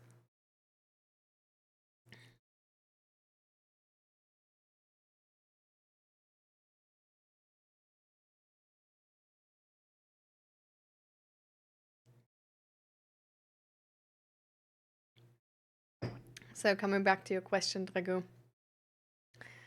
Um, I'm doing sort of fine. Um, Last week has been super stressful. Um, so we got like 2 cats because our friends wanted to separate their 4 cats to see if they're doing better then. So we just spontaneously sort of adopted 2 cats. And now we're gonna, like, at the end of the month, we're gonna see, like, how the other 2 cats are doing, how these are doing, like, if they're doing better separated or, like, if they want to put them back together again and try something else or whatever. And then the person above us has started renovating, and it's been so loud the entire time. Like on Thursday and Friday specifically, it was crazy loud. And yeah, so that's definitely a bit stressful right now. Like, I don't know, I never had cats this long yet. So it's, I don't know, like them adjusting to the apartment and everything is like all of that is new. And like one of them is a troublemaker. Like he already escaped on the balcony in the middle of the night, like just before we wanted to go to bed at like 12 a.m. So, yeah, we're like sleep deprived. um, but at the end of this week, we're just gonna, chill a bit. Um, and there's gonna be like a longer weekend, so I can't wait. And yeah, apart from that, actually pretty nice, I think. Like, I don't know, decent, good, yeah, like always. Um, and with the stream, well, we had some, we had some difficult topics in the stream today. Um, we had like a person who was really adamant about that the stream is bad. And then I should stop streaming mental health streams. So that was a discussion. Yeah. Was kind of interesting. Also complicated. Um, yeah. The cats must be fun. Well, like one of them is having like the how's it called? Like parasite lifestyle, and it's like he won't be touched. He won't like he's gonna hide all day, and then it's gonna play at the evening like alone, and like take the food and water, and that's it. And then he's gonna like go to sleep again. But the other one is really cuddly. But you sort of need to like invite him or wait for him to like meow and be like, pick me up. And then he's like really enjoying the cuddles. Yeah. So the white black one, that's Mingo. And he was, I don't think he's anymore, but he's usually below my table here. And just like chilling behind the PC in like a tiny corner. And like he's the one who's just like chilling. And then the other one is Mookie, and well, I don't know where he's at now. He's probably in the bedroom, like laying next to the window and like enjoying the sun. And then at I don't know, like at 9 p.m. usually, they're like coming out to play and do stuff with us. And before that, they're just vibing.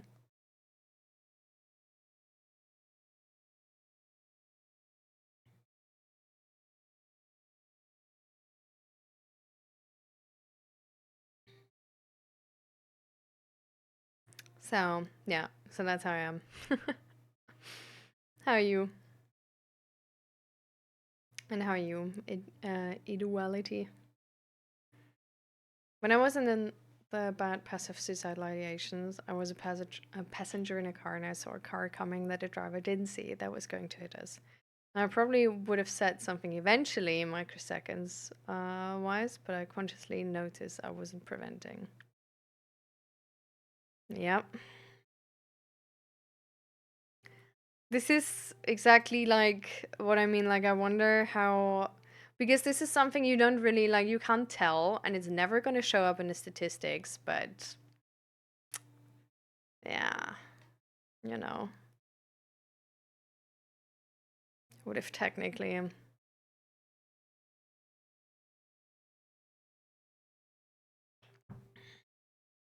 been because of suicidal ideations. But I'm glad you're good, Indy. I'm glad you're still here.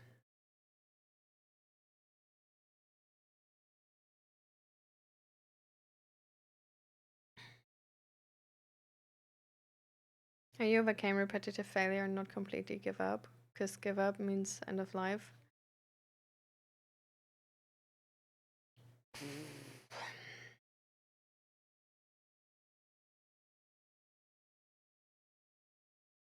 So first of all, by the way, relaxing. I think check out the international suicide hotlines as well. Because let me actually check for you. But I think they also have uh people in like are we talking China by the way or India? Wait.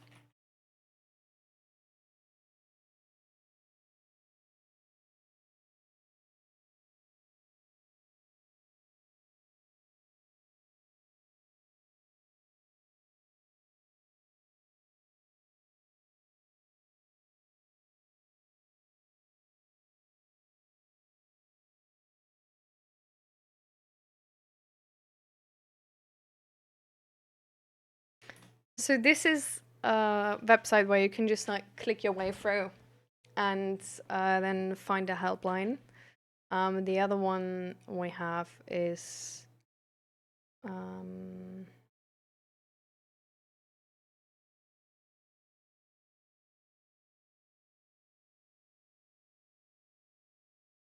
give me a second.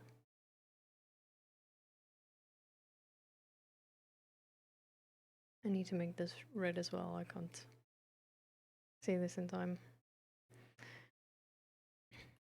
The other website is this one. So do try to talk to a professional about this topic. Like that can be really, really good. And maybe there's even some resources they can help you with, you know? So definitely do check that out. For myself, how I overcame, because the thing I bring this up is, um, so first of all, like this stream itself is not suicide prevention, right? But it's really important to take this serious, right? Like suicidal ideations should be taken serious. And also the other thing, it's a very individual thing, right? So even if I tell you now what worked for me, might not be the thing which works for you, right? So definitely do just talk to the helpline.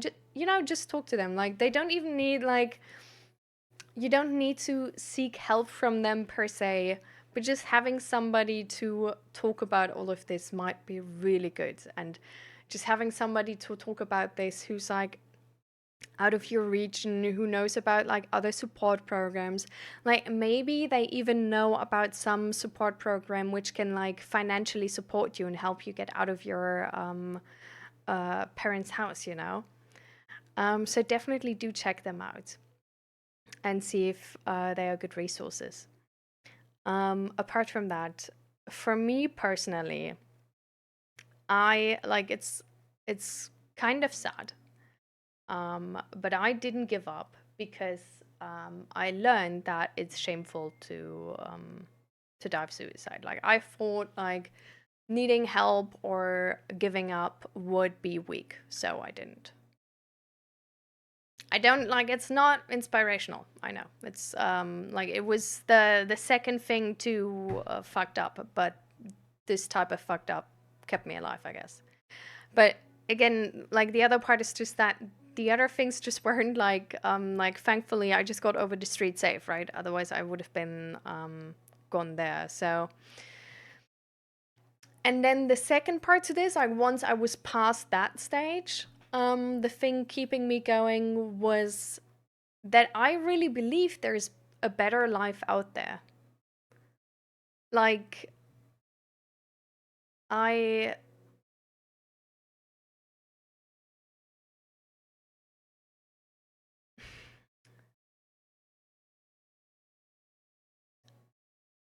I felt lonely, but I wasn't socially isolated. Like I still had friends and people around me. I just didn't really share anything. I wasn't vulnerable to them, but I at least still had people around me.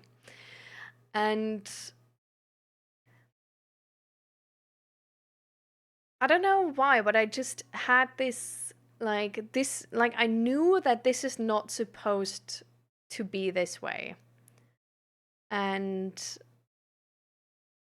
I knew it can be better than this. And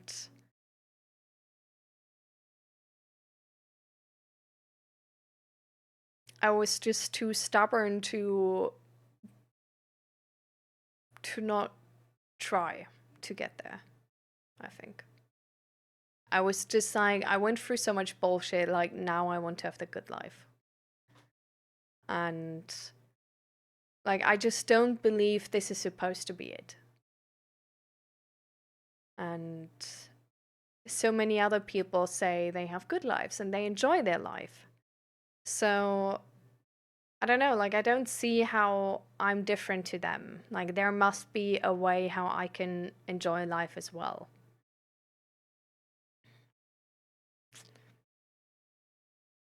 So, yeah.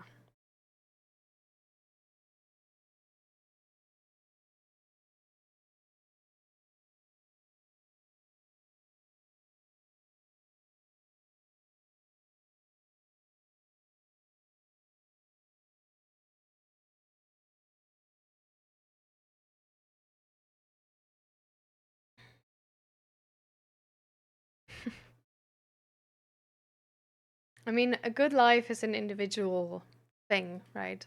But I just looked at other people and was like, they seem happy. Like, they have a life they like to live. And that was a good life in my eyes.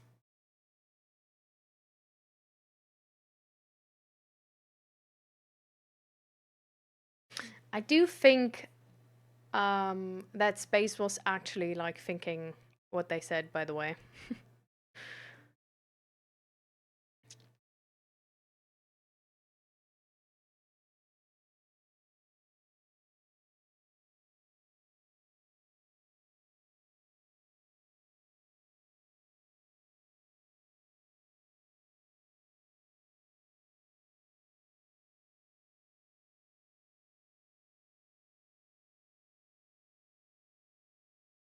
I'm glad to hear this, Drago. Like, this is already so much better than, like, in January when you joined.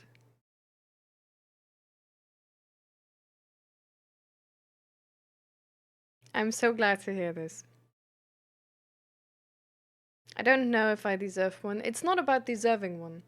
You don't, there's, like, we don't, like, so, if you believe in God, okay, like, you can be like, okay, do I deserve one? Do I don't deserve one? Do I need to pray more? Whatever, you know? If you don't believe in God, there's nobody who makes a decision about your life, right? Because then you believe in just like science, it's like low-key random, it's because of survival, whatever.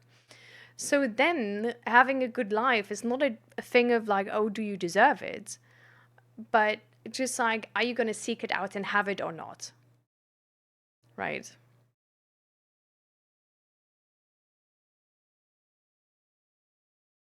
I don't know if what's coming, but there was something inside that stopping me from attempting, maybe, I think. I mean, that's really good relaxing. And I'm glad to hear that. I would still call the first link I sent you, by the way, the findahelpline.com. It's helping you find a helpline for like not only for suicide. So you can, for example, like say India, and then you could be like gender and sexual identity. And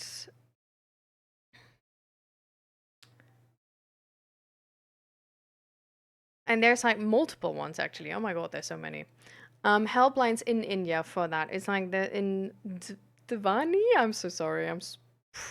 Hardcore mispronouncing that. I think there's like National Domestic Violence Helpline, International Foundation for Crime Prevention, Victim Care, and there are LGBTQ women and youth, and also like for family violence, for example, and all of that. The Hum Safar Helpline. On for like queer health rights and counseling. Um, then iCalls is for LGBTQ youth and all topics. It's just a crisis chat line essentially. Um, the NRZ like NAS helpline, I think, is like free and confidential support over the phone. We exist to help the LGBT community in India who may, and then like dot dot dot. It goes further. Like there's actually so many. Like I don't know. You can refine that search even by like the specific place in India you live in. Um. So I think like this is actually more than I expected. Like okay, to be fair, like India is big, I know, but like these are like multiple different like organizations. So, and like most of them have like 24/7 open hotlines. And like maybe they can actually like help you to get out of your family situation. And like if one of them is not like, like you can like call with them, be like, hey, is all of this confidential? Like, and not give out any information if you don't want to or don't feel safe to do so. And then like just like try talking with them and be like, okay, like is this like does this feel right, or like do I want to call another one? Like there's options. You can just pick the one which seems best to you even. I think I don't know. I think this might be really nice. Like this is So the search I did is like in so just like India and then gender sexual identity. So there you see all of the results I was just like now going through.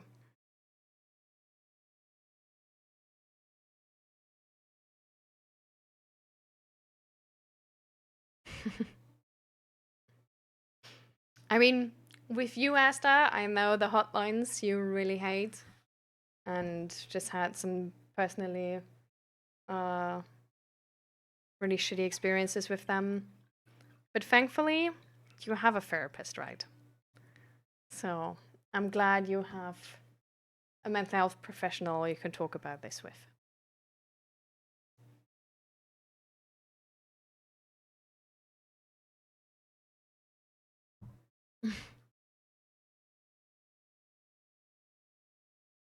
Oh, hell no. One full cup of lime juice? I don't even want to know what that does to your stomach.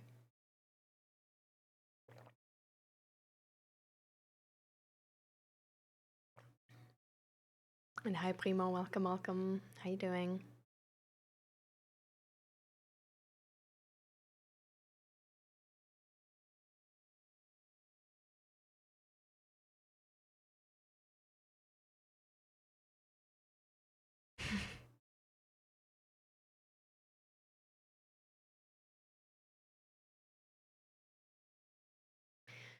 Well, I mean, Dragu, at the end, right? You're just an adult already. So you just need to find some friends. But there's definitely friends where it can feel like they like adopted you, you know?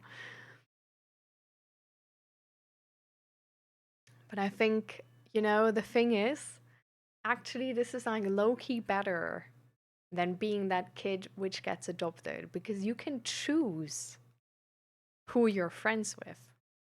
Like, adoption is always this thing of like somebody who likes you adopts you, and your opinion is like low key, who gives a fuck? But now in your situation, you can choose who you befriend. You can choose to befriend the nice people, the kind people, the people you feel safe with.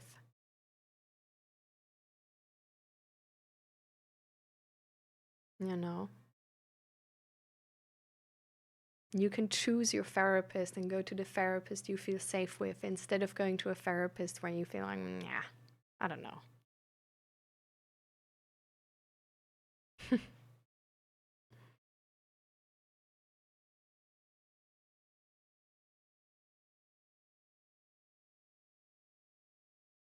Like, I know it's like it sounds easier to be just be adopted by the right people. And I get it. I mean, it would be easier, right? Like, why is there not just this angel therapist coming to you instead of you having to reach out all of this? But on the other hand, it means that you have a choice now. And it's your choice what you want in life. It's your choice what your goals are and what friends you want and how many friends you want and what you want to, like, what goals on your therapy, like, you know? So it's not really a choice somebody else can make for you. And it's kind of actually beautiful that it isn't.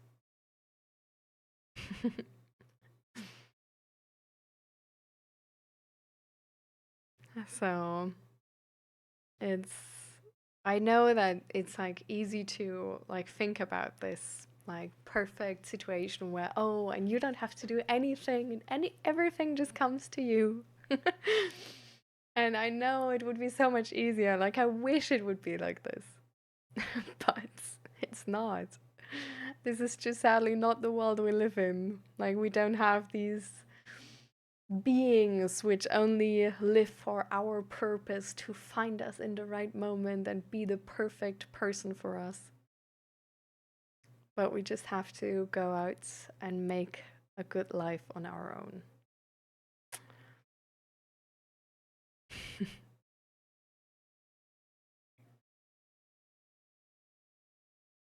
But you're doing all of that already. Like, you're already on a good path. And I hope you're proud of yourself, Trigu, because there's a lot of progress.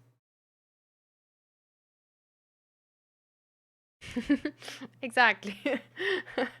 Like if you befriend the like low key, also like this was like me as well, like back in the day. Like this is also like why actually like me and Zach, like our relationship is like low key is based on this premise that like I have like a lot of drive, and Zach just, is like really ready to just go along with the flow.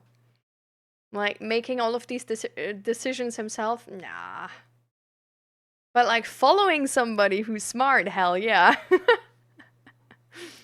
And this is like how like our relationship, like what this dynamic is sort of like based upon. Like I have like all of this opinion where I want to go, and he's just like listening to all of this like, hell yeah, yeah, yeah, yes, okay, I didn't want this before, but now I do. So it can still like get to that moment where you're like, where you sort of get like something of that. But it also is a dynamic which needs to be like sort of, you need to enable that person as well. Like you need to like then be like the person who says yes and who comes by. And the person who's also like if it then ends up being something where you're like, I'm not too sure. It's like not mad that the other person is just like, yeah, okay, let's do something different next time, okay? You know? Like at the beginning of our relationship, this dynamic was not this sweet, for sure not. Like it was more like an unaware dynamic of this. Like Zach wasn't too happy with some of the outcomes of just following along, but also not really taking on the responsibility himself. And that's something which doesn't really work then. So also like it needs some skill to then also like, commit to this dynamic.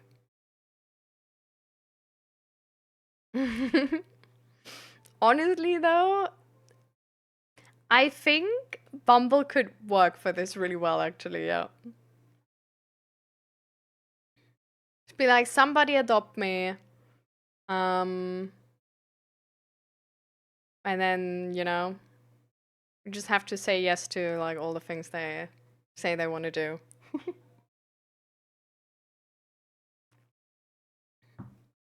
And relaxing, don't worry about it. I mean, this stream after all is like more about you guys.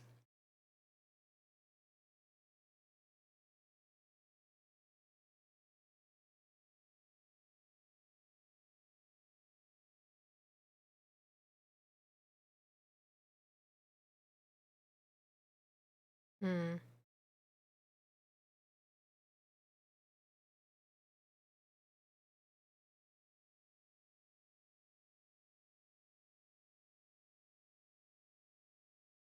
Yeah.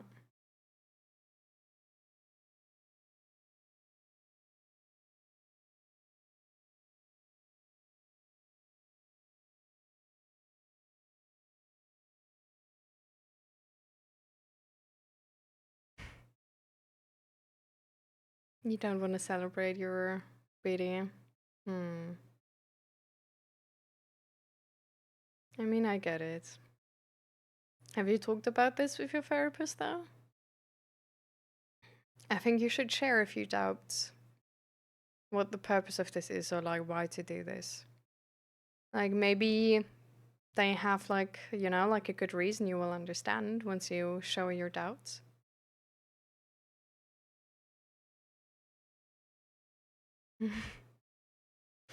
Hosebug. And hi, Bolt Tabor. Welcome, welcome.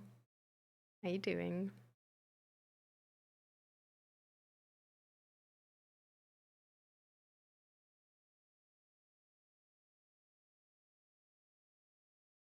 Yeah.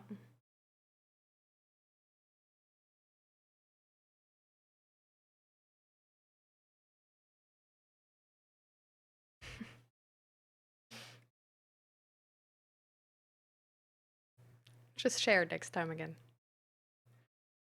But welcome back, Lady Ragnar.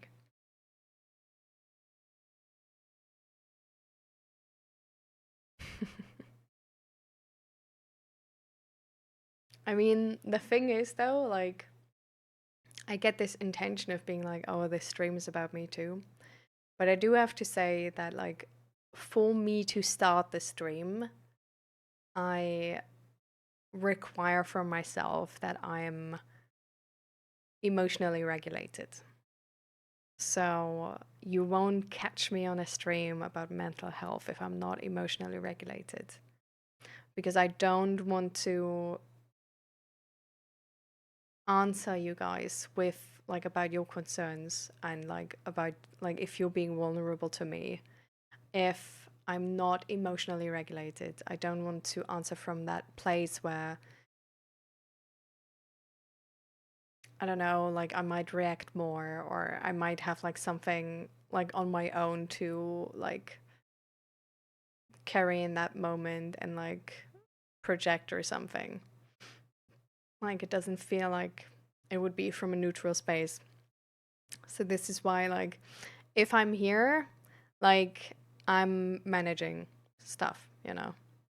Like it might not all be perfect, but all is like managed. So like otherwise I'm here but like in like a gaming stream or something. But usually not even that because I don't really stream if I'm like not feeling good because I don't know. I don't think like sadly enough, I don't think stream is like because there's always some people who have some bullshit to say is not something where you want to start streaming if you're like feeling like super vulnerable and stuff and like sensitive. Because like imagine I would have started streaming today feeling like sensitive and then this person comes in and starts that discussion. You know? Like you just I don't know. It's sadly it's just because of this like parasocial relationship, like people can just say anything to you. And low key, there's probably gonna be like at least one person in a stream who's gonna like be a bit BS. And so I don't really stream if I feel like super sensitive or vulnerable or something because it's just not like I don't know. I'm not gonna like go on like in the biggest mall or something and scream out to the world like, "Oh, I feel so sensitive about this and this." Because there's going to be one stupid person and one stupid person is enough. Like I don't think like the entire society is bad or anything, but you know, if you feel like one person is enough to put you in a bad spot, you don't want to ask everyone for their opinion. You get what I mean? So like this like yeah, like usually I'm just on stream when I'm like emotionally regulated, like I'm managing everything. So it's like yeah.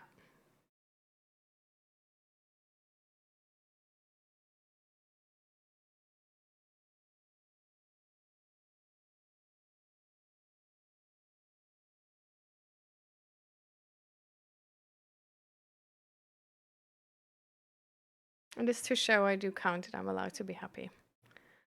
So why do you then not want to celebrate your BD, Asta? Like, what is the thing you don't believe in? Hey, make fun of me. I don't have friends and I want to like find them and be adopted.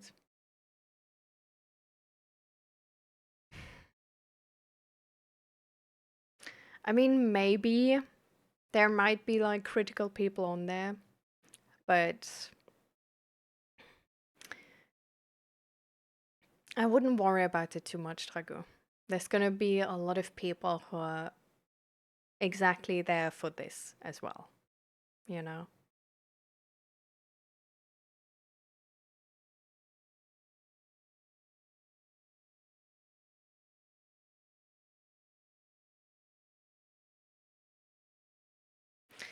I've been down the productivity guide rabbit hole a few times. I find there's a bunch of fake experts making convincing media on this subject. Do you know of any good resources for productivity life structure guide? Something that gets actual results? So the thing is, I think this is an incredibly hard topic because this is incredibly individual. There is not one way which is gonna get you to like to your goal, right? Like if you look, for example, like let's take therapy as an example.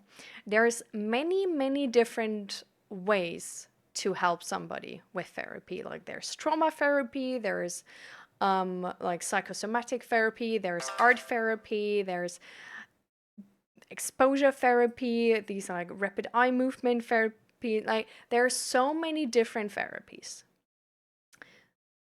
And while we have these therapies in like and use these in like the broad spectrum of like if you go to therapy, you know, and they're being like then sort of, hey, do you want to do this, whatever, like they're being broadly used because we know that they help for a lot of people in a lot of specific circumstances. We also know that for some people they don't help.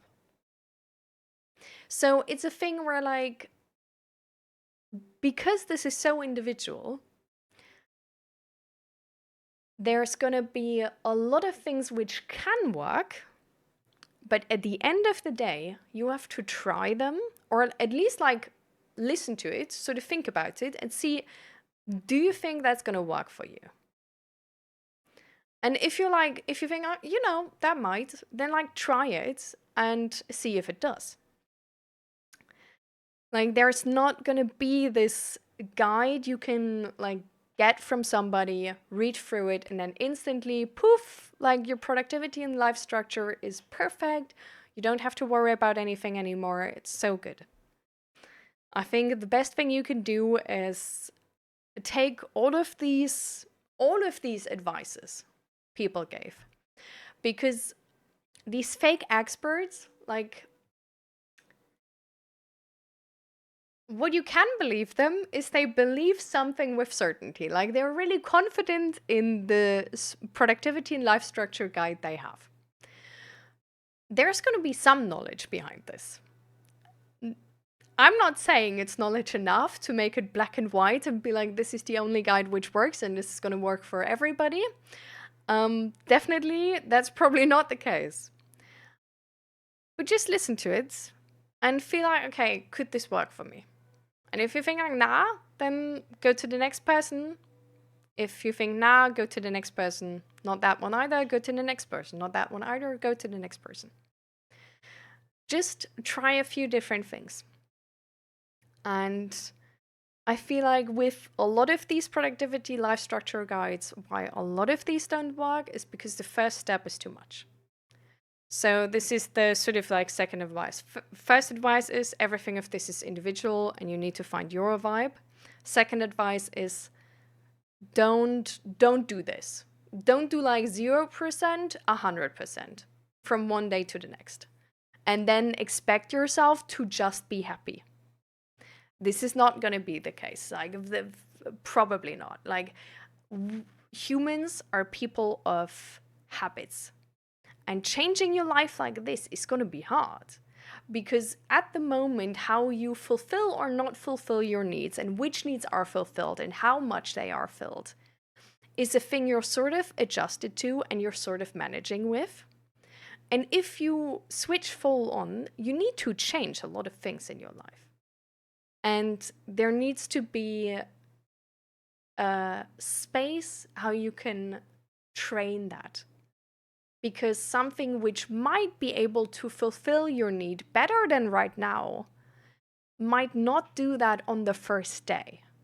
You know, it might take some work to get there, how to specifically do it, how to, like, for example, with meditation, if you just be like, okay, like meditation is going to fix my life, I'm just going to do like 4 times meditation every day from like 0 to 100, like, it's probably not going to be a good idea.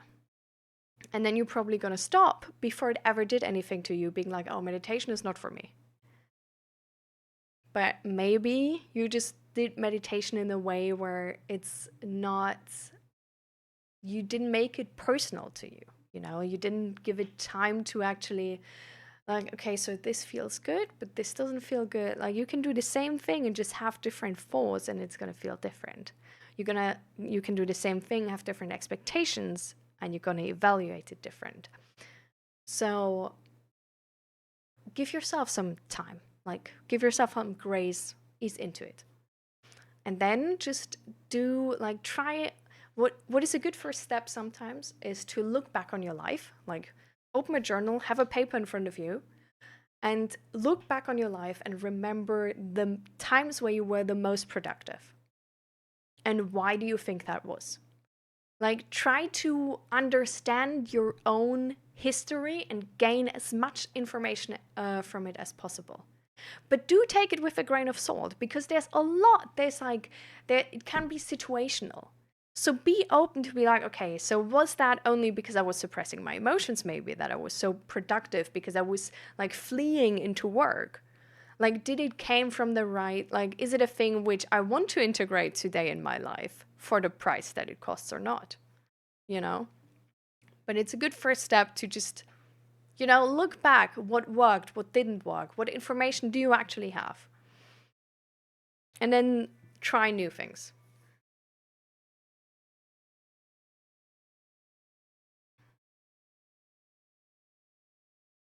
In future, which type of therapy I should go? I think that's a question which needs to be decided by your therapist relaxing.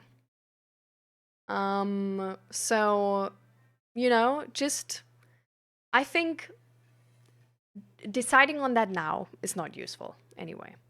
So, if you ever get to that point where you can access therapy, seek out some therapists and they're going to have a better opinion on this.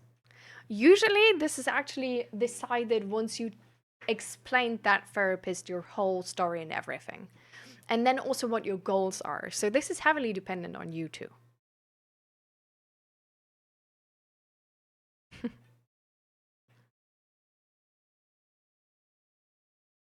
I mean, it's easier said than done for me when I'm struggling with exactly this.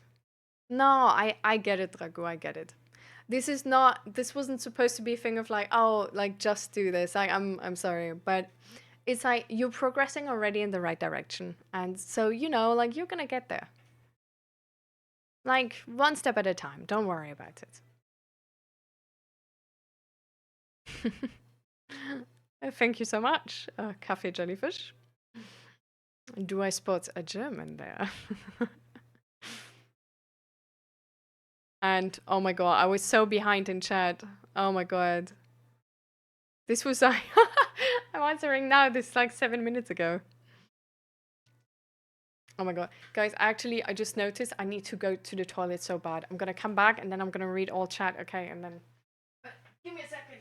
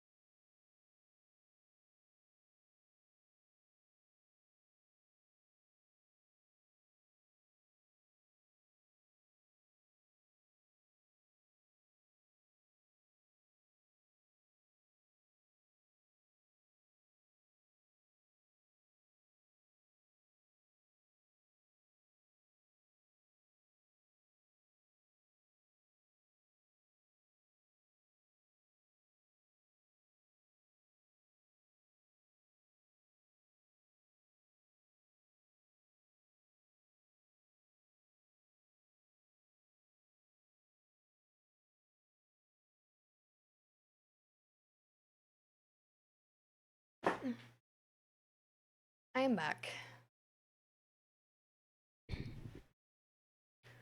I just checked if the cat maybe wants some cuddles. But he's laying like the sun which is coming in right now, like he's laying directly next to the window. And like in sort of like, so there's like our bed, and then there's some like, well, the storage spaces, like not drawers, like you can open them to the top, I don't know, anyways. And then there's like a bit down, and like this, like sort of this big of a space where it's like you're in between of the window and the wall, which is going up to these storage spaces and to like the mattress height. And he's like in this space, like really long, like, sun, nice. So I was like, okay, I'm not gonna steal you.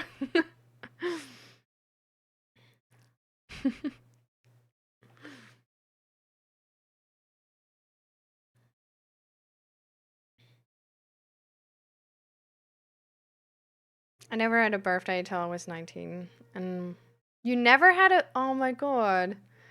What are happiness not toss friendly? So I have all of us in my head that will tell me that only bad things happen on my birthday.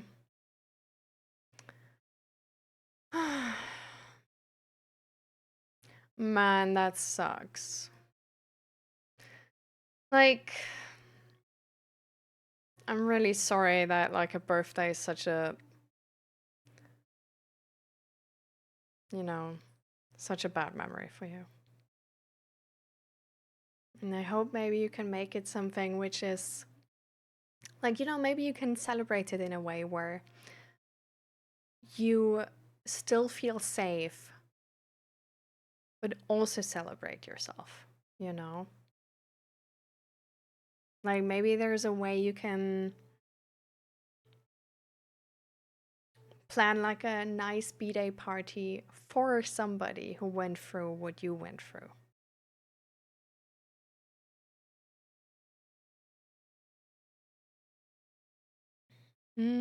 A bit primo. But I mean, still we have some time at least.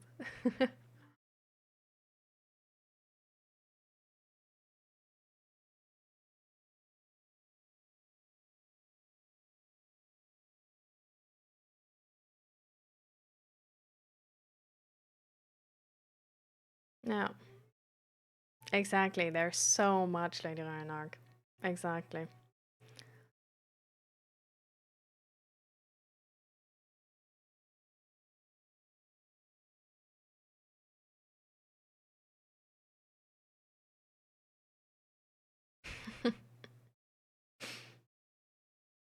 I'm glad you enjoy those concerts, Indy.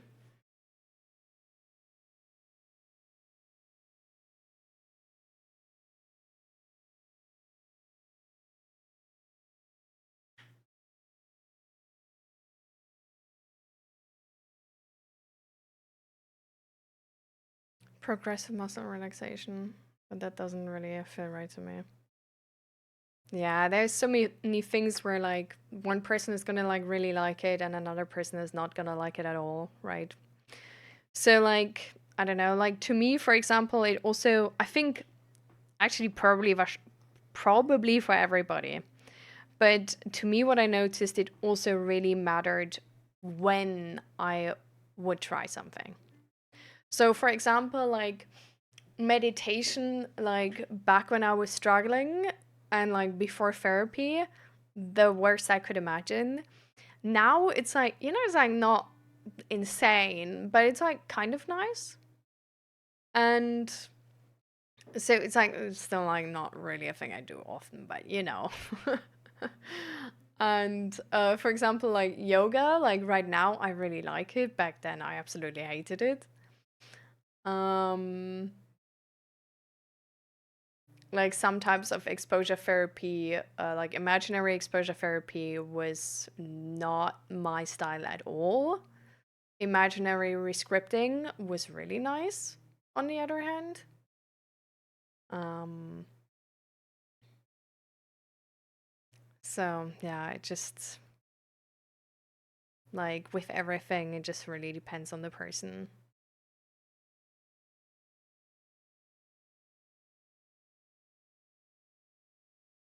About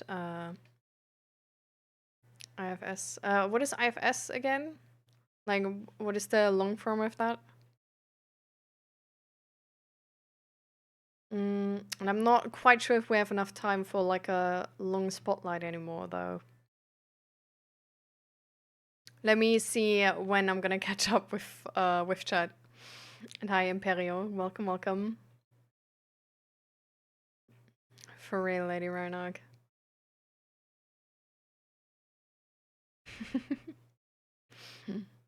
Na dann, herzlich willkommen, Kaffee Jelly Fishy.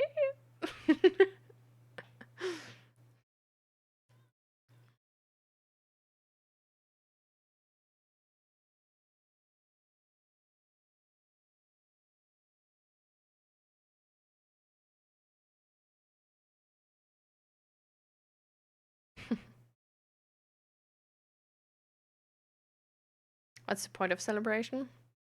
I really like to use my birthday to bring all my friends together. This is what I really like.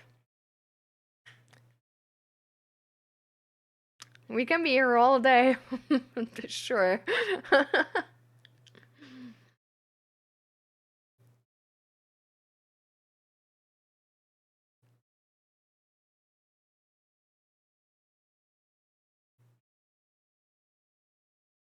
Hmm.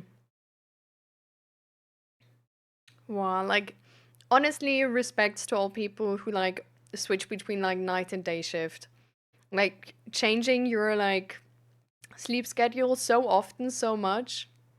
Crazy. And like for sleeping like so important. Wow. I honestly, I would be super, I don't know, maybe there's already a study, but I would be so interested actually to see if the if mental health is influenced by the sleep quality of people who are switching between night and day shift.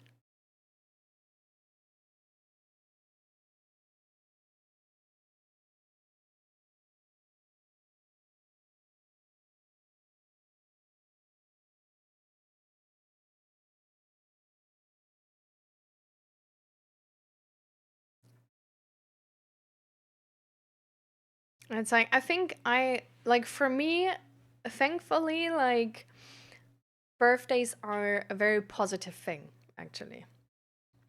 Um, like they're not only positive because I don't know why, but like sadly for like a big part of my life, like my family never tried to make actually like good gifts or anything.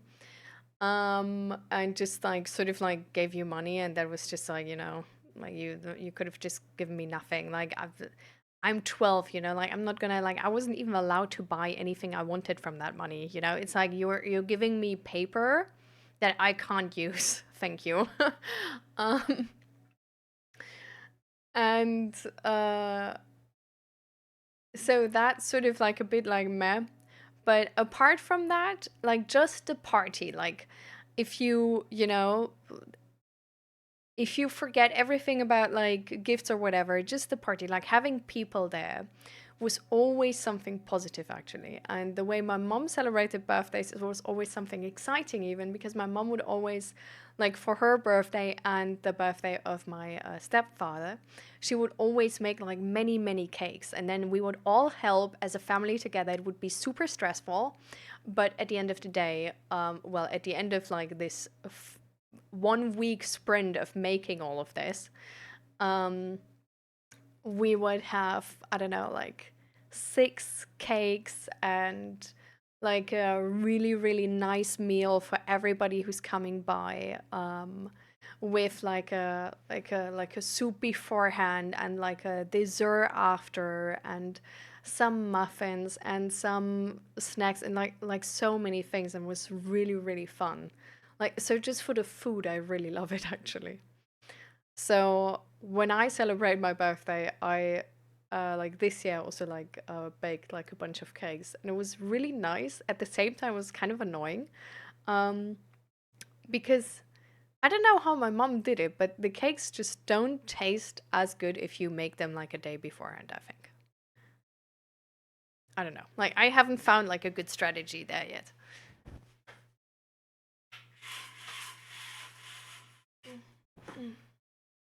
I'm not 51 years old. This is the 50 first stream, like mental health stream.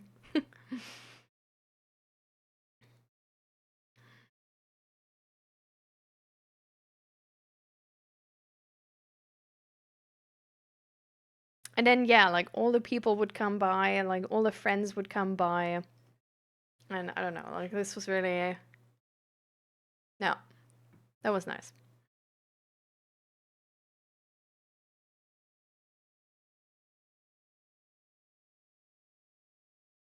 Hmm.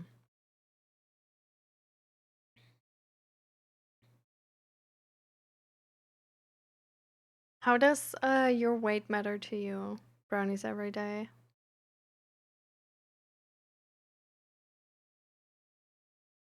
You've been overwhelmed these days, Imperial?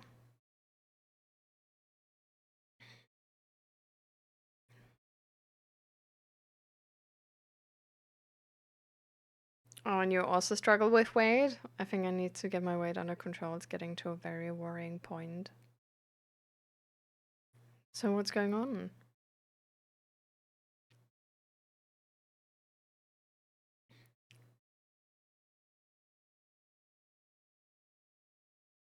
Well,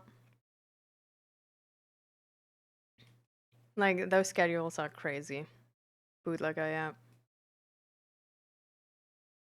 Like my a friend of mine works at the German police, and she told me her schedule once, and it's like it's so weird. It's like so she goes from like a day into like uh how does it go? So day and then like evening free, um next day free, but you go into a night. So next day evening you start working, you go into a night. And then you do like a half thing or something, and then you go into day again. So it's like always like sort of like rotating around like this. And but it's like it was super confusing, and it was a thing where you're like, bro, but you're changing like all the fucking time. What? Apparently it's cool. I don't know.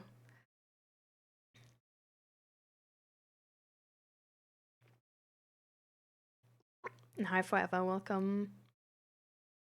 Potassium sorbate, my favorite. Hmm. Okay. I get so anxious when there's a lot of people around. I get it.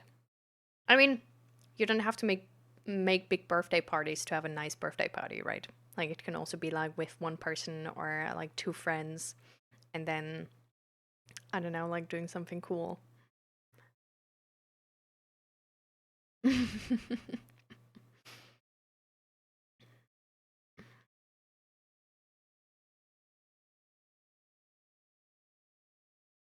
23, not married. My parents are starting to tease me about it.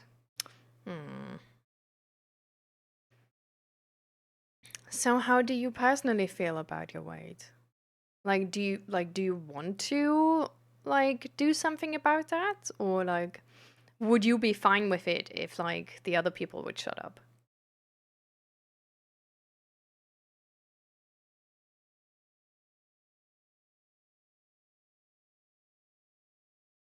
Hmm.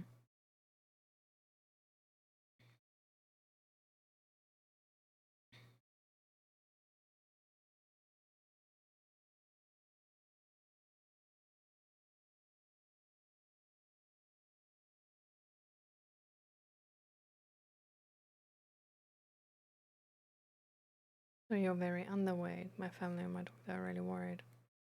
But I don't. The cat is trying to get below the bed. Sorry.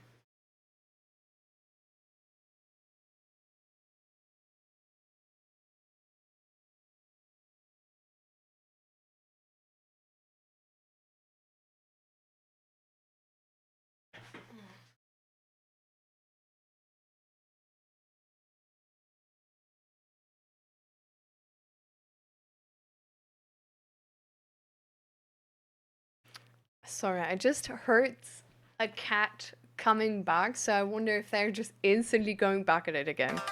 But I think it's fine. I don't know. Ah, they're so annoying right now to like have to take care of this. I don't know how getting the depression under control would certainly help. I mean, are you like if your doctor is involved already? Like, are you in therapy then, Imperia, or like how's the like if they think depression is the cause, that would be the next first step, no?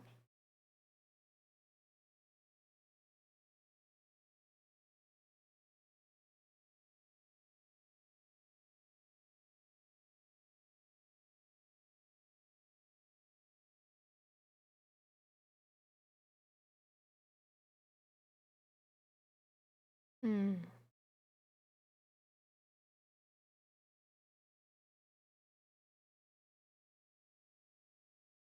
I mean,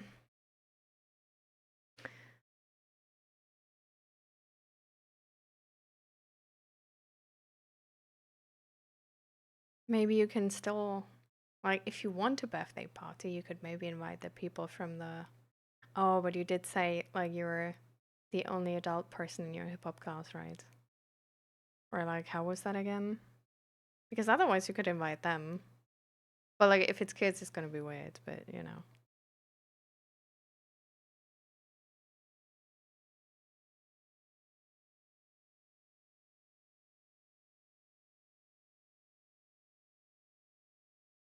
Hmm. Oh.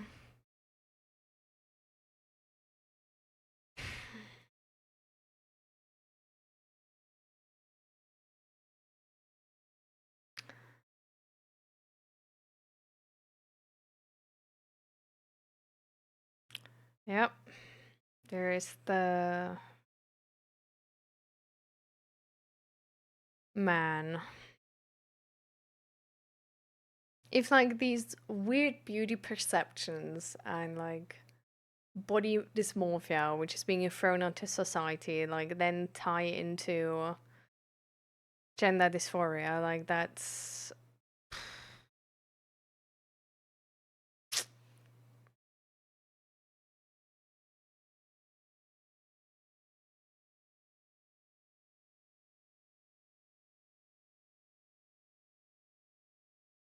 sad.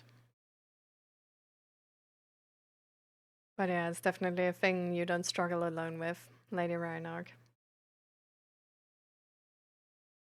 And thank you for coming by today. Hopefully see you next time.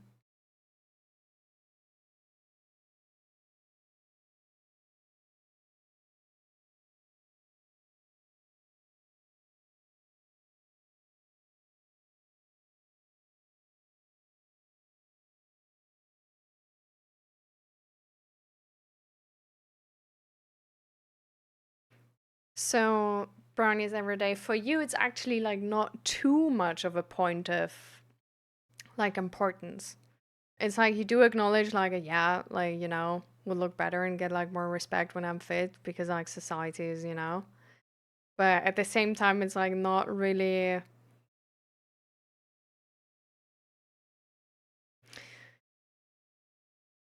like I think like have you tried like talking to your parents that like teasing you about your weight is like not okay for you? I feel like sometimes some parents need to be told like that boundary like a bit like more firmly.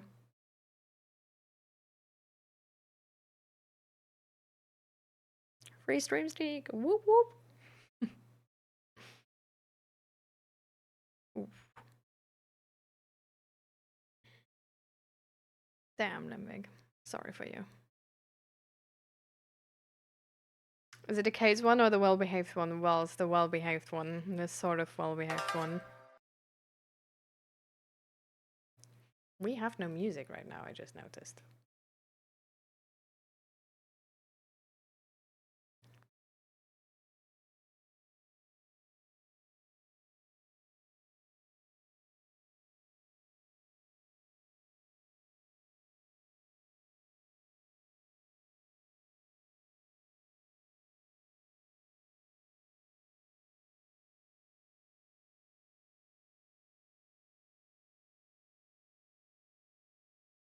My physical health has been in a very bad state. My doctor is worried, and my body isn't getting barely any nutrients.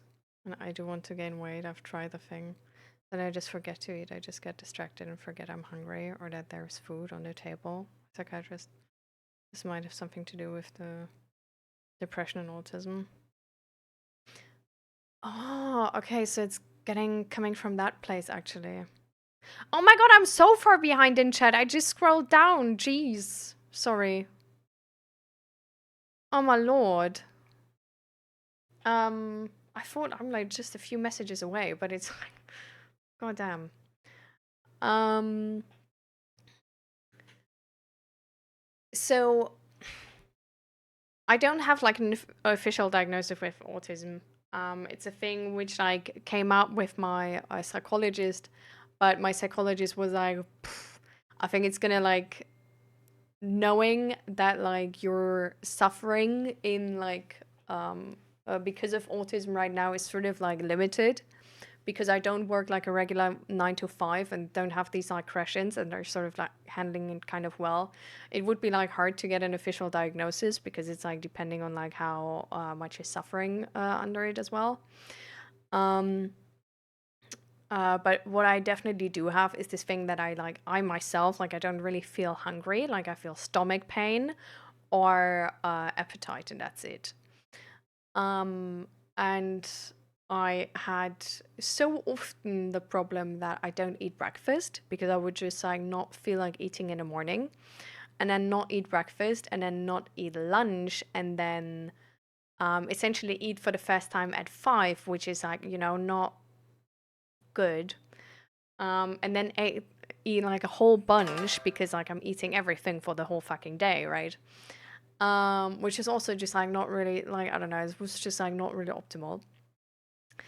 Um, the way like I don't know if this is gonna help you, but the way I handled this is like in the morning with breakfast, I just made a habit out of it.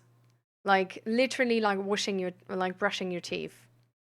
Like I'm brushing my teeth and then I like well, I don't know, it's more well, it's a bit more loose than that, but it's like a habit which I just do in the morning, like no matter if I'm like hungry or not. I just eat breakfast. And I also like because breakfast is like the hardest meal for me at the day. I just eat whatever in the morning. Like there's no like usually I'm like, oh, I want to eat something healthy and stuff. In the morning, it doesn't matter. Like I just need to eat something in the morning. And then it's like check mark and you can keep going. But it's definitely super helpful actually to have a partner who's hungry a lot. So whenever he's hungry, like he just like tries to like think about like reminding me as well and like making me eat something too. And then I'm like fine. Um but it's also like a big help is if food is good. Like if I have appetite on food, then it's like so much easier to eat because then I will just eat out of appetite. Um so like if you don't live alone, like maybe the people around you can like help you remind you and just like sort of like help you like start this habit of eating and just finding like one comfort food you can just like eat every day. Like I don't know, like like cereal with milk, like something which is like easy to make, so like it's not limited by like time constraints if you ever run into any, and it's also just something you can like which is never gonna like be like bad, but you can just like keep eating. So for example, like I have like at the evening I always eat noodle soup, like it's like usually like literally the same every day. um and it's like a thing you can like easily make. It's like I don't know, done within I don't know like 7 minutes or something, and it's like warm, it's sort of easy on the stomach, like even if I end up eating like super late it's fine still. um and yeah, sort of like just making it like the easiest possible in that regard, and like having the people around you like help you remember it. um then like having sticky notes at places, having phone alarms, and I sort of also just made a habit out of like eating everything like I have in front of me, just like empty. If that makes sense, like I don't like start eating a meal and then like put it to the side. But like once like it's often happens that my food just gets cold because I forget about it. Um, but I really try to, whenever I start eating, just like finish the meal and be done with it. Which sometimes can also be negative, but it's at least negative from a different angle, which is better than this angle. Um, so yeah, like I don't know if like any of that is like helpful to you. But maybe it's like you can sort of like lower the expectations to the food and like have people around you sort of help you to remember it and then just get it over with. Like I don't know, there's some friends like if they don't have time, they just like mozzarella. Like you can get this bag. There's like one mozzarella cheese in there. They just eat the mozzarella like this. Like they open the bag and then just like eat the mozzarella like this. And it's like it's super weird, but it gets the job done. Like it has some nutrition. So I think like putting a bit of all of this together might do something. And I mean, then of course, like getting the depression treated would be, good. Anyhow, like separately from this, also. But yeah, just essentially like getting as much help as possible and lowering the standards as much as needed to achieve eating something. Because, yeah, I mean, if you say yourself that it's like, has to do like with college as well, like you need your energy, like you need to be able to learn, you need the energy to think. And it's definitely like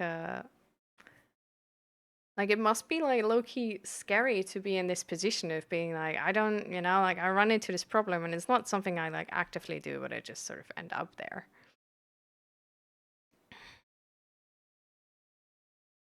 And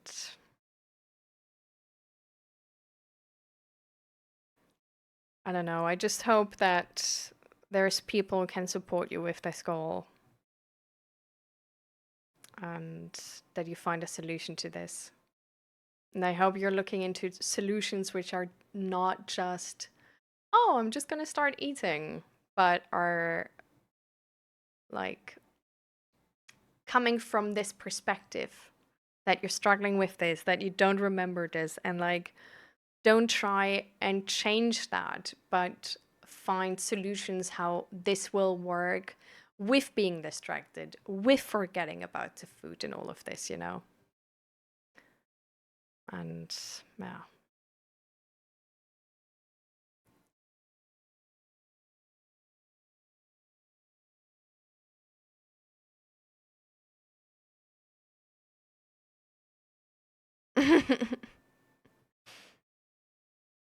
The first thing I saw was that Mommy Crane welcomes me into the community. I immediately left, bro, not a chance.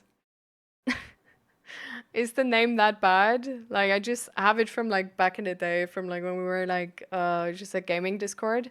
Because at some point we had like this, I don't know, just like super funny thing that we did like a sort of like a family tree within the Discord where like one of the mods was like everybody could just like put himself like into the family tree as like somebody's aunt, uncle, child, um, bastard son of this person and that person, and it was like a running gag, and it was super funny. But if this is like a major red flag to people, then I should maybe take it out.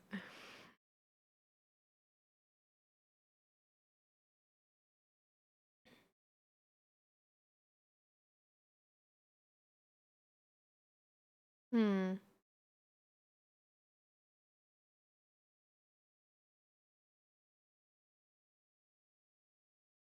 They don't tease me about my weight, just being single. Wow. I mean, that's still like not okay. So maybe you can still like put your boundary down in that regard. And hi, Rapid, welcome, welcome.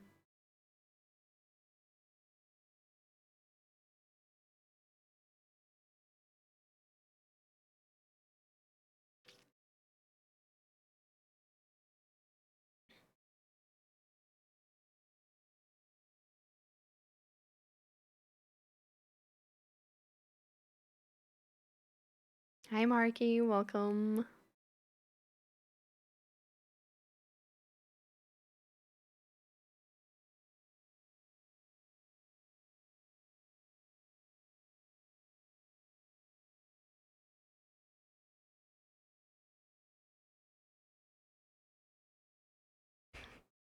Thank you for the intro. Ate mostly out of emotions. Hmm. I mean, food is definitely one of your main things you're excited about, Asta. So I get that it's a good coping mechanism.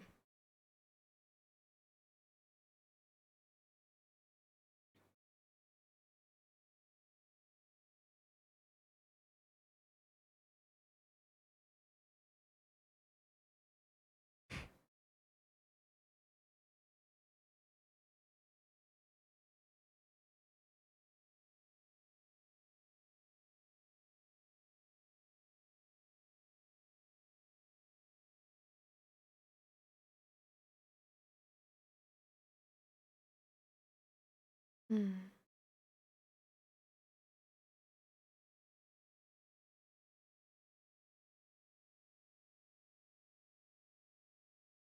I'm sorry that you're having a hard time right now, forever.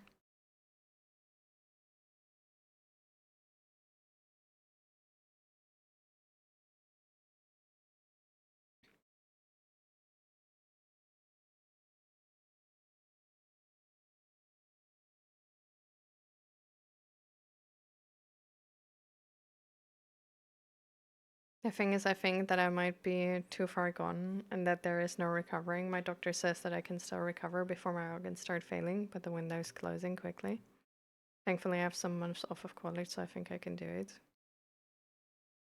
I mean, do you live alone right now, or are there people living with you? I mean, if it's that important, there must be like a way, no?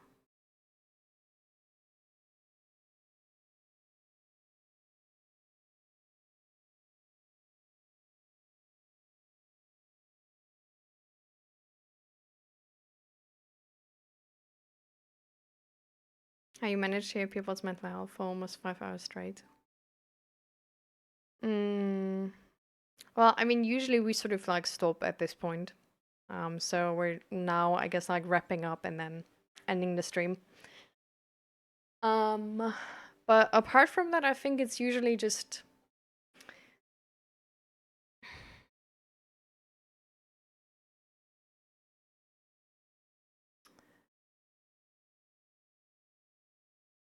I don't know. I just like it.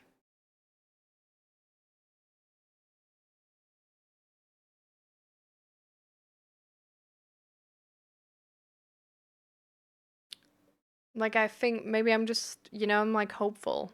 So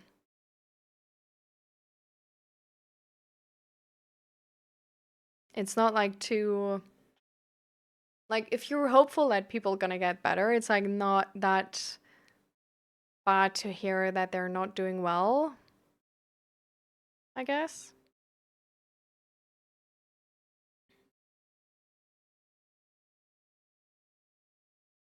But I think apart from that, I just like also just like care about you, Like you wouldn't like really ask that question if it's like a friend you're talking to.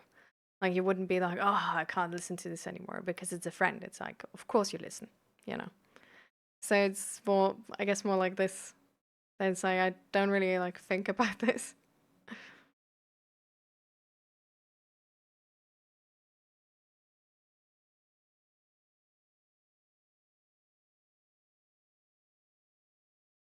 Yeah.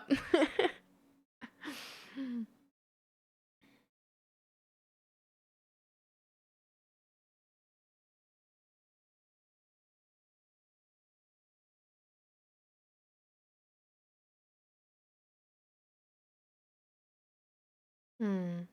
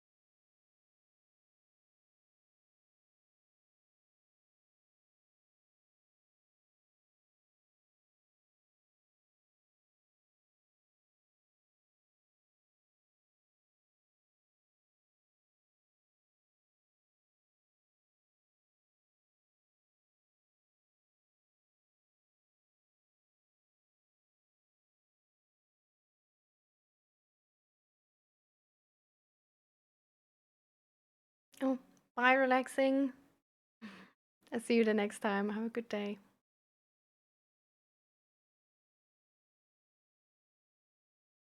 Oh, damn. I live with my mom and cousins at their insistence. So, how are they helping you to eat? I mean, if it's not a thing where you like don't want to eat, but if it's a thing where you just forget to eat, then like living with your mom and cousins should be like super easy to get the job done, right? Because they just like eat with you and like sort of like every time you get distracted are like, "Hey, eat the food." Or is there more behind that? Is there like that you maybe do kind of don't want to eat?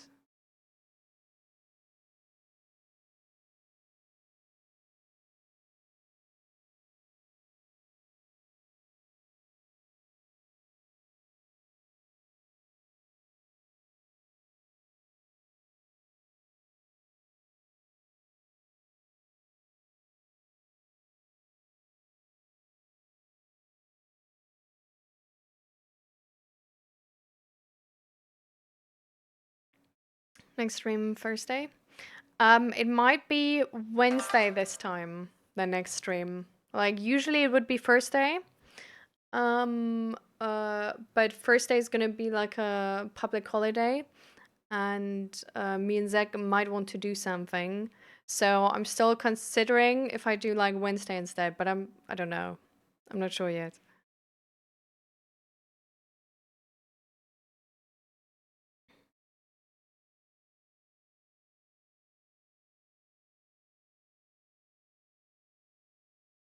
All right, see you later forever.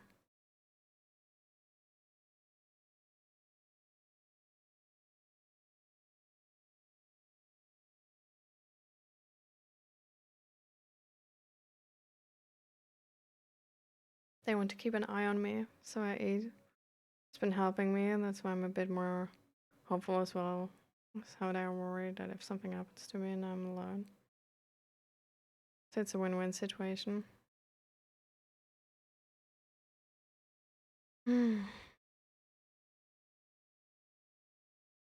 Difficult situation.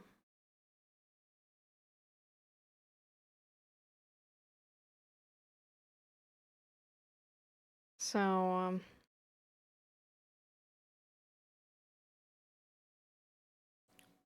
what happens in those moments where you make like alarms and stuff to eat? Like, is it just that you don't have like time because of college or?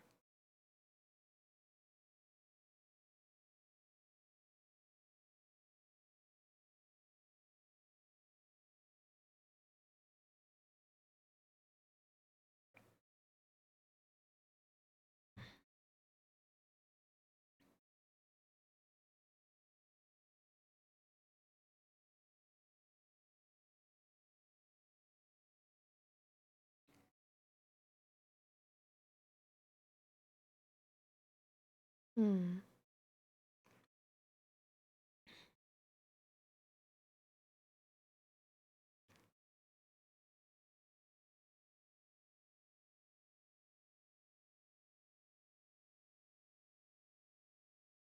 I'm proud of you for saying it's your birthday, though.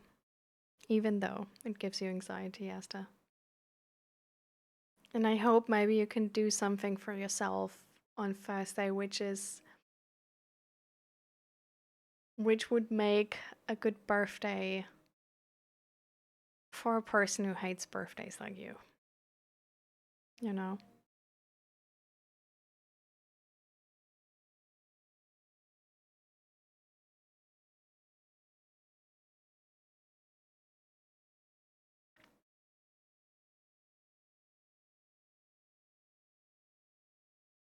Mm.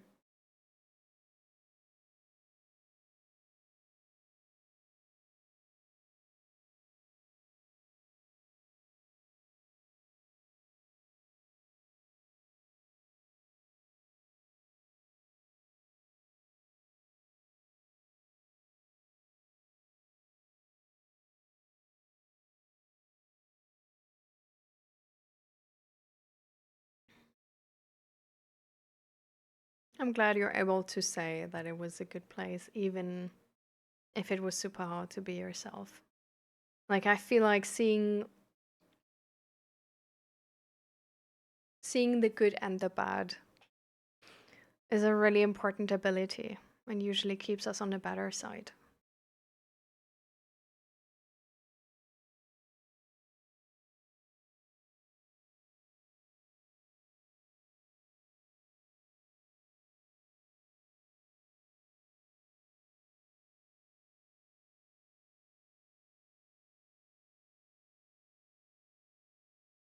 Hmm. Hmm.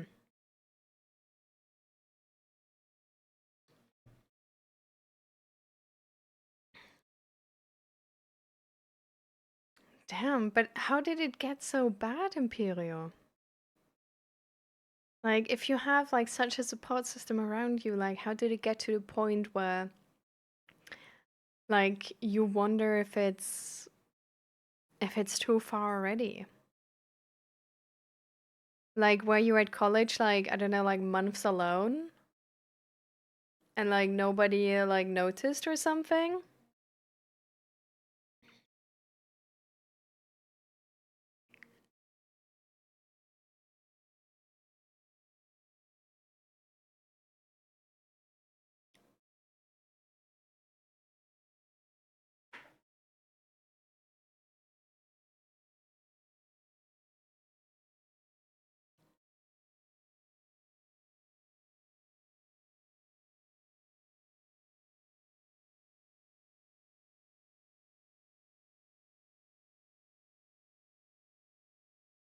Hmm. Damn. Okay.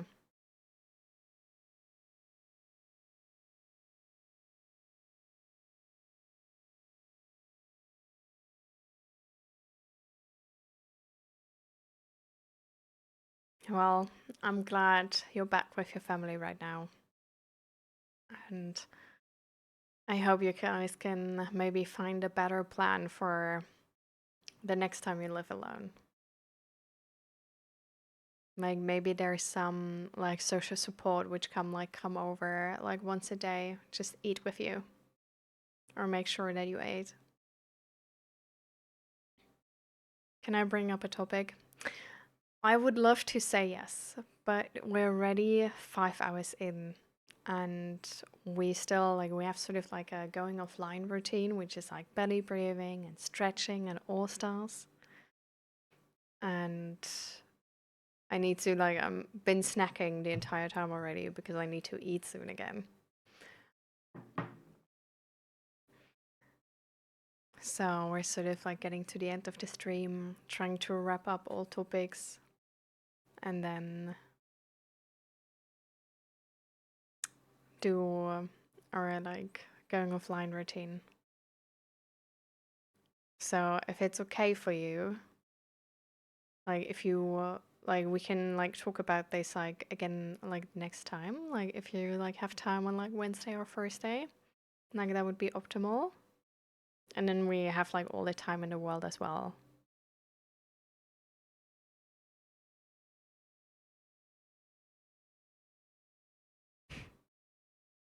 Thank you for understanding.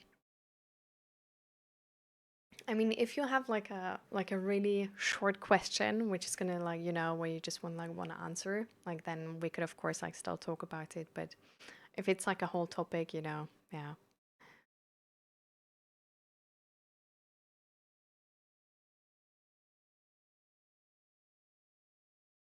How do I stop consuming all day? I can't even face 10 minutes of nothingness anymore. It's slowly like learning to tolerate boredom. That's it. Skip the gym. It's like start small and work your way up, but be consistent. Like just start with 5 minutes and notice the emotions you're feeling and tolerate them.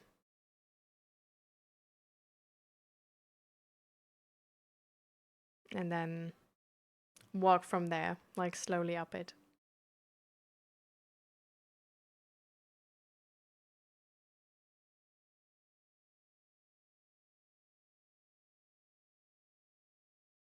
And the environment on this college isn't really good, so I'm thinking of changing college to the one where all my friends go. I mean, honestly, being at a college where all your friends are, and then like your friends can obviously also remind you to eat, would definitely sound like a better plan than being at a college, like sort of alone. So I think that would definitely already make it easier for the future. And you definitely wanna, like, don't wanna be in that situation again. But I think in any case, it's definitely good if you would, like, the next time when you, like, notice it gets worse and you, like, lose weight, then, like, just, like, go to the GP again or send a message to your mom or something, like, to get help beforehand. To not wait for somebody else to notice it, no?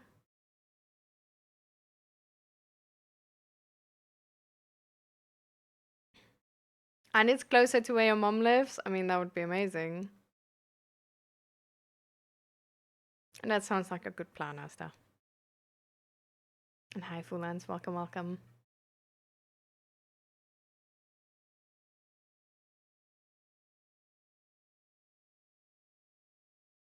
Hi, Billy. Um, I do have to say I would mind because we're trying to wrap up the stream right now.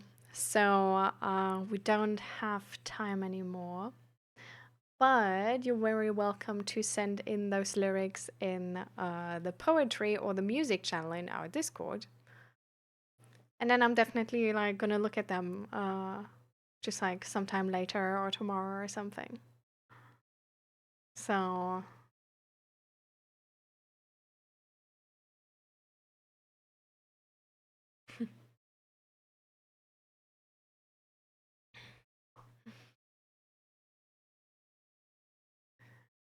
and then are there any topics to like any questions we need to answer to like wrap up the topics we talked about so far? Like any sort of like final clarifications or like we need to like wrap it up fully?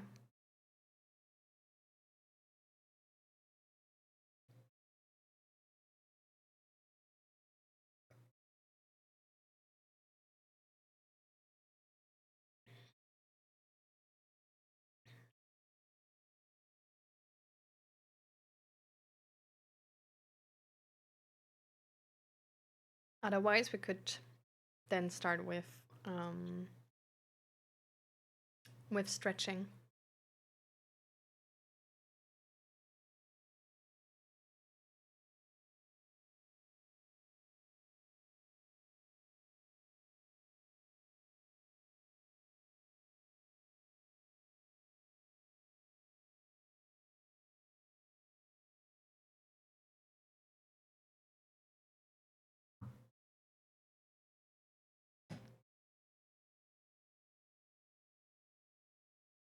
All right.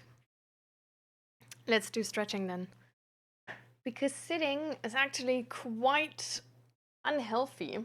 Um, Technically, the advice is to every 25 minutes that you're sitting, do like so after every 25 minutes, like stand up, walk around a bit, maybe do some like jumping jacks,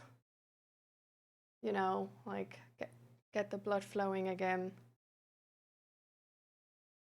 And like technically after 25 minutes of sitting, like who does that? Like I know it and I just never do. Like 25 minutes is just a crazy short time to like stand up and then just like do exercises again. Like I guess with a standing desk that would be like easier.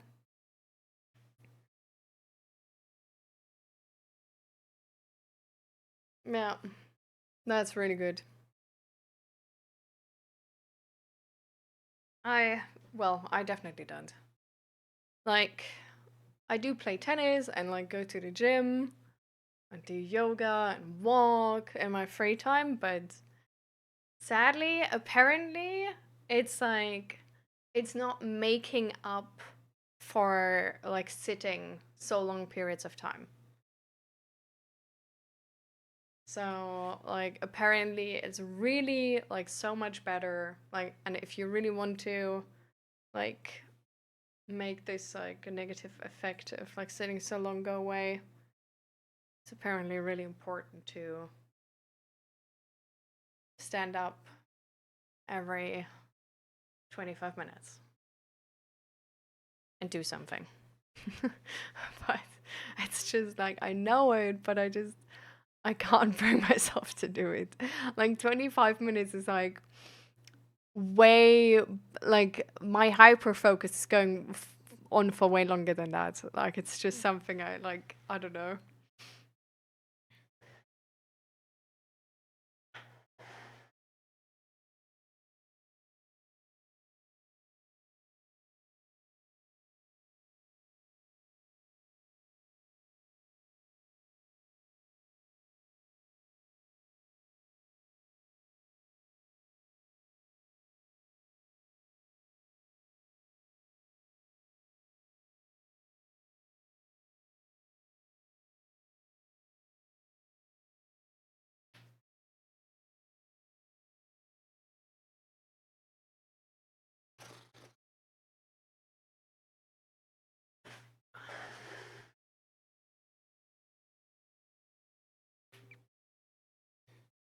Yes. Perfect, Billy. And hi Zojo. And pace around a lot. Yeah. That's like really good. My fingers stretch all the time.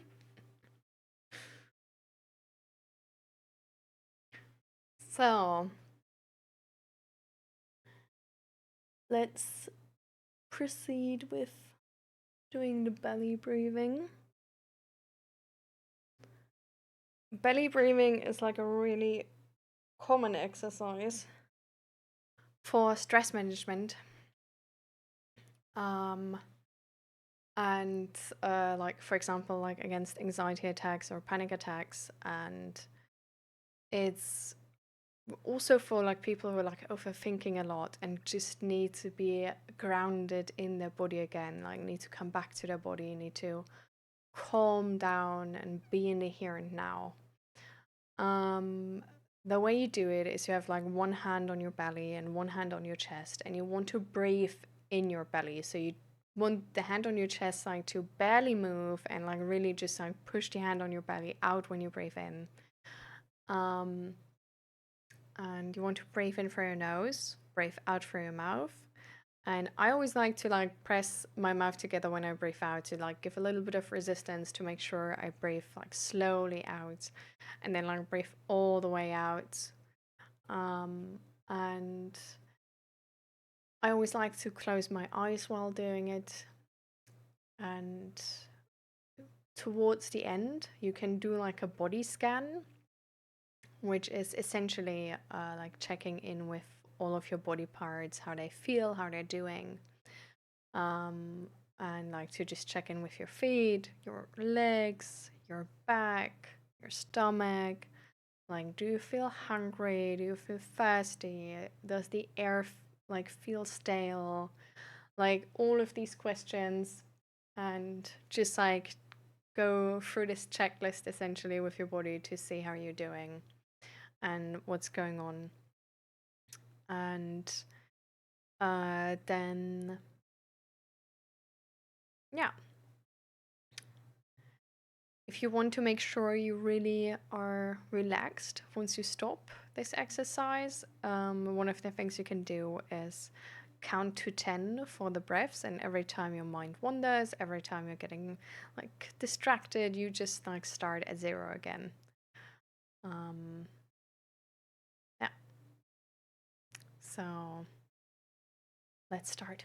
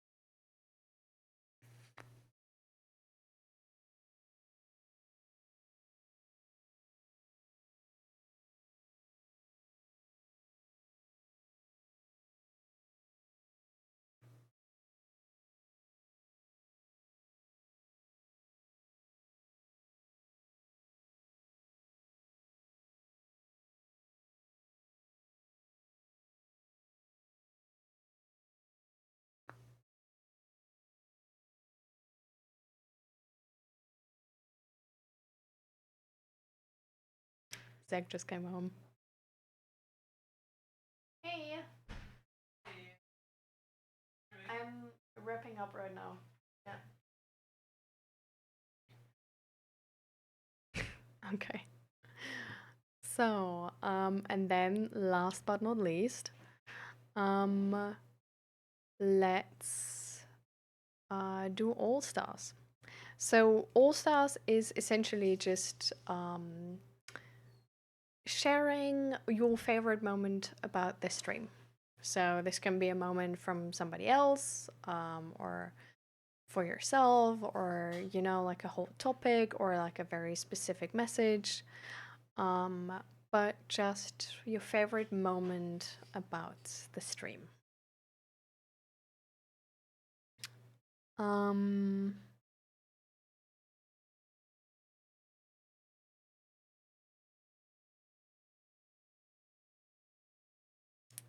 what was my favorite moment?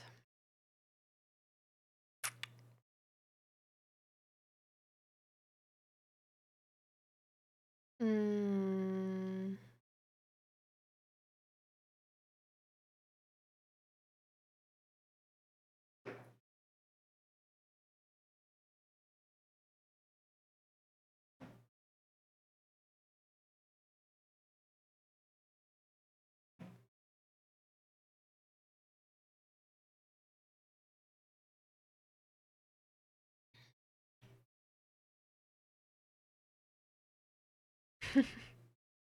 the stretching that good. I mean, that's already good. Maybe we're gonna catch each other the next time for a longer period of time. We'll see. Mm,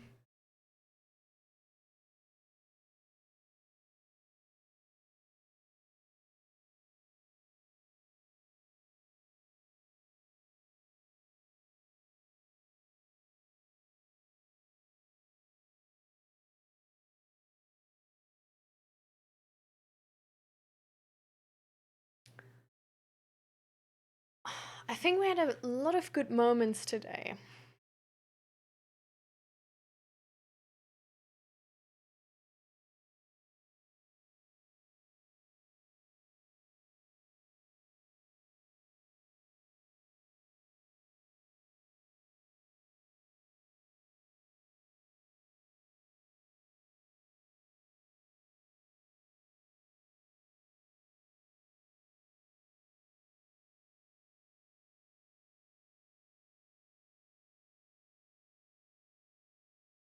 Like for me again, of course, like super special is always that like when I start the stream when there's already like um a person in the chat, and that like the stream sort of starts and we instantly get to do like talking and I don't have to, be like the self-entertainer.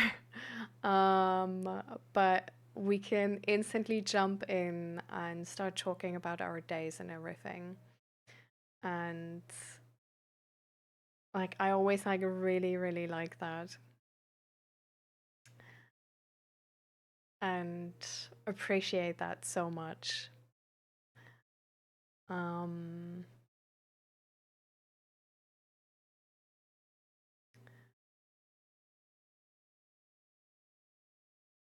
And then, I mean, of course, also like I appreciate the sub gifts so much. Do I have to say that? Thank you all. Love that. Felt special. um, I think in terms of topic,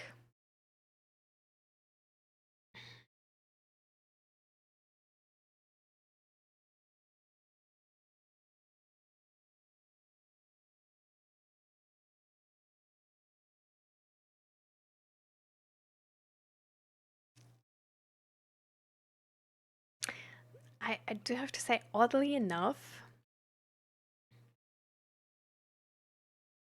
I sort of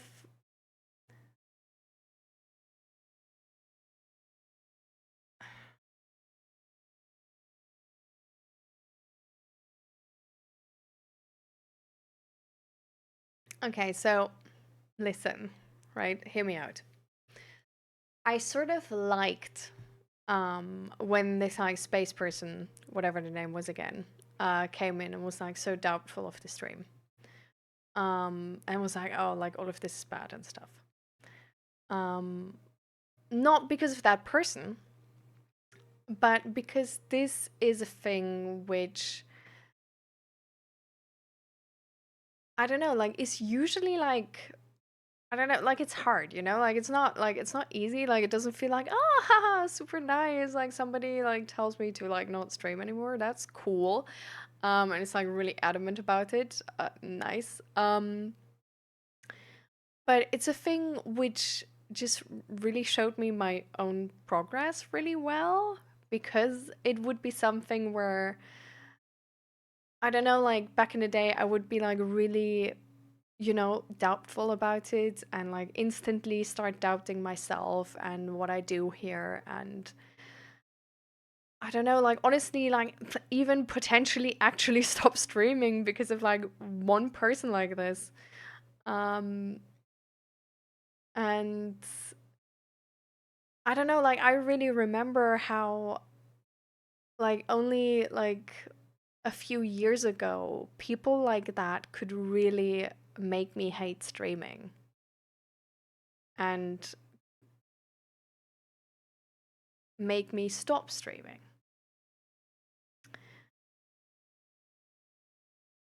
And this time it was like, of course, it wasn't super nice to be judged so harshly. Like, of course, it was like, okay, wow, thank you. Like, it's not like I'm trying. Well, anyways, like, it doesn't even. You don't even care. Thank you. Whatever. Um, But on one hand, like on the other hand, it was also just like, all of this, like there's a person like challenging you in front of everyone. But it's like, it's fine, actually. It's like, okay, so that's what you think. But it's not everybody. And I don't need everybody to like me to still do this and think this is a good idea. And there's like gonna be other people who don't like it, and that's okay. And I was able to just, like I feel like sometimes it can be quite hard to like hear something like this and then actually still listen though. But I'm proud of myself that I was able to still listen. Like I was able to read through all of this and was like you're right with the concern, but the judgment is just based on assumptions and like you actually don't really know. And I don't know, like for a moment I felt emotions coming up.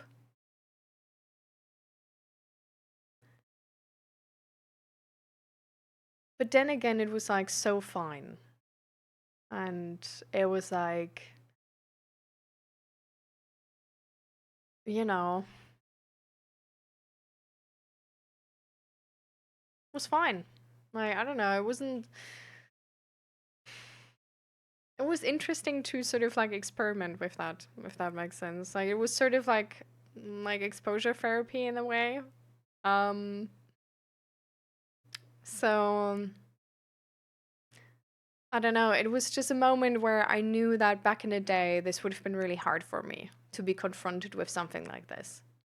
With a person who's like judging me to be like super egotistical and bad and like manipulative and whatever. And because I actually like, so why this is like sort of like a triggering moment or like for me is because I grew up with this. Like I grew up with like being like emotionally abused and gaslit. So and also like guilt tripped and stuff like this. So like this narrative like this where like nobody cares what you think, but like now you're just being judged and like in the worst possible way is a thing which is like very very close to home for me. And because of that, it would be so close to home, even if like some random person did it. And it was a major thing also of my social anxiety. And I would be like so scared to like have contact with people because I'd be like, oh, but what if they reject me? And then I'm gonna feel like super bad and I'm gonna like, I'm gonna doubt myself again. I'm gonna do this and that and whatever. And like nothing's gonna be enough because I just am not enough for this person. And I would panic about not being liked by a person and being judged as like bad by a person because I learned that this has consequences, sadly. Um, and I don't know, like this now was just,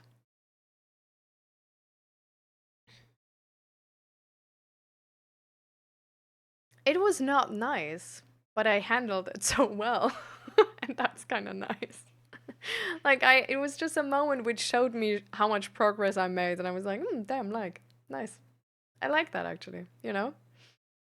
And I think low key, I do have to like be sorry in that regard a bit. I think I didn't ban them that early because I was sort of like thinking like, okay, how far can I actually go?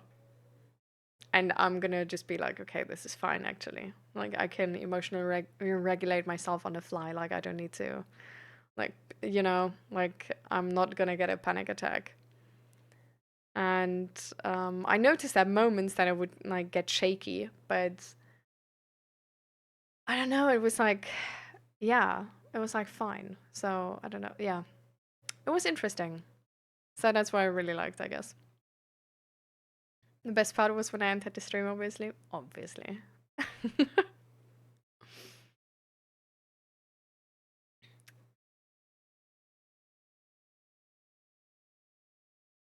I want to say the authors is the suicide topic, but I don't want to choose that every time. Loki, the vibes are always the best. I do have to say, yeah, the suicide topics are like just obviously always the best, right? Because they're just like so important. But I think they're like, I think they always feel really meaningful, full, but I think from the suicide talks we had, today was maybe not the best one. Like, not that it was bad or anything, but just not that it was that, like, intense, I think. Because today we did, like all the other things took up, like, a bunch time. So I think just because it wasn't that long, probably.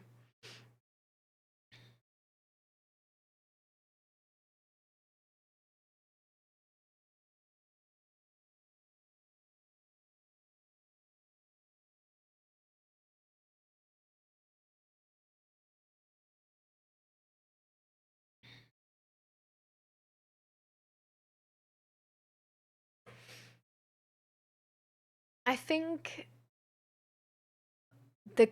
like maybe the argument, like the argument, like I do agree with you, like it's very like the perspective is like very black and white, and you just can't make it black and white because the world is not black and white, sadly. Like, I'm sorry, but the world is not black and white. So like making this like 100% or nothing stuff is like not possible because you can't find 100%. So where's the cutoff point, you know? Like, do you gonna put it arbitrarily at like 82%? Like, I don't think so. Like, who's even making that judgment of the 82%, you know? Like, what's important for one person is important for the other person. What's working for one person is not working for the next person.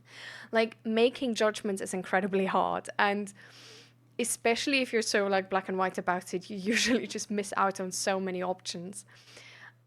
So I mean, obviously this is not like, it's not that easy, you know. But I do think the concerns and the arguments are sort of like they're valid concerns and arguments. It's not a valid point to make a full-blown judgment from like 1 to 0, but they are valid arguments. So, and I think it's, to a certain extent, I also like really like that a person is considering the like and is aware of the power people can hold online. Like, I think it's important to be aware what, like, how a person can abuse this position. I think that's important. And it's a thing where I try to be fully aware of what type of power I have and to use it in a way where it's like not gonna do any harm. Like, that I like always like, you all know, like it's getting sometimes like a lot, but the amount of times I say like, hey, call the suicide hotline, it's to make sure they take it as a serious option. It's to make sure they don't just be like, oh, well, I talked about it now, so like that's probably good enough. But to be like, no, this is something different. Call them. This is an actual opportunity and you should use it. And I think even though if that like inflates the talk, it's an important safety measure. And I think if you deal with, like, if you talk about mental health and you deal with people who are like mentally struggling, you need to take care of your influence for sure. Like, more than with other people. Like, it's a different type of connection, right? It's like, it's the same with like friends. If a friend comes to you and they're like super vulnerable and sensitive because they had a super rough day, you're not gonna make the same jokes or be the same like on a day where they feel like super confident and whatever. Like, you're not gonna make a like you're gonna be more aware of like, you know, like avoiding territory which could be close to boundaries, or avoid territory which is like where, you know, like it like could like feed into something they're believing in the moment. Like, I don't know, like in the moment where they feel like super confident, like I can like make stupid jokes about, I don't know, whatever. But if in a moment where they're like super sensitive, like I'm gonna make sure that my jokes are like, like not that stupid at least. Like, it's just, you just take care of each other. And if you see somebody is struggling, you just take care a bit more. Because you know that it's maybe not a 50-50 in that moment. But that's okay. And it's it's honestly a valid question even to be like, but why would somebody do something like this if they don't get paid? And I don't know if I'm gonna do this forever. Like I do think that this is like a job where it's exhausting. And like in a perfect world, I wouldn't have to do this for free. But the thing is just like I don't like the ways I can monetize it. Like I don't want to be like, "Oh, you have to pay now to talk to me." Like I think that's stupid. Like everybody should be able to pay for me. This should be free. So this is why I rely on like essentially like public funding options through the like merch website and tips and subscribers. And I don't know, like I feel like this is also why like we put it in um like why therapy is like oftentimes paid by health insurance, right? Because you don't want to make mental health to a thing which is only available for some. Like you want to have it available, especially for the poor, because we know that being poor like makes you more likely to have like poor mental health outcomes. So it's just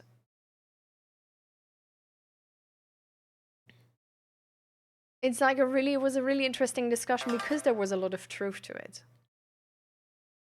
But it was still like there was also a lot of things to it where it's like, but how are you going to fix it? Like how are you like what is the solution then?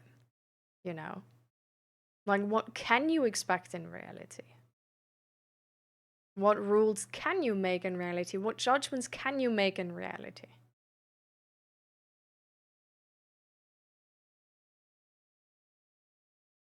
Yeah. It's definitely just a thing where like if I can be the person for somebody, which I wish somebody else would have been for me, that's nice. Like if I can help people, that feels good. And it doesn't have to be ingenuine because of that, right? Like it's how like if a friend comes to you, of course you help them. Like you wouldn't be like, "Oh, no, no, no." Like of course you help them. And of course you feel good by supporting your friend. It's amazing to be able to help a person who's suffering. And it's not a thing like I think it's such a like to be like, "Oh, but that's like, you're a bad person because of this." It's like I get that this can go too far. And yeah, like on the extreme side of this, you have like have you ever heard of these like there's some cases where uh and it's apparently like more likely for like happening that like it happens to a mother, but there's been apparently some cases where like mothers have kept their children sick to have this like savior and provider role of like I'm the saint, like I'm such a good mother because I help you, and for that to stay true they literally kept their children sick. And that's fucked up For sure. And like, yeah, to a certain amount, like to a certain extent, this could happen with like a mental health provider as well. For sure. So it's a thing where like, yeah, these concerns are valid, but you need to look at the person, how they do it. Like, you can't just be like, oh, because this is a possibility, like, this shouldn't be allowed. There's like a possibility for abuse of power in like nearly all positions we have in society. Like, at a certain amount, you need to choose to trust people and hope they're gonna use your trust well, you know? So, this is why I thought it's like so interesting, because there's truth to the concern. Judging instantly just because it's a possibility is then a bit far, you know? So, and yeah, trust is earned for sure. This is also like, you know, like people can just like watch the stream. They don't have to engage with me. They don't have to believe me. They click in. If they don't like it, they go. You know, they can chill and lurk for 5 hours before they say their first thing. And I think we all do that. We all do that with friends as well. If we get to know a new person, like we don't like get to know them and be like, oh, you want to be my friend? Okay, perfect. So here's my depression story. Like we don't do that.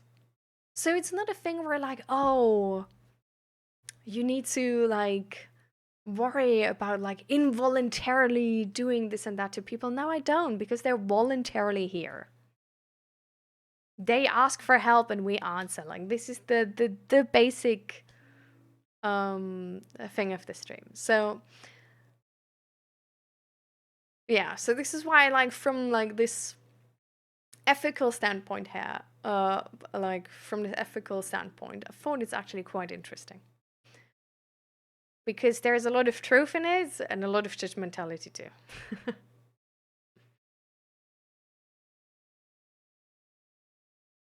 Yeah.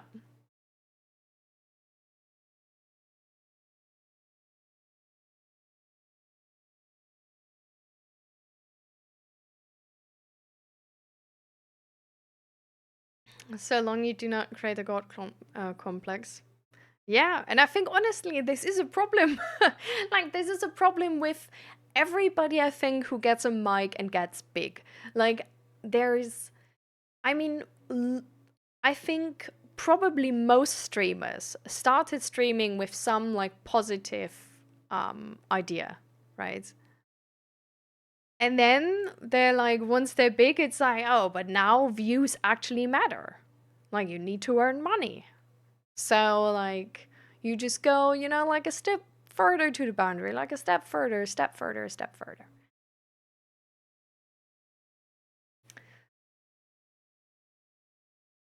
But I think what it starts with is pretending you're something you're not.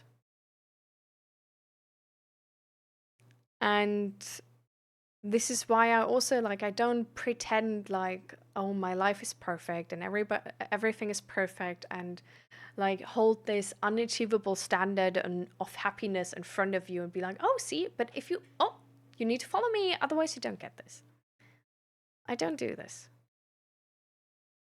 I'm very openly like also saying that I struggle too sometimes, and that it's not always easy. And I think that's like the thing I sometimes miss with like bigger like mental health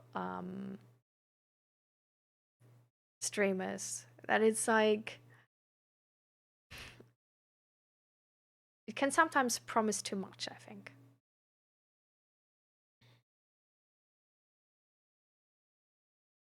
So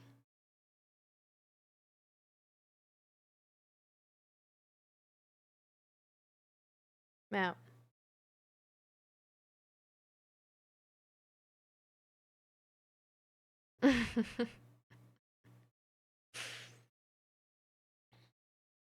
I think when streaming wasn't a thing yet, streamers did it for fun. Nowadays streamers start streaming with the goal to make money. I don't know about this, actually. I think today is a lot more pressure to make money than back in the day.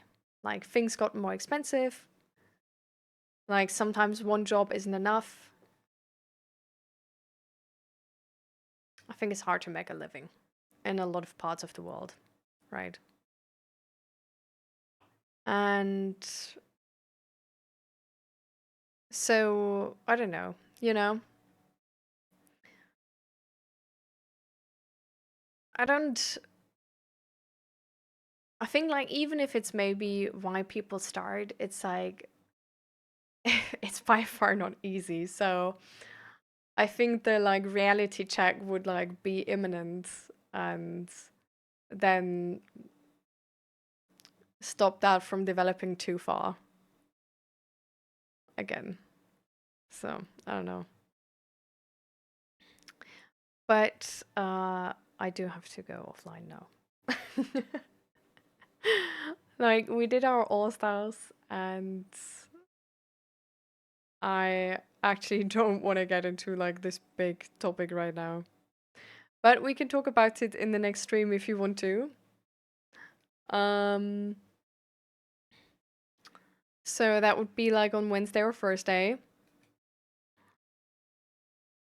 And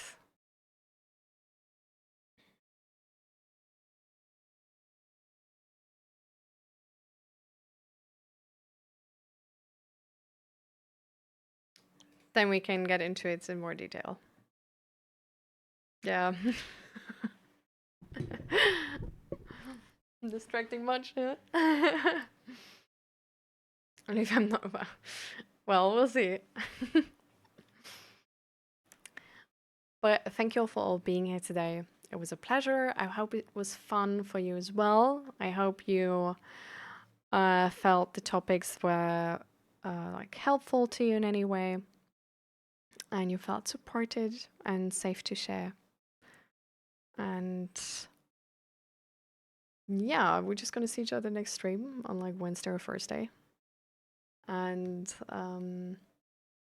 yeah.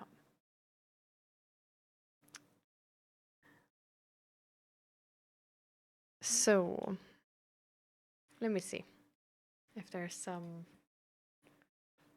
Oh, okay. So Jenny is not online right now.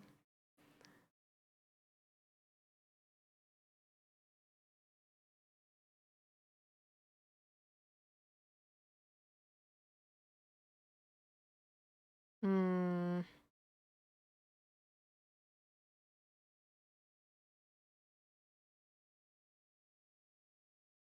Okay. We're gonna go to I think what?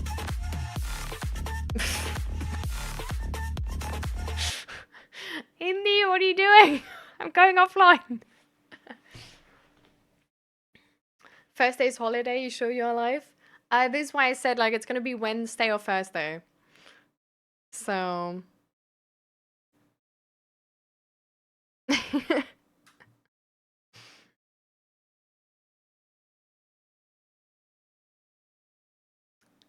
but thank you so much, Indy, for 5 gift subs. Thank you.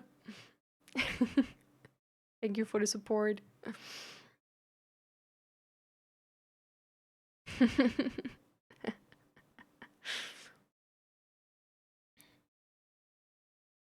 So, but I'm just gonna rate you over now. Like, so let's go to the Cute Bunny TV again.